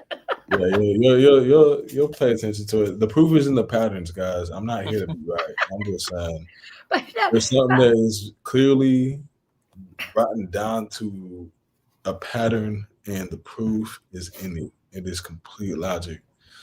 I don't care about being right or wrong. but when I was very Yeah, young, Mo. I'll tell you this, man. Like I've been trying to get into like Nikola Tesla's 369 and how he talks about the secrets to the universe is frequency, energies, vibrations. And what was I gonna get, man? I remember when I first kind of heard about like numerology, right? Kind of like what you're cooking up on, and I just I didn't know what to make of it, right? This doesn't make sense because I watch boxing, right? By the way, I watch a lot of boxing, and there's this one guy who he makes predictions based off of numerology, right? And I would just say I'm like, man, this guy's capping, right? This is all just gimmicks, whatever. But then when you just really think about it, as far as that it is written, everything's already written out. It make it like I don't believe it. I know it. I know that numerology it's already there. It's already created. I don't know how to really tap into that energy, but yeah, I know that it's definitely a fact that the numerology's already set into play on how things are gonna align and take effect. But again, I've been trying to get into a bunch of stuff. Um, so I'm just slowly but surely picking up on certain things. You know what I mean? Mo, Yeah, absolutely, man. So it's not necessarily like nothing is absolute. It's more so like there's more so a likelihood that it could happen, like the outcome. So next Oh, year, for example, Chickpea is going to be in her home court energy. So it's more you've likely. just proved me right. You've just proved me right about something. Okay. I was talking about Maggie Thatcher ruining the country, animal rights, and all that. I saw it all coming, and I see the mark of the beast coming too. You see, I'm right. I knew it. You wait and see. Yeah. All of you, you wait and see. Well, I will say this. What? The horse is a very stubborn sign, and next year Yeah, I'm stubborn, aren't I? I it's know. rebellious. So if any time it could like pop off, let's say there was like some type of like interaction between countries, and there most likely will be. But I reckon there's big trouble coming. Because I don't know if you know, listen, have you studied the sky at all? Because I don't know if you know, back in 2017, but back in have you ever read Revelation where it talks about the woman in the sky? nah, No. I'm talking to you, Mo. No, I think he said he hasn't read it. Yeah, well, there's this thing that says in the Revelation about the woman in the sky, and this is what's really got me going. But back in 2017, there was a planetary configuration with the sun and the moon and lots of planets. And this configuration cannot be seen. hold on. I think that was 2020, right? You talking about Saturn? 2017. 2017? What planet is it? November 2017. Anyway, this configuration cannot be seen by man because of the way it's all been done. It's purely a computer configuration. And it only happens once every 7,000 years. But this little man sitting in a cave talked about it 2,000 years ago. And hey, in 2017, computers say it's happening. It's just so weird. But I believe everything that's written there, everything for some obscure reason. And I'm sitting here waiting for it to happen. And I'm scared. Yes, I'm terrified. I would add, I am scared. Don't be scared. Just keep that ground. Keep grounding. Keep going on walks. Of course I'm scared. I've got to take my cats to the vet. I'm terrified the day I have to take them to the vet. Trust me. Look, darkness is just as respected as light. Some people think that destruction isn't a part of life, but it really is. In order to get the ability to plant veggies and fruits, I've got nowhere to plant veggies and fruits, Mo. I live in the middle of a city. I don't have the resources. Let him finish. Let him finish because he's cooking right now. Because without light, without darkness, you can't have light. That's what he's cooking on. Let him cook. The light, let him cook. Shines brightest in the darkness. I understand Chippy. She's all download. He's talking about cooking. We're all gonna get this download. Let's all get the download. So yeah, D&W, do you mind sharing that image that I put on the screen as well and escape the matrix? So you were talking about how numerology does show the codes. Yeah, just reveal these outcomes are more likely to happen. Not 100% because nothing is absolute, but shit, I'll take it if it's fucking 90. Right. The thing is, I agree with you that not everything's absolute. I completely agree with you on that. I'm just starting to learn that. But yeah, go on. So that this movie right here is pretty much just showing. I think it's our version, our 21st century version of the Matrix, because the Matrix was created in 1999. When did this one come out? This one came out in 2011 on October 28th. And for those who study numerology, you'll learn more so about that number and how people use that number 28 to associate with themes of wealth, money, currency. Elon Musk is born on the 28th. A lot of 28 is the billionaire. The capital B is the 28th letter if you were to continue the cipher on or over and over. Again, like I said, I learned a lot from Gary, the numbers guy, GG33. Be sure to check him out. So this movie right here, In Time, I believe this movie is our greatest movie within the century, easily within the next 75 years. But why? Because they've got this time thing on their hands, haven't they? A time chip. Yeah. So they really explain how the true currency is and has always been time. That's the true currency. and this movie highlights it. This movie is like Proverbs within the Bible, and I'm not a Christian by any means, but the main book that I study currently is chapter 1 through 31 Proverbs, because it literally does give you logical explanations as to how to not navigate for each day. So today's the 26th, therefore you would read Proverbs chapter 26. And I'm not making this up, man. Right, right. These are the patterns, yo. If you read this shit, it literally always aligns. This movie's similar. You can watch it dozens of times and learn something new each time. It's my favorite movie. You should I'm gonna watch watch it. I'm gonna Definitely. watch it, bro. Yeah, I've seen 'Cause it. I'm a Matrix nerd, bro. I love the Matrix, like the whole trilogy, and you know, even any movies like that. Like, you know, I was gonna say to you, bro, Mo, I don't want to say it on here. I was gonna put it in the private, but there's a channel that I know you fuck with. I could tell you fuck with it. Have you know what I'm talking about, right? I'll just leave it. He's a flat earther. I'll just say that. You know Uh, exactly you know what I'm talking about. Who, Possible. Eric Dubay? No, I don't want to say it on it because I just don't know how much we could really say and stuff. I don't know if No, we you can could. say what you want. Nobody's Oh, we gonna. could. Okay, you mess with Bro Sanchez. I've heard of the name before, but I have not really tapped into this content. Yeah, yeah. If you watch him, you'll realize like you're just getting the same downloads, man. And Yeah, it's crazy because like there was this one day, like I watch him all the time. There was this one day I got a download, and then 2 days later he throws up a live and he said like a few things that I got as a download, and I'm like, this is crazy because I could tell we're all getting similar downloads or the same, you know, yeah. at certain times or whatever. It's just crazy, man. That HOS update is what I like to call it, that human operating system update. And nature is honestly doing its job to get people back to balance. All the bad that has happened, like it's the law of cause and effect. You reap what you sow. If something happened on the dark end, then it's going to happen the same I disagree with you. momentum on the light end. No, Mo. No, Mo. The most evil people in the world are the richest. And they are. But you know that's subjective though, because if No, you no, only it's not look at subjective. well, The no, nice it's people subjective. don't She's become got a rich. point. It's Right subjective. people Just don't think become rich. about it. If you only look at money as your only measurement of power, then yeah, that's more likely to be true in your eyes. But if you don't see But money money is as the power. only form of power, then how can being I rich? disagree with you here. Disagree with you He totally. he No, said he no, said not he said the knowledge and wisdom is the true treasure.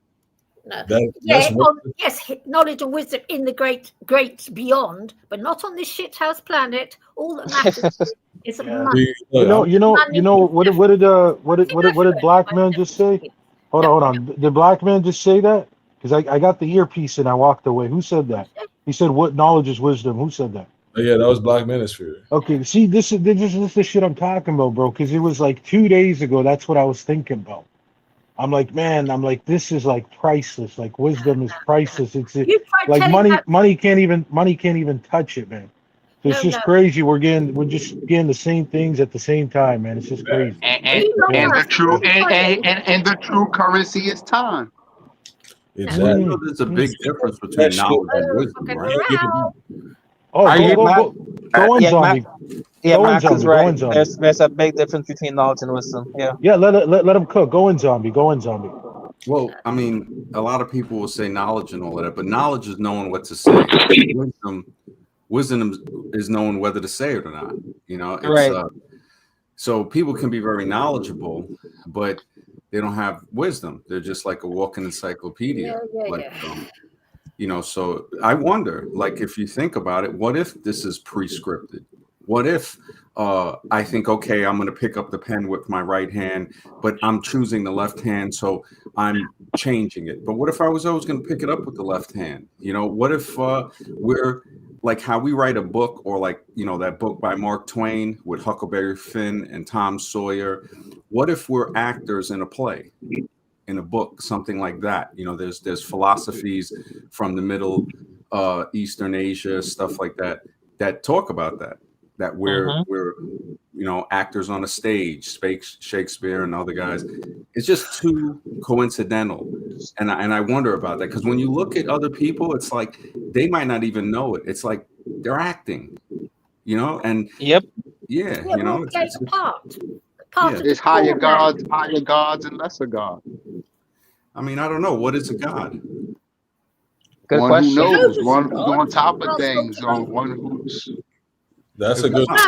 No. I just want to say, okay, money's everything. And I tell you something: if you have children and your child is sick and you can't afford their medical treatment because you've got no money, then you will see money is everything. You have a very good point. Yeah, Thank you very much. And I'll tell you this much: the more of an asshole you are, the more likely you are to have lots. But that's one thing I've learned in my 70 years. I don't know if that's true. I don't know if No, that's it is true. But you're right about money. There's only one way to get rich, and that's to exploit the labor. I mean, you know what goes ahead of money? There's one thing, and that's health, and also time. Because you can have all the money in the world, but if you don't have time, time is related to health. Money. Wait. But you got a good point, because Bill Hicks said it best. He said it's not about freedom; it's about money. You're free to go where you want to. Try doing it without money. Yeah. So money isn't. And you're free to think whatever you want to think. Well, wow. I don't even know if people do think. So if you're a little old man sitting on the street homeless, you're free to think whatever you like. Wow, lucky you! I am so jealous. Yeah, money is up there. Money is up there. It's I'd say top 2, top 3. There's a lot to that statement, though, because there are people who maybe they don't have money, but there's alternative medicine that they could take, but they don't have the knowledge to go on and research it. So the government that their patents and their medical monopoly over the practice of medicine, like we should give deference to them. No, there are things that you can take. There's things that you can take for COVID. There's things that you can take for all kinds of ailments that have been around forever. You got to be careful saying if that, you're living because in a city, if you're living in the middle of a city, fuck all grows, okay? You're lucky if you find a bit of stinging nettle. This is okay if you're living with a load of land, which you need money to buy. No. If you're living in a city, herbs growing.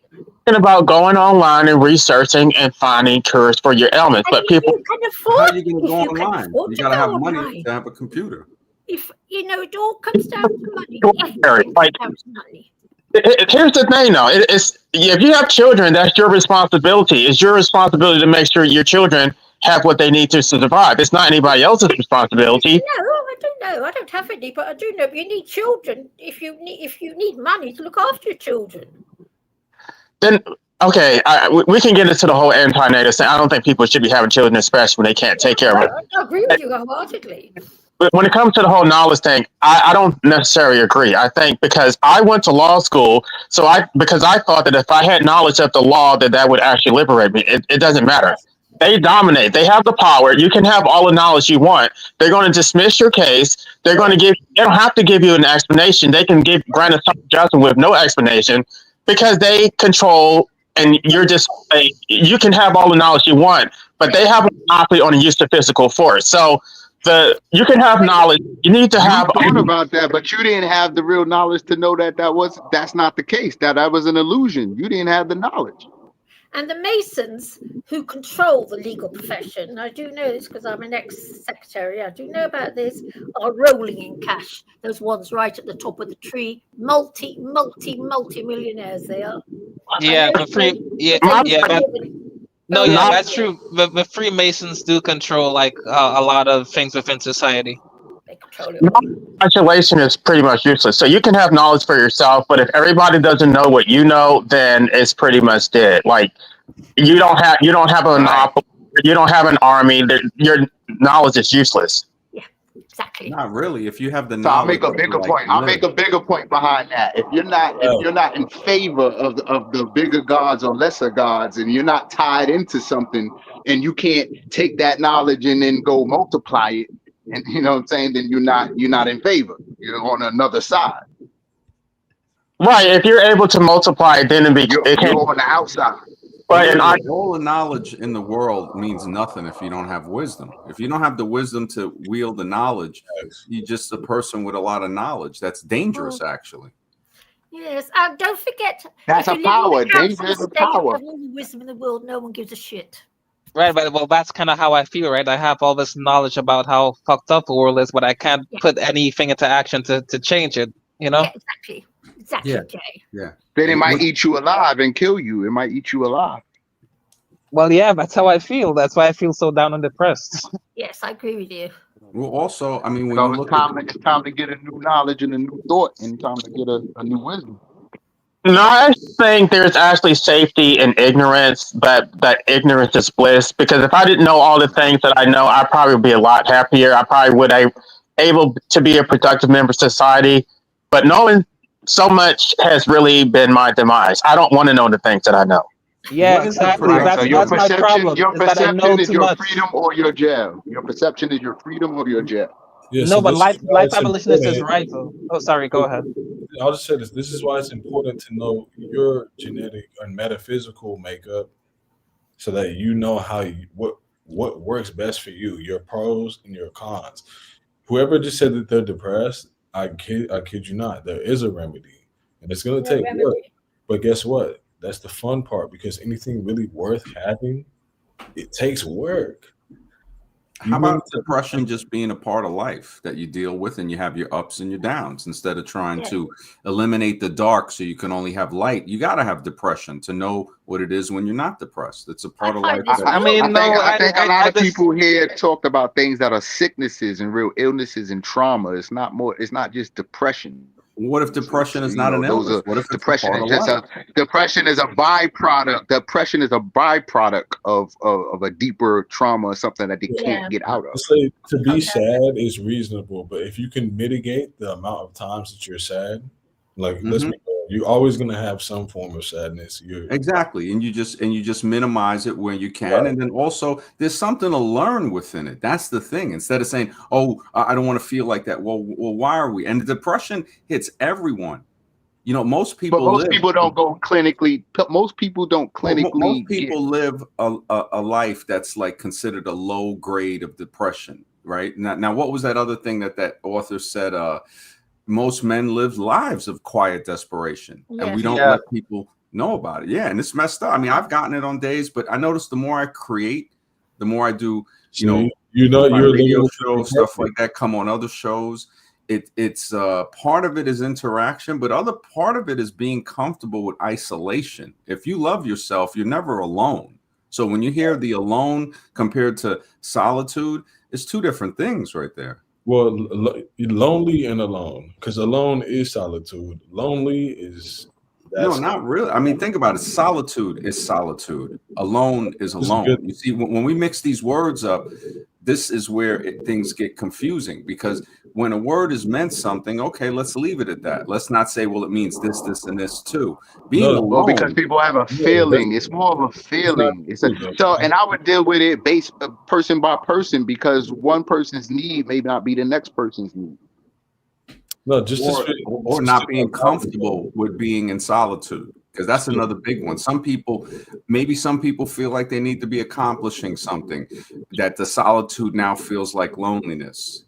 Because I notice whenever I'm creating or doing something that is productive, especially like Chickpea saying, in the venture of at least making some monetary capital from some of it, because you have to eat and other things, I feel a little better. But when I feel like, when you look at the world and you start to get a sense of despair, it's getting a little tougher now. I mean, we're moving into a very electronic, genetic type of like age that I really don't know what's in store for a person that's going to be 20 years old in 2035. Well, we're gonna put on big productions. We're gonna take all this stuff and do big productions. You have to level up. You have no choice. If you don't take ownership of your mind and really start to think outside of the box, meaning if you want to be a millionaire, then you need to hang out with millionaires. If you want to be a barber, then you got to hang out with the barbers. If you want to be a chef, then you got to hang out with the chefs. Simple as that. D&W, can you show the picture on the screen? That's, we don't have to complicate it as much, but I think when everyone does embody solitude, as Max Gal was saying. Well, you know what I noticed when Wisdom is speaking, life abolitionist, when you're not muted, he gets a gurgling sound. I don't know if there's something with that background. Maybe he just got a mute, right? Yeah, it sounds better now. Yeah. Okay, cool. So if you look at the diagram on the screen, these are several measurements of power and value, not just money. You have your health, family, wealth, social status, spirituality, love, creativity, career and business, and most important of all, in the middle is yourself, love. We don't see a diagram, by the way. Oh, No, you I, don't? I see it. I see it. Oh, what the? I don't see nothing. What the heck? Okay, it's all good. It's all. You just keep going. I'm not gonna interrupt. Keep going. All right. Yeah, catch on the replay. It's worth it. This diagram helps a lot. I just think it's really important for people to understand in order to even access these other forms of power, wealth, and value, you have to love yourself. You have to start with yourself. So we kind of stumbled across the topic earlier of having to learn to be selfish because some people are not. That's a real thing. Like you really got to be selfish in this matrix today in a capitalistic Yes. society as well. In order to help people as much as possible, just like how Chickpea was saying, money is a really important resource. Let's be real. It really is. Yeah. But it's cool because as much damage as it's done in the past is as much help as it can do in the future. The more money, the more that you can expand upon your creativity and put people in positions to live a more peaceful life. So just wanted to share that real quick. I mean, money helps, man. If I could give everybody on the panel $10,000 each, I think they would accept it and say that it helped them a little. I'd be happy for it. Yeah. That would help a lot because 10K can be turned into 100K. Yeah. And even, you look at all the money that's around and what's going on. I mean, I feel kind of, when I look at the taxation without representation, it's brutal. But it's like I said, you start to really look at society as you get older and you see that money and health, those are two, like that thing. Yeah, those two, what was it? The three wishes to the genie. They said you ask for healthy, wealthy, and wise. Yeah. Because that makes sense now, a lot more. Yes. Not just tell you. And you know what the beautiful part is about this? Like, so when you look at certain people's metaphysical makeup and the day that they're born, you'll notice patterns that these people are innately connected to certain resources. Some people are certainly connected to wisdom, knowledge, and understanding, and that's going to be like your life path 3s, 7s, 9s, 33s. You have people that are connected to money. You have. Why do you say 3 and 7s? Is a matter of interest. Yeah, I mean, I don't know how far you've gone down the rabbit hole of metaphysics, but 3 is connected to the planet of Jupiter and the element. And what's about the 7s? 7 is the planet of Neptune, and it is the element of water. Your 9 is the planet of Mars and the element of fire. And actually, in 2025, we just jumped into a 2-decade period where the fire element is going to be the theme. So when you were saying those visions that you had about war and whatnot, I understood that it could happen, and it's more likely to happen. But guess what? If we collectively start to be on the same page and think positively, then hey. But no, that's not going to happen. Yeah, that's not going to happen. I feel like it's inevitable. No, I tell you something. You have to read a history book, and people always do what their superiors tell them to do. And when their superior boss says to them, go out and kill, they'll go and do it because they've been told to. That's a sad, brutal reality about life. That's why I don't like us very much. Well, Michael Jackson was able to influence millions of people. What? You probably told him he couldn't do it either. But without Michael Jackson, people wouldn't be the same. He was literally known globally. I'm talking about was being but you can make lots of money out of him. That's why. Right, and war is a different beast, right? They were saying he was tapping into spirit. Think about it, because sound is the most powerful weapon. Wisdom. Do you know the story, the Battle of the Somme? Do you know the story about what happened before the war started? That battle, Somme, that terrible, terrible battle. You don't know, do you? But I'll tell you, right? The battle, the night before, the Brits and the Germans played football together. Okay, these working class boys, working class Germans, working class Brits, working class, okay, proles, played football together, drank together, partied together. The next morning, they went back to their trenches. Their boss said to them, right, off, pick up your guns, off you go. The war started. Then they went and killed the other side. So the night before they were playing with them, the next day they killed each other. That's humanity for you. That is That's lower humanity. That's lower. No, that is average humanity. That is not lower humanity. That is average. No. That is average working class humanity. It's not lower humanity. That was my ancestors. The honest, ordinary, everyday humans.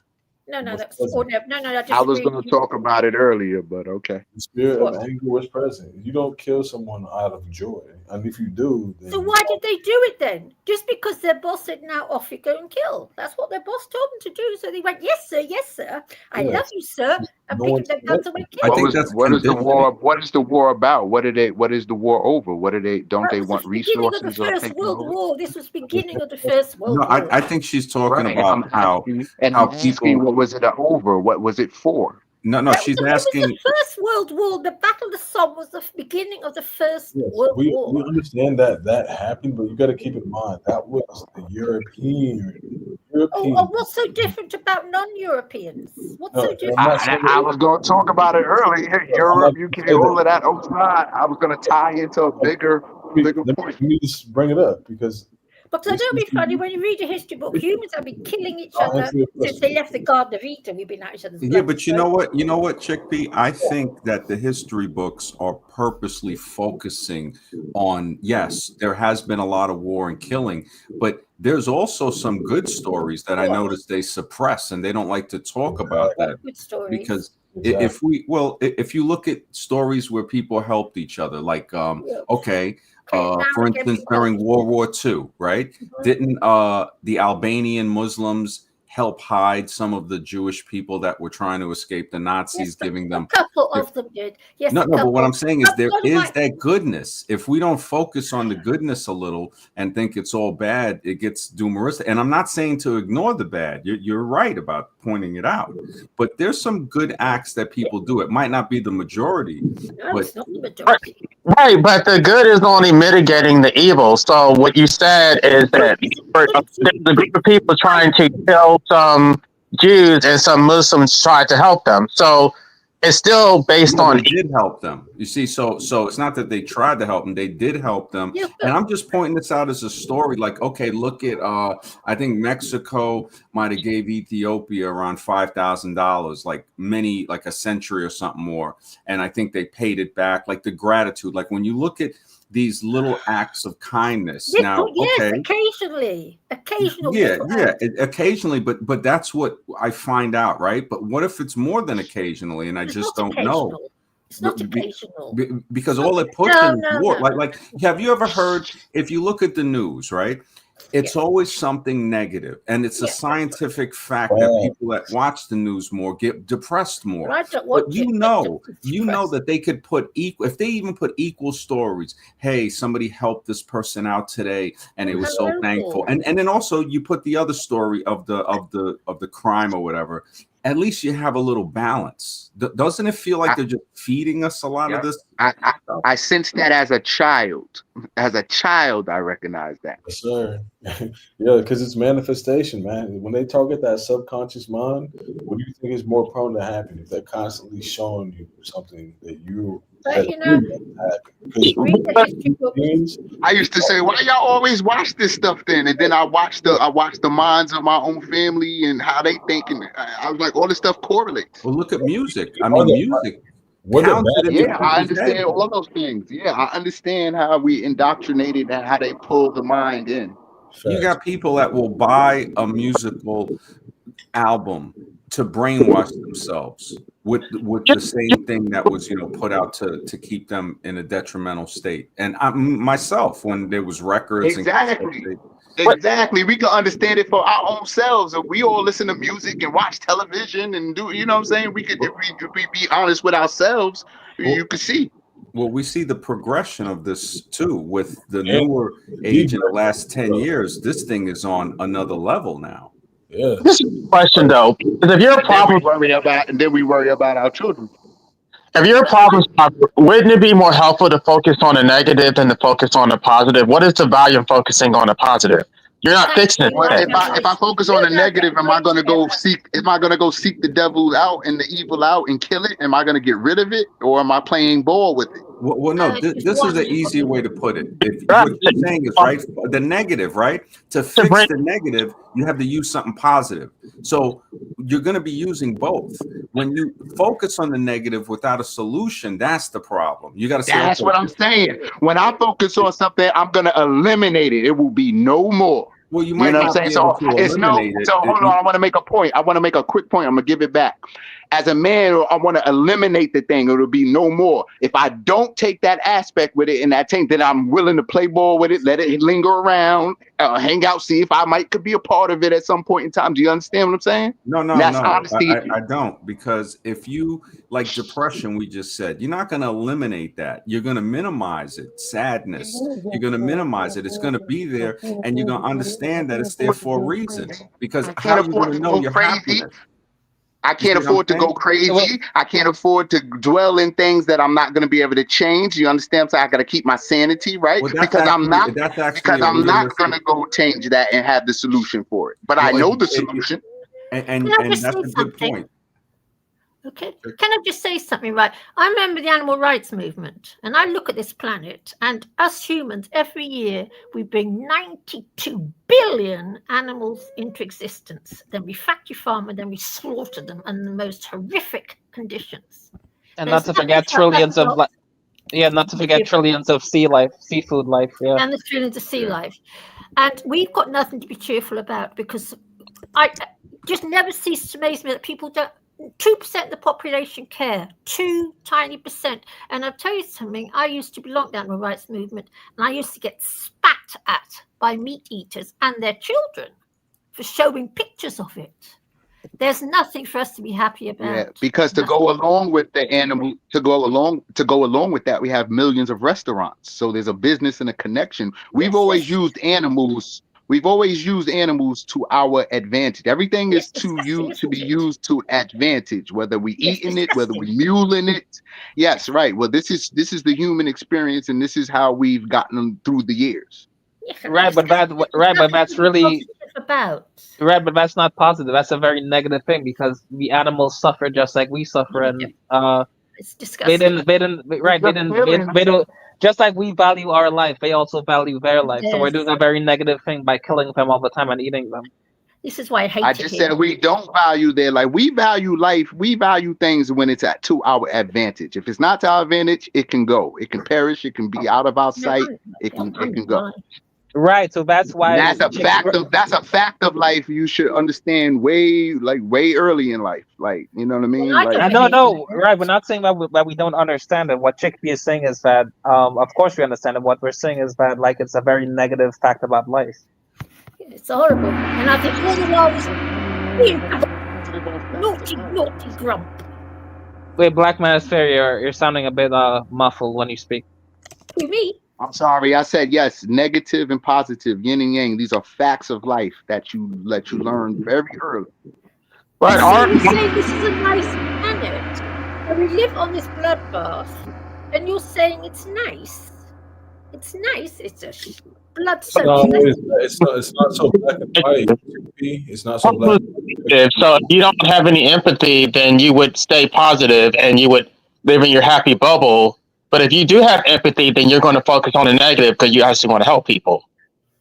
Have you seen the movie Life and with Eddie Murphy and Martin Lawrence, and when they were all in jail doing life, then they went into this bubble of their mind where they were in the boom boom room and they were in this jazz place, and all the inmates were in the same dream. And then the warden came in and he cut the dream off, and they all were lost. So you have abilities to go into your mind they say you can be in prison, can't lock my mind. Right. Yesterday was this. BMW. Sorry, guys. I have to end the show. I have to end the live. I'm afraid it's very Why? late for me because I've got to go to bed to get up in the morning. Yes, So what what I'll do is I'll end it, but you guys can stay backstage and talk. It's no problem. But I'm going to end the live stream because there's no Gaia the Sage around either. I don't know where he is tonight, unfortunately, to keep it going. But yeah, thank you to everybody who tuned in. We'll come back again soon. But yeah, guys, stay backstage, chat away. It's been a great stream. Thank you for joining us. Night, Yes, from. sir. Yes, All right. sir.